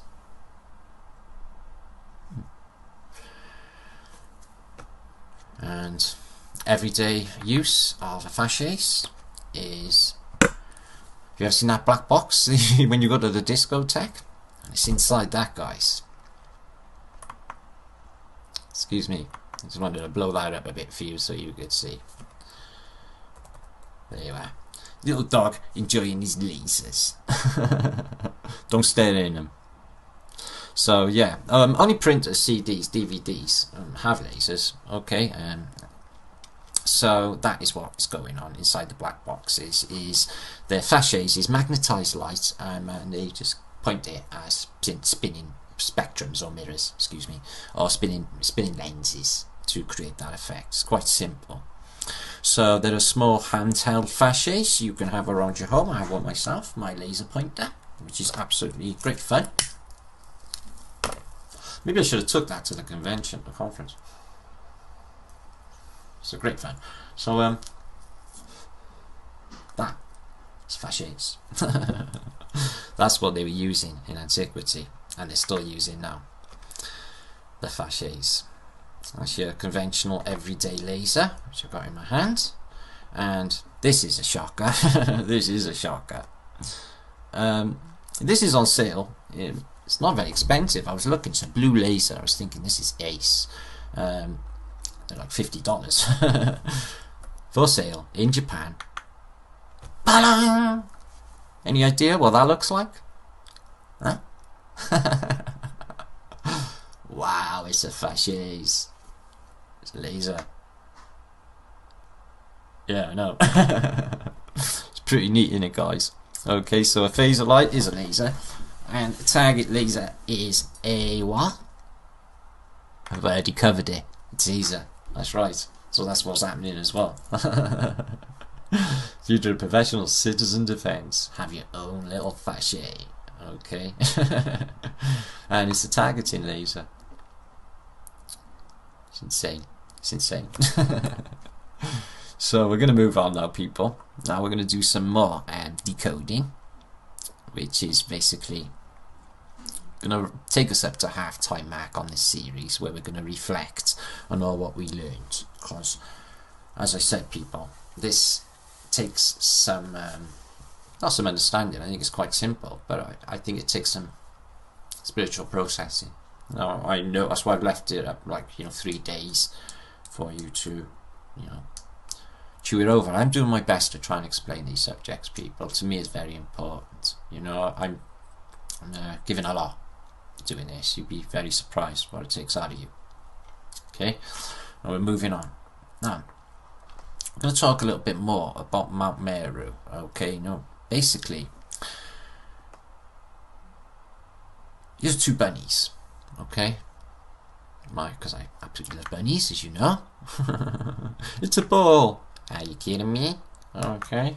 Eschatological bunnies looking at the same thing from a different perspective. The vertical line of the centre axis, where Mount Meru is, represents an X shape. An X shape, okay? The hourglass, or the Holy Grail. The Holy Grail, okay? Which is not round, it needs to be squared on the side. Now, this is from Dan Winter's site. It's going to give you an idea of what this means. Actually, if this first is... Ooh, this is from... excuse me. This is from Ken Wheeler's site. Excuse me, first. Now, Ken Wheeler is a right brain box. Okay? He basically needs a big shout. Okay? Not that he's ever going to watch my stuff, but this is off of his channel. This guy understands magnetism like no other, but I don't know if he realises exactly what he's done. This shows the double vortex toroidal system, and it shows the inertial flat plane, dielectric flat plane between the two. Okay, it's the only way it can exist. Cancel out its equilibrium. And you have here, here, and here, and here, the four angels, or the four vortexes, or the two, or the four double vortexes making 8, and the two in the middle making 10, to make this 10. So, big shout to him. I don't know whether he realised exactly what he was doing, but maybe he did. He's mapped it out really well. And what I was about to show you was a map of Dan Winter's, but unfortunately I brought it up. And it shows you that if you look down on our inertial flat plane, it will show you an X, okay, an X. So I don't really want to basically start again. Okay, so we play a game here, guys. There's two ways of looking at reality, or this model, which is side on, which will give you sort of a W structure, or looking down, which will look like a twisted X. Okay, a twisted X. Okay, which you see there, an X. The X. Okay. Now this X, you're going to see all over antiquity. And now we're going to look at some ideas. Okay, now as I said, guys, they don't actually show you ever the side view of this system on any of antiquity. It's always this. So I'll go through a few. I won't need even to say much about them. You're probably going to work it out for yourself. Okay. Alright. And this one's from Ethiopia. Well, excuse me, a church. So, again, even with a fleur-de-lis pointing in. All in plain sight, people. When you get out there, and once you realise what I'm telling you, then you're going to know. Again, on Meru, again, 4 angels, and this is from an Ethiopian church. Okay? Again, now this is the Catholics, okay, and the papal cross. Again, it's perfect. They know. 100%. Look, guys. You've got the 4 angels. You've got Mount Meru, and you've got the inertial flat plane. They can't help themselves, people. But the P, what is the P? Okay, that's okay. It is called Hyron. And they basically, the meaning of the word gyro, which means ring or circle. So what they've done is they're telling you with the P, this is a ring or a circle, the system, it has an inertial flat plane. And here's the cross section here with the 4 angels, 4 corners. It's just crazy. The Catholics know. Here again, they can't help themselves at all with the X. Oh, you're probably wondering what this little dog's looking for. He's not the only one. He's looking for, okay, he's looking for Windows XP. It was taken away in what year was it? I think it was 2014. Yeah, remember that? Windows XP. What was the XP all about? Well, it's the X and it's the P. for the system we live in. Getting convinced, yeah? Okay. Here's some more examples of people P and our Mount Meru. And it's everywhere. You're not going to be able to unsee it now, people. People P, there's the fish again. See? It's showing up here again in this Asian depiction. I'll get to it, we'll get to it. Okay, but there you go again. The whole system in plain sight. From magnet to magnet, back to the middle, back out again, from magnet to magnet, seasons, everything covered in a beautiful system. And of course 3, 2, 2, skull and crossbones, just like the pirates. Yeah, X marks the spot, alright guys, it really does on a pirate map. Yeah, I know. It's all starting to make perfect sense, isn't it, people? What about this one? I know we've all seen it many times. I walked in it myself. Yeah, St. Peter's Square, which is not a square, it's a circle. And what they show you, excuse me, I'll just make this smaller for you, is the flat earth. You have, again, the cross, again, the inertial flat plane, again, the 4 angels on each corner. Summer solstice, it even tells you, vernal equinox, sunrise solstice, winter solstice and equinox. They tell you we're all on St. Peter's Square or whatever. Shadow casting off the obelisk at different times of the year. It's been long established anyway that it's a calendar, but also a perfect representation of our system. That is all over antiquity and there's no escaping it. Even Osiris has to do the X code. Okay, this X code is everywhere. Once I tell you, you will not unsee it. The X code is our system. They show you here in an old Mayan depiction, again, just like the cross of St. Andrews on the Scottish flag. The cross of St. Andrews apparently was a crucifixion of the other way around. That is the real meaning. They've even got the phoenix with the wings open, magnetized. It's just all in plain sight. Once you see, once you know, the penny drops. We have some Masonic 5th degree awards and 6th degree. That one, it actually is St. Andrews, but it's in green. I don't know why, maybe the Celtic colour. So we have the X again and another X, and you have the Libris, the double pyramid, and the G. But again, so this goes right through our culture, guys. This goes right through our culture. This dude, Aleister Crowley, I'm sure you know all about him. Anything associated to Egypt is associated to this guy, isn't it? He's all over popular culture. And there he is with the X code, telling you what this place is. Here's a terrible drug addict Argentinian man with tiny willy called Diego Maradona. Okay, the Hands of God goal, because he's a cheating rat. Okay, looking up, pretending he gives a shit when he's just the worst capitalist on earth. Yeah. And he's doing the sign of the cross, which is not the Christian cross, because that don't work like that. Okay, now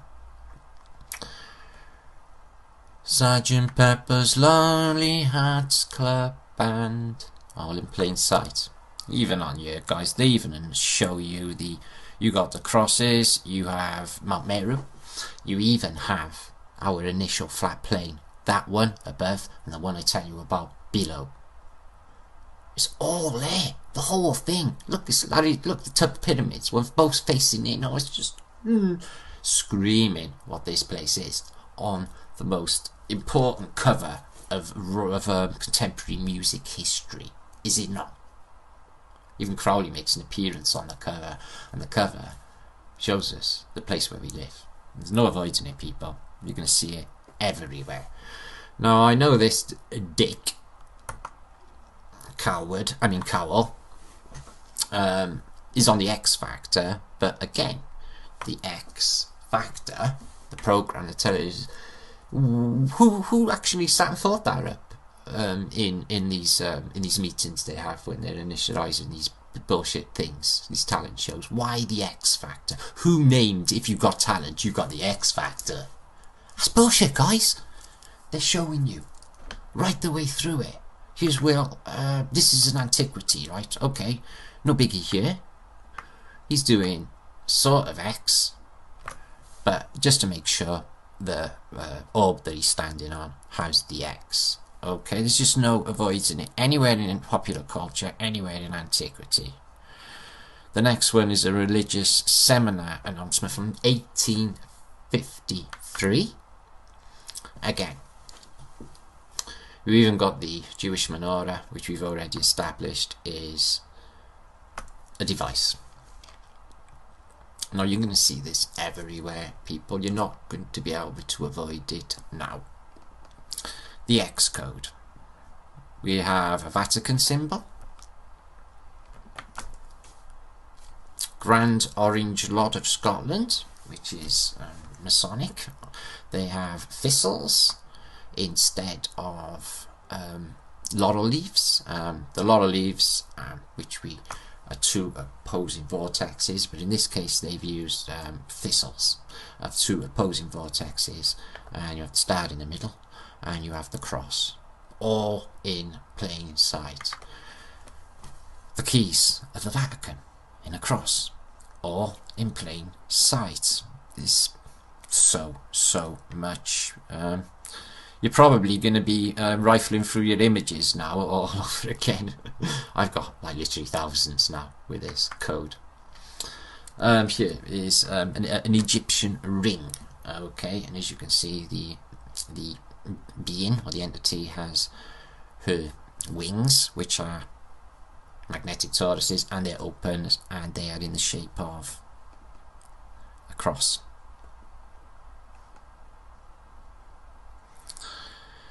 Technasma was incredible to us. What it is unlocked. Wow. Yeah, I know.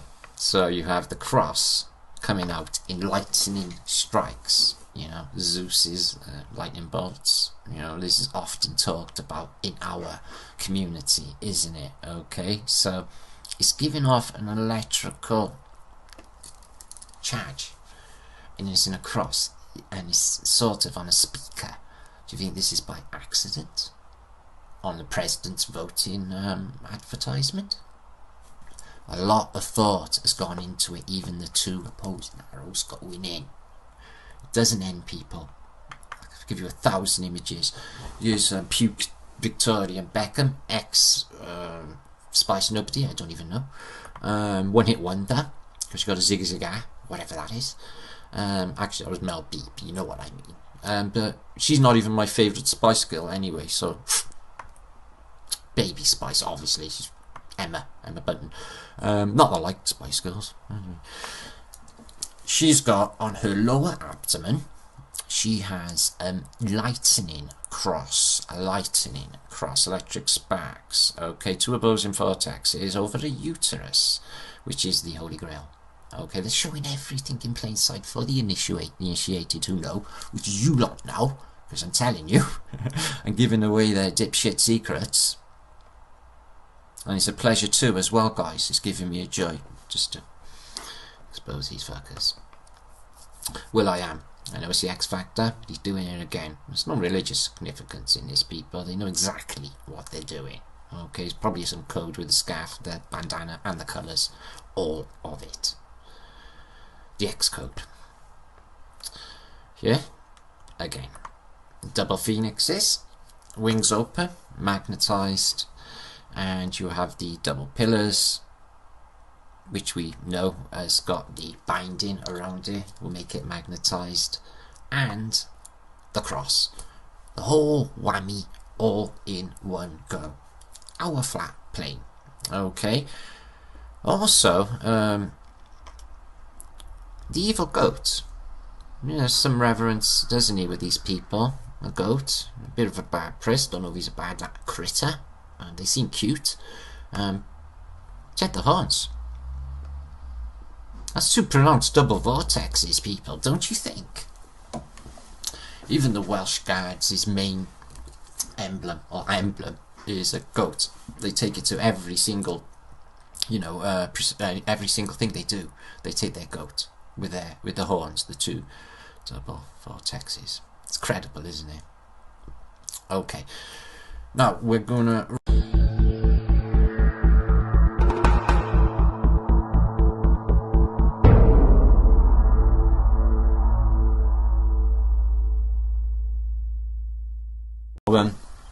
Unconfirmed sources have contacted me saying that all physicists have gone into some sort of hospital, okay, for recuperation or some rubbish. So I sent my unconfirmed sources over to NASA. Apparently they got a shortage of employees, but they've been searching and they found somebody evil enough to work for NASA, and we'll show you now. So buckle in and please do subscribe. You're going to miss all the juice to come if you don't. Okay, don't rob yourselves. So here he is, the Dark Prince himself, Ozzy Osbourne. Ozzy, as you can see, he's not really well. He says he feels like a penguin. What an irony, in about an hour or so he'd be sat with penguins. So yeah, so they've got a new employee, NASA. There he is, Ozzy Osbourne. Okay, Ozzy Osbourne from Black Sabbath, who is the Dark Prince and a personal friend of Satan himself, by all accounts. So they got to hear that I was bringing home the World Cup, and back to the people of the real meaning and the real World Cup. To the people, non-sport related, obviously. And this fella heard all about it, so his dad is hurrying home to basically see all of us lift the World Cup, which will be a monumental moment in about maybe 20 minutes or so's time. So be excited, be very excited. As you can see, he's excited. Yes, he is. And also NASA have sent me a personal message from the ISS fake station. Okay, Terry has sent me a message. Okay, I think that's Terry. Yes, he's coming home. That's right, Terry. He's coming home. I actually spoke to your son Terry in chat once, and he said he really liked my work. Yeah, funny that, me being a flat earther and all, don't you think? True story. So on my last vlog, we broke the X code, the X all over antiquity and our reality. And one of the shots that I basically never brought up is the Dan Winter shot of what it looks like to look down onto Mount Meru, which is the centre bit here. Okay, and what it gives you is a swastika. Most of us know this. Okay, or a cross. You will never see the side view, the side in. It'll always be looking down on the vortex system. Okay, now what we're going to do now is we're going to drive home in a way you never ever would have expected, and the way that this reality is encoded you will never believe. It is, once you know, it is overwhelming, and you'll probably just watch this and think, holy Christ, yeah, of course, the way I did, guys. Now, clocks, we'll go into them right now. So it's encoded in all our reality. I will give you some, quite a few, depictions from history, from our reality, to drive home that the controllers, the elites, the powers that should not be, 100% know what this place is. And the massive clue that came in this morning from a sub will blow your socks off, guys. It's just the best intrigue you've ever imagined on YouTube. I feel so blessed just for it to all come my way, all of it. Thank you, people. Now, the one that you will always see, the one. Remember, the numerical system is based on this. The one is the axis Monday, the axis between the four angels and our inertial flat plane. and it's on the dollar. It's everywhere. But the one place you would never expect to see it is here, on your everyday clock or watch. Now, it's long been suspected, but not as much as you could imagine. If you take the way the look, this pattern has been set out, the reason is because of this. There is a code, a circle called Tesla's or Gurdjieff's circle, or Rodin, even Marco Rodin, excuse me, as this vortex math guy. You see him on YouTube. It's really advanced stuff, but they are talking about vortex physics or vector physics, vector math. So you get this circle, which is a 9-pointed star, but of course it's got the axis mundi, it's got the 4 corners, and what we talked about all the way through. And now you could be wings open, obviously you can see the 9-pointed star. Now they're not more. Here's Gurdjieff. If you don't know him, he's one of the greatest minds of our era, a bit of a Tesla type. There you are. Hello. So he seems pretty friendly, and has got an excellent view on reality, by the way. Look into him. So they got this code, they call it the Tesla code. It is mind blowing. I mean, amazing. This is the more obscure version. What you get is, keep an eye on the triangle, the blue triangle. Okay, and what you get is this, right? It will go 6, 9, 3, 6, 9, 3, or the other way, 3, 9, 6, 3, 9, 6, right? Repeating into eternity, forever and ever and ever. Okay, it's just incredible, right? So it is the opposing toruses, the double toruses, but this is into infinity, both ways. Now let's take a look at the clock again. Excuse me. As you can see, again, you've got the 4 toruses. Now, this math of sort of Tesla's code and Mark Rodin's code and Gurdjieff's code is this: simply multiplying each number by 2. That's it. Okay, you get so 1, 2, 4, 8, 16, but the 16 is always represented by a 7 for their reason in this math, and 1 add 6 equals 7, etc. So that was the circle I showed you now, just now with the 9-pointed star. All will become apparent. So you can see that on the 4 magnets, you get the 3, the 3, the 6, and the 9, right?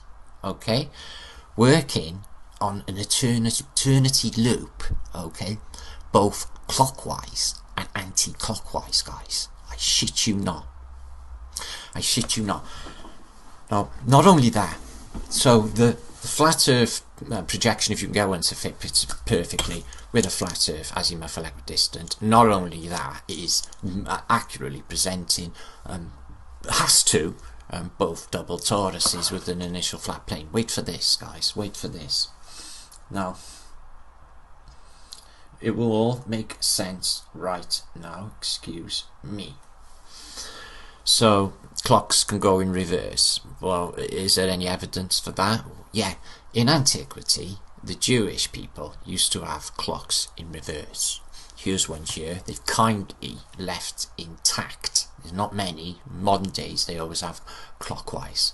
Now, this is a counterclockwise clock, and it is in Prague, on a synagogue, kind of them, in Prague, to let us know that clocks are so much more than telling us about the place that we live. It is so mind-blowing, people. Now, what I'm going to do now is I am going to drive home, apart from all clocks, more than accurately show this model using Tesla code and a mathematical theorem. All of it. Axis mundi, initial flat plane, the toruses, the magnets on the 4 angels on the 4 corners is just insane. On our clocks, they most certainly knew about it. That's a genius. Which one of them invented it, I couldn't quite say. And it's that. It's absolutely amazing, people. Now we're going to move on. Let's drive this nail home. Now we know what this place is, and we know what the shape is. Let's decode some more of our reality. Obviously this is an ancient Sumerian picture I must have shown 100 times on my channel, and what we've always thought was, you know, definitely an electrical device. Oh damn, it's damn sight more than that, people. It's an accurate representation of our flat plane. It's the axis mundi in the middle and the four corners. Okay, now 1, 2, 3, 4, 5, 6, 7, 8. So you get the 8 everywhere in antiquity, and I'll show you now. This is another Maltese cross. They give you the basically some sort of flowers to show you where the tortoises are, and you get 1. You actually get the tortoises. Look, 1, 2, 3, 4, 5, 6, 7, 8. Remember, 2 tortoises per angel, per magnet. Okay, north and south pole. We know this. Okay, driving each luminary, the sun and the moon, onto the next, onto the next, onto the next, then back into the center to the center pyramids, which is a double pyramid because it goes underground as well. That's the south pole. Okay, and that dictates our seasons. 100% works, people, every single aspect, and they 100% know, which I will drive home now. If you don't get it after this, okay, what I just don't know what to say. Maltese cross, all there, all of it. There is so many, it is hard to even put into words. Now this one is interesting. It's a Venetian and Serbian cross we found, okay, but it's more, it's the colours too. Now the red, now first the white is the sunlight, obviously, and you get the red and the blue. What they determine is the double vortex. They're showing you here, you've got double vortex, you've got the 2, 4 double vortexes, the 8, you got the axis mundi, you got the initial flat plane, and the the blue and the red representing double tortoises. How many flags of the world have got red, white and blue? Can you think of any? All in plain sight. We move on. Do I even need to tell you?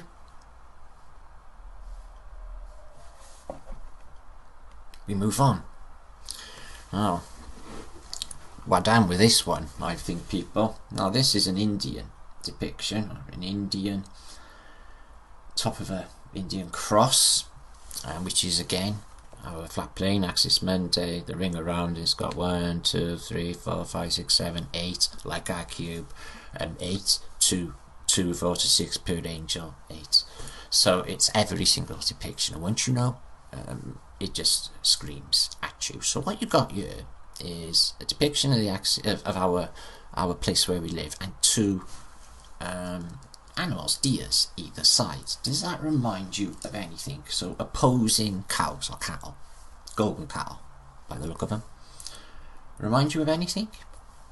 Yeah, I can hear what you're saying, guys. Exactly right. Now it's obvious to us all by now, guys, that this is a device, but you know they're transporting some large battery around with an electrical device on top to basically a conduit. No, that is a storm just hit my window. Okay, so battery, and you get positive and negative terminals at the top, just like we all thought anyway. Is that a Faraday cage in the background, by the way? It certainly bloody looks like, people. What is it then? Just netting? Looks like a Faraday cage to me, people. Isn't that intriguing? So the depictions of Faraday cages in antiquity. Found one only this morning. Hope I can bring it up. No, so obviously this is a device, and this has been mentioned very recently, the yin and the yang, which is 2 opposing tortoises, as are the serpents, or the dragons, or the snake. And in this is the I Ching, Chinese I Ching diagram, and it completely shows you the 1, 2, 3, 4, 5, 6, 7, 8. It's everywhere. Look, this is a Celtic cross.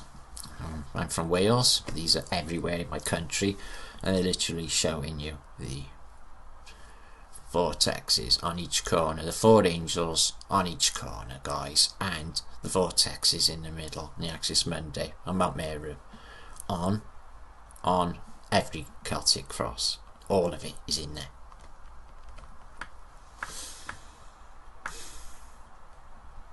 Let's go on. Okay, guys, this is a Christian cross. This one's a whammy. Take a look at that in the middle.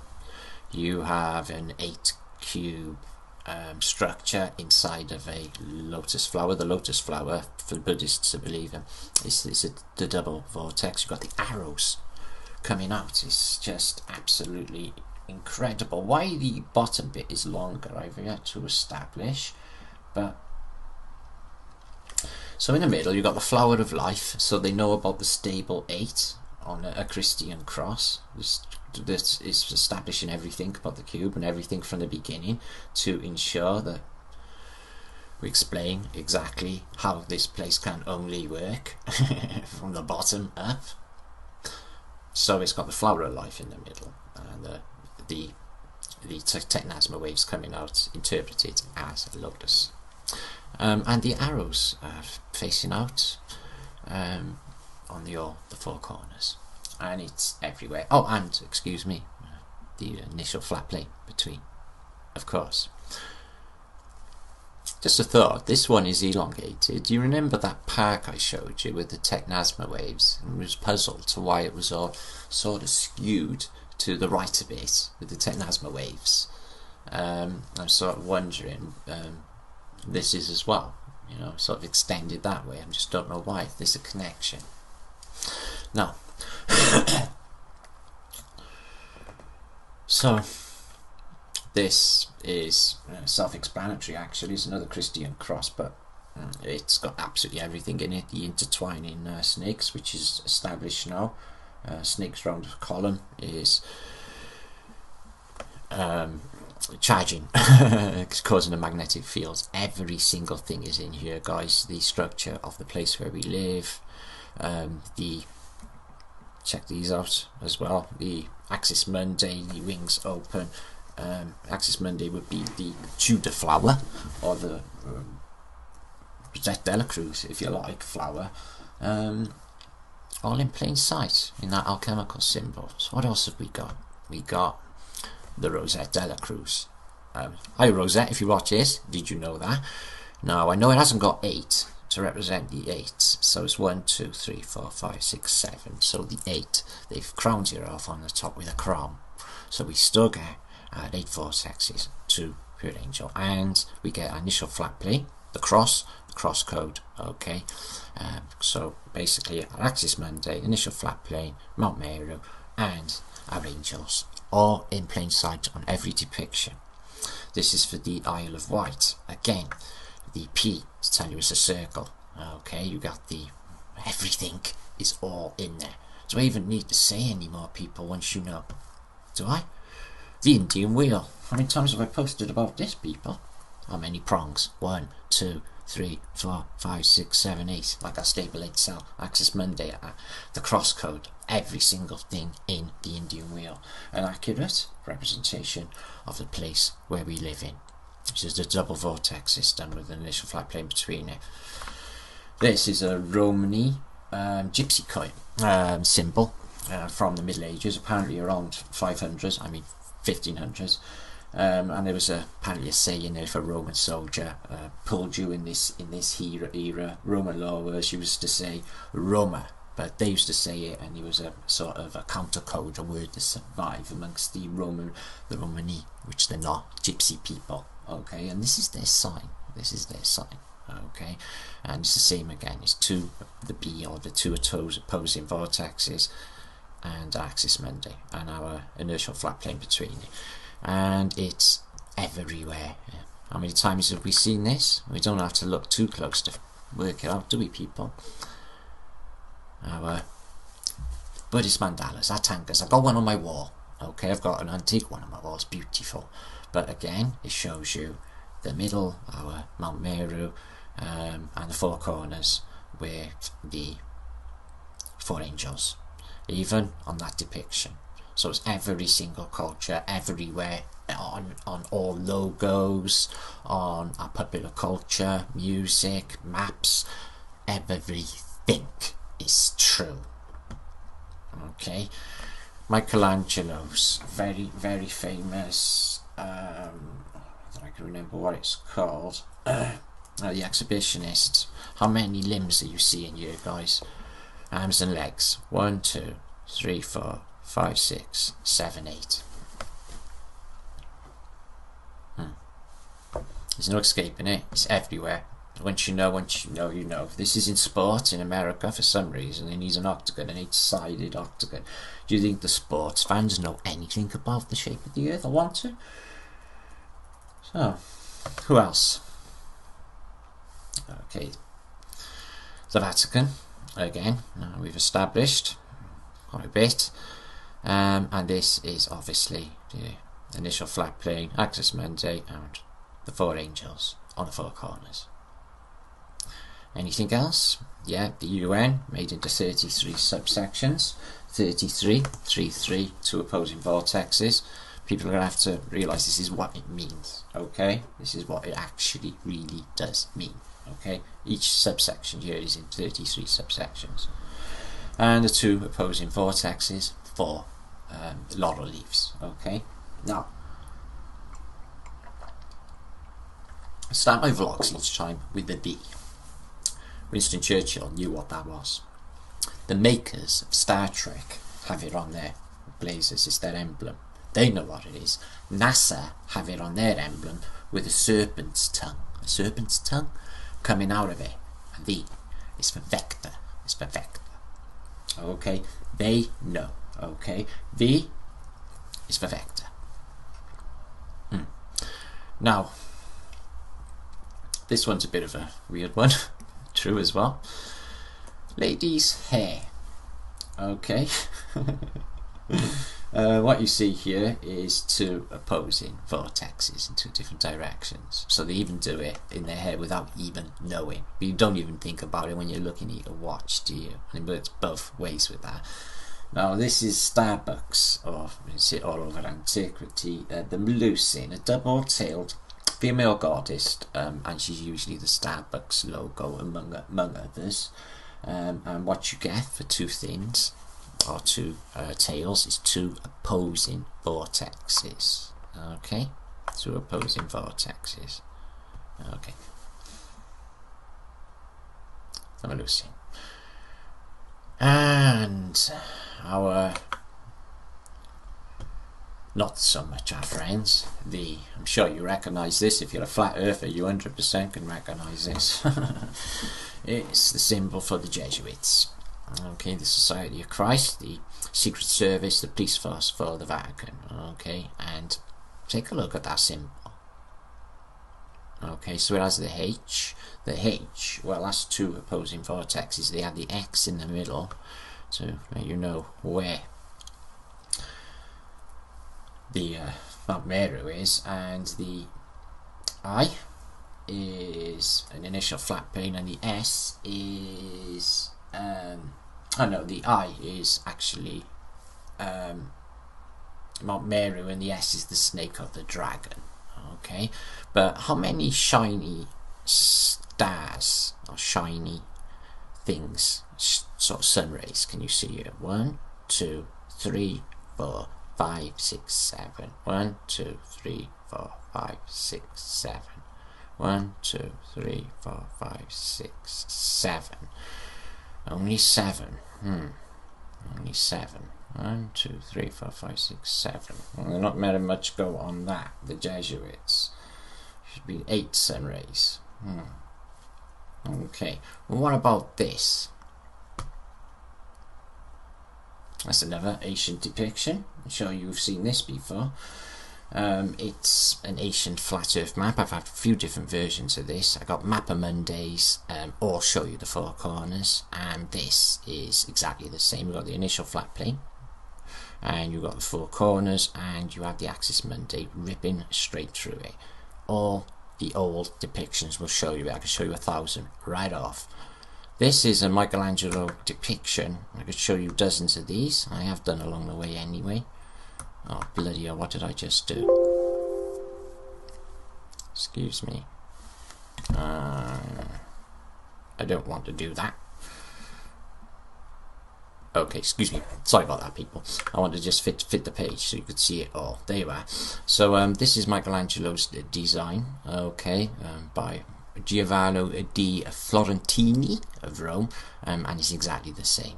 Okay, the 4 angels, 4 corners, the Mount Meru, Actus Mundi, and the initial flat plane on all of these buildings. Not all, but a good few of them are built on our flat model. The ceiling or the dome inside the Vatican.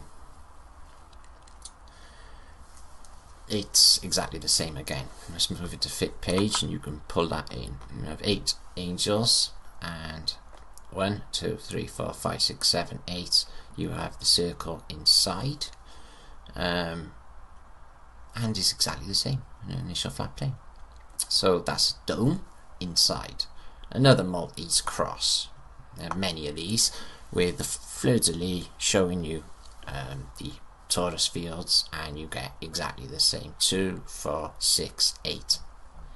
8 like our cube. So on we go.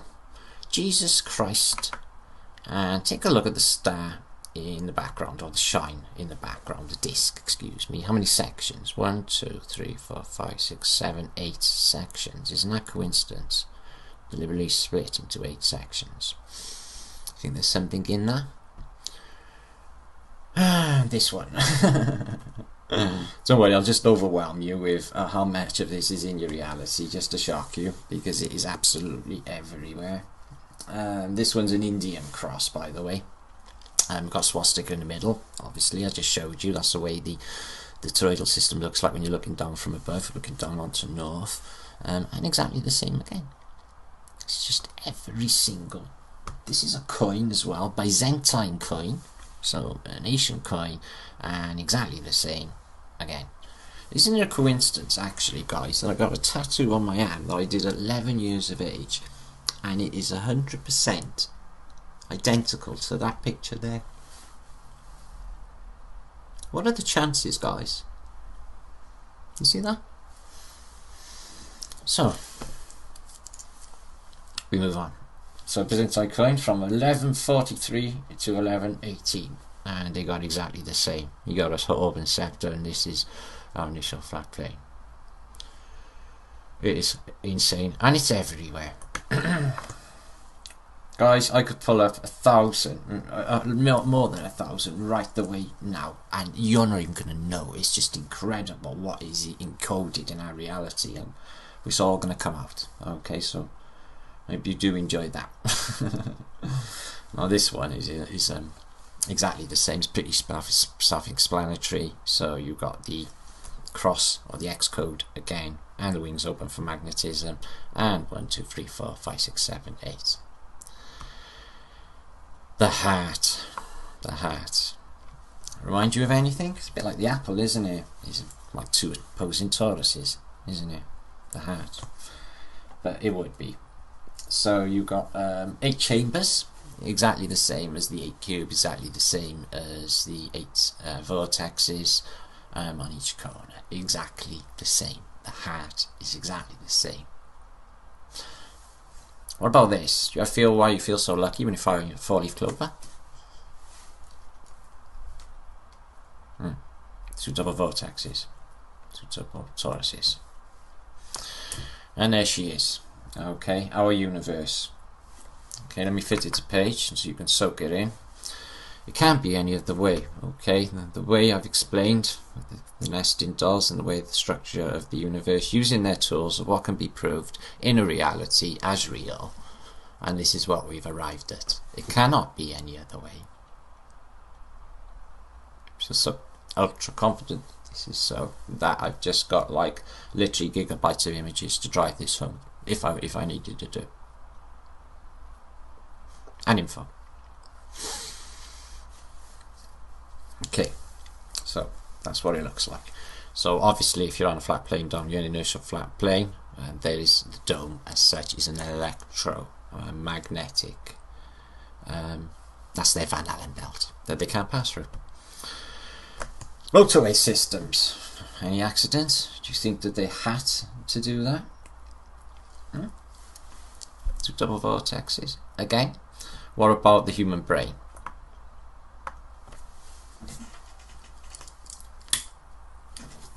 Oh yeah, just like the being, just like the angel wing, two opposing vortexes on a slice of the human brain on a CT scan. It's credible, isn't it? And this one,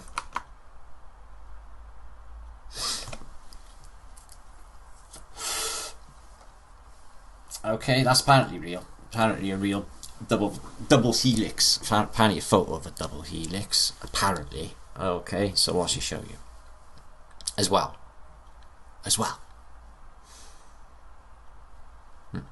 So two opposing two opposing toruses on the centre bit, and that is apparently the helix. So it's all of it, all of us. This was off of one of my old books. It was out of an 1800s 19th century booklet, and it shows our torus system to great effect. It's absolutely beautiful. So you may want to soak that in. Let me just make the image smaller for you. And that's from the late 1800s. Yes, they did a good job there. People do know people. I had a message this morning I'm going to talk about in a minute, so blow your socks off again, between two fasces. You know what they are now. Oh, I've done it again. Fucking, excuse me. Two double fasces. And the Roman word, and check this out as well, connecting the both. Amazing. And a lot of relief for two opposing toruses, and the wings open, magnetised.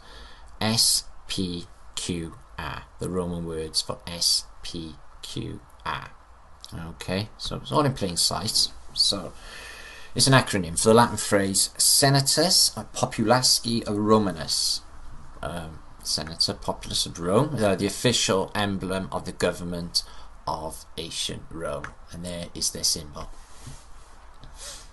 Two opposing toruses and a bird with its wings open, showing you that it is magnetised. Okay, order and chaos. Chaos meaning it's not magnetised. Order meaning all the atoms have been aligned and is now magnetised.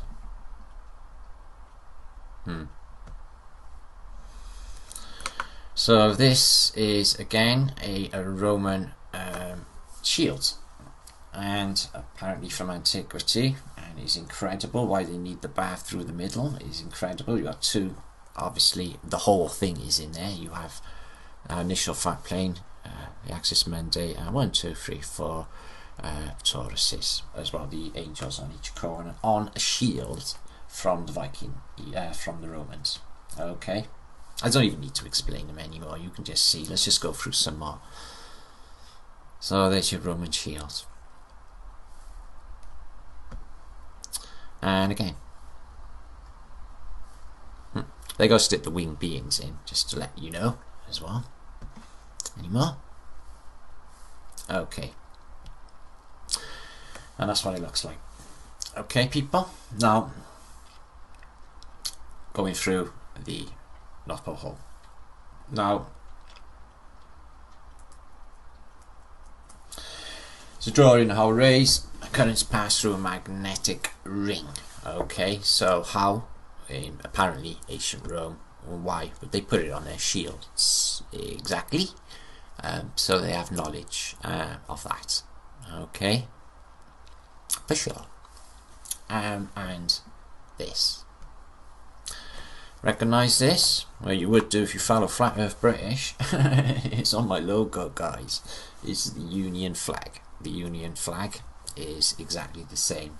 All 8, two opposing toruses, axis mundi, and an initial flat plane. All in plain sight. There all along, people. So you can spot it. Well, you will now.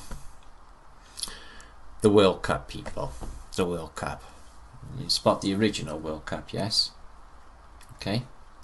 So this is where we lift the World Cup, because I think after just showing you what I showed you, I think it's undeniable that the place where we live, and I think you can spot it absolutely everywhere now. In fact, loads of you, dozens of you have been sending me images in, knowing exactly what I'm saying is true, and showing me how this is intercoded in our reality. It is gobsmacking right now.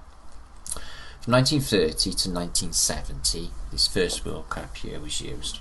It was invented by a guy called Jules Rimet. It was a Jules Rimet trophy. Okay, it's a beautiful trophy, alright? Now look at the wings. So its wings open, it's magnetising the Holy Grail Cup. The sides, guys. Again, yeah, the octagon, the eight-sided cube. It's all there in plain sight. Now, in 1974, the globalists got hold of this. They got rid of this because it was showing you the place where we live, and they stuck a globe in it. Okay, guys, they robbed us of our World Cup and they replaced it with a globe. So when they win this, since 1974, the players spin around the globe in spirals, never really recognising what's going on. Or maybe some of the elites actually do, who knows. But all in plain sight, alright. So we lift the World Cup, people. We bring it back home, and we know its true meaning. In fact, we know the true meaning. Have a lot of stuff since we started this series, wouldn't you say, people? Wouldn't you say? We'll do a summary this week anyway. So here is Flat Earth British at the end of this section of this post, killing the globe. Can't deny it, people. Any arguments? Please let me know if you can find any faults in anything that we proposed along the way with proposing what this place actually really is. Okay? Let's watch that again. Flat Earth British killing the globe. And again. And again. Makes me feel so good. Right, as I said, I gotta go live later, so this is going to need to be uploaded. I'll put a link in the description box, guys, if you want to catch me over there. That was a roller coaster. What I'm showing you is your everyday Flat Earth watch is actually showing you two double-sided vortexes, and it's showing you the watches could have been, and clocks were in antiquity. The only way they could exist is they're showing you the double vortex. They could work in reverse as well, on that infinite looping style that I showed you from Tesla and Gurdjieff's code. Okay, which is mind-blowing. And then I show you many depictions all the way through our reality, popular culture and antiquity to prove beyond a shadow of a doubt they know what this place is. Wadam. Can you hear that going? God, I hope so. Right. Home. Home, Terry. It's come home. That's right. You are home, Terry. You are home. Okay. Now, what we're going to look at is something that came out this morning. A kind sub sent me a message concerning this. It's mind-blowing. Fucking crazy stuff. Stick with it, people. It's not going to be a long vlog. Okay. Now, this guy sent me a message this morning concerning his... Okay. Now, all news to me, but absolutely mind-blowing nevertheless, was the Festival of Britain, sort of like the Great Expositions. Now, this is the story. Let me just show you that's inside the industrial part. Let's get that up. Excuse me. Right. This guy was called Edgar Longman. Okay, he was a London artist, a war artist. Okay, he was a senior illustrator in the science exhibition in there, below me there, in 1951 at the Festival of Britain. And he sadly died in 2004. The guy was a hero, and this is why. There's not much about him online, but he joined the RAF. Okay, and he was assigned to work for M14. Propaganda Ministry, okay, propaganda department in Cairo in World War II. He met his wife in London. They were high flyers on the London art scene, okay, but they fell into hard times, and in 1962 they left for Australia broke. Okay, apparently they both, his mother and his father, a sub of mine, thank you so much, they both achieved third-degree Freemasons, both third-degree Freemasons. But anyway, this guy, basically the Freemasons, after he joined them, they'd compromised his work thereafter as an artist. So what he did as an artist for the chief or senior illustrator in the Festival of Britain 1951 was these. Well, thank you very much for sending me. They're not actually coming up, are they? Which are basically it's a single torus, but there's another one there. Oh, it's a single torus, but he was the first guy for fractal geometry to that's the industrial bit inside, to put the periodic table in a spiral for some strange reason. It was akin to, apparently, it looks like the Millennium Dome but upside down, and there it is. It's a dome, a large dome upside down on the banks of the Thames in London, 1951. It's crazy stuff, people. Okay, there's a poster for it. Now the logo's going to knock your socks off, not knowing learning what we've learned now. And here's the logo. So you've got the 4 sections as well. 2, 4, 6, 8. So 8 angels. You've got the 4 sections. You've got the Axis Mundi, and you've got our flat plane. They even put 2 toruses in, 2 opposing magnetic fields, using bunting instead of the laurel leaf. And there he invented a spiral or a looping periodic element chart, which is apparently unheard of and the first to do this time around in our reality. But his work, this is inside apparently. There was also one in Edinburgh, Glasgow. I told Mick from Rebel with our post this morning, yesterday, all about it. So yeah, awesome stuff. Big shout to Mick. So this guy knew, and there's a stamp, Festival of Britain stamp, exactly the same projection of our true place of inhabitants. No, it's a crazy thing, people, what has happened on this channel. We're not through it yet. This is just the conclusion of the World Cup Book 2. We'll be taking a little time out soon, and we'll be showing you some more unlocks. Okay, it's just we have to be gentle. These are the pyramids of Giza. In case you didn't know, they're 8-sided, not 4, 8, like a cube. Okay, 8 sides, just like every projection I just showed you, like this one here, to show you the place where you live. The 8-sided. This is a Rodin motor, apparently a free energy device. And there you can see from the air. It's 8-sided, the Pyramid of Giza, not 4. All Mappamundi, the Mappamundi itself that I witnessed in Hereford, the oldest flat earth or the earliest full-size map in existence. And this is a plaque representation of another Mappamundi, but what it has got as well is the 4 corners, the angels on the 4 corners, which you got with the Mappamundi as well. Okay. Now, I won't keep you very much longer, people. There's a lot more to come out. I just got so much to bring to you, but as I said, I got a show later, and I need to chuck off and get this up for that. As you can see, guys, all in plain sight, guys, all in plain sight. Let me show you now. All in plain sight, guys. Even the 4 holes on that clock tower there, look, guys, the 4 corners. Like I said, guys, and the 2 pillars, you're going to see them everywhere.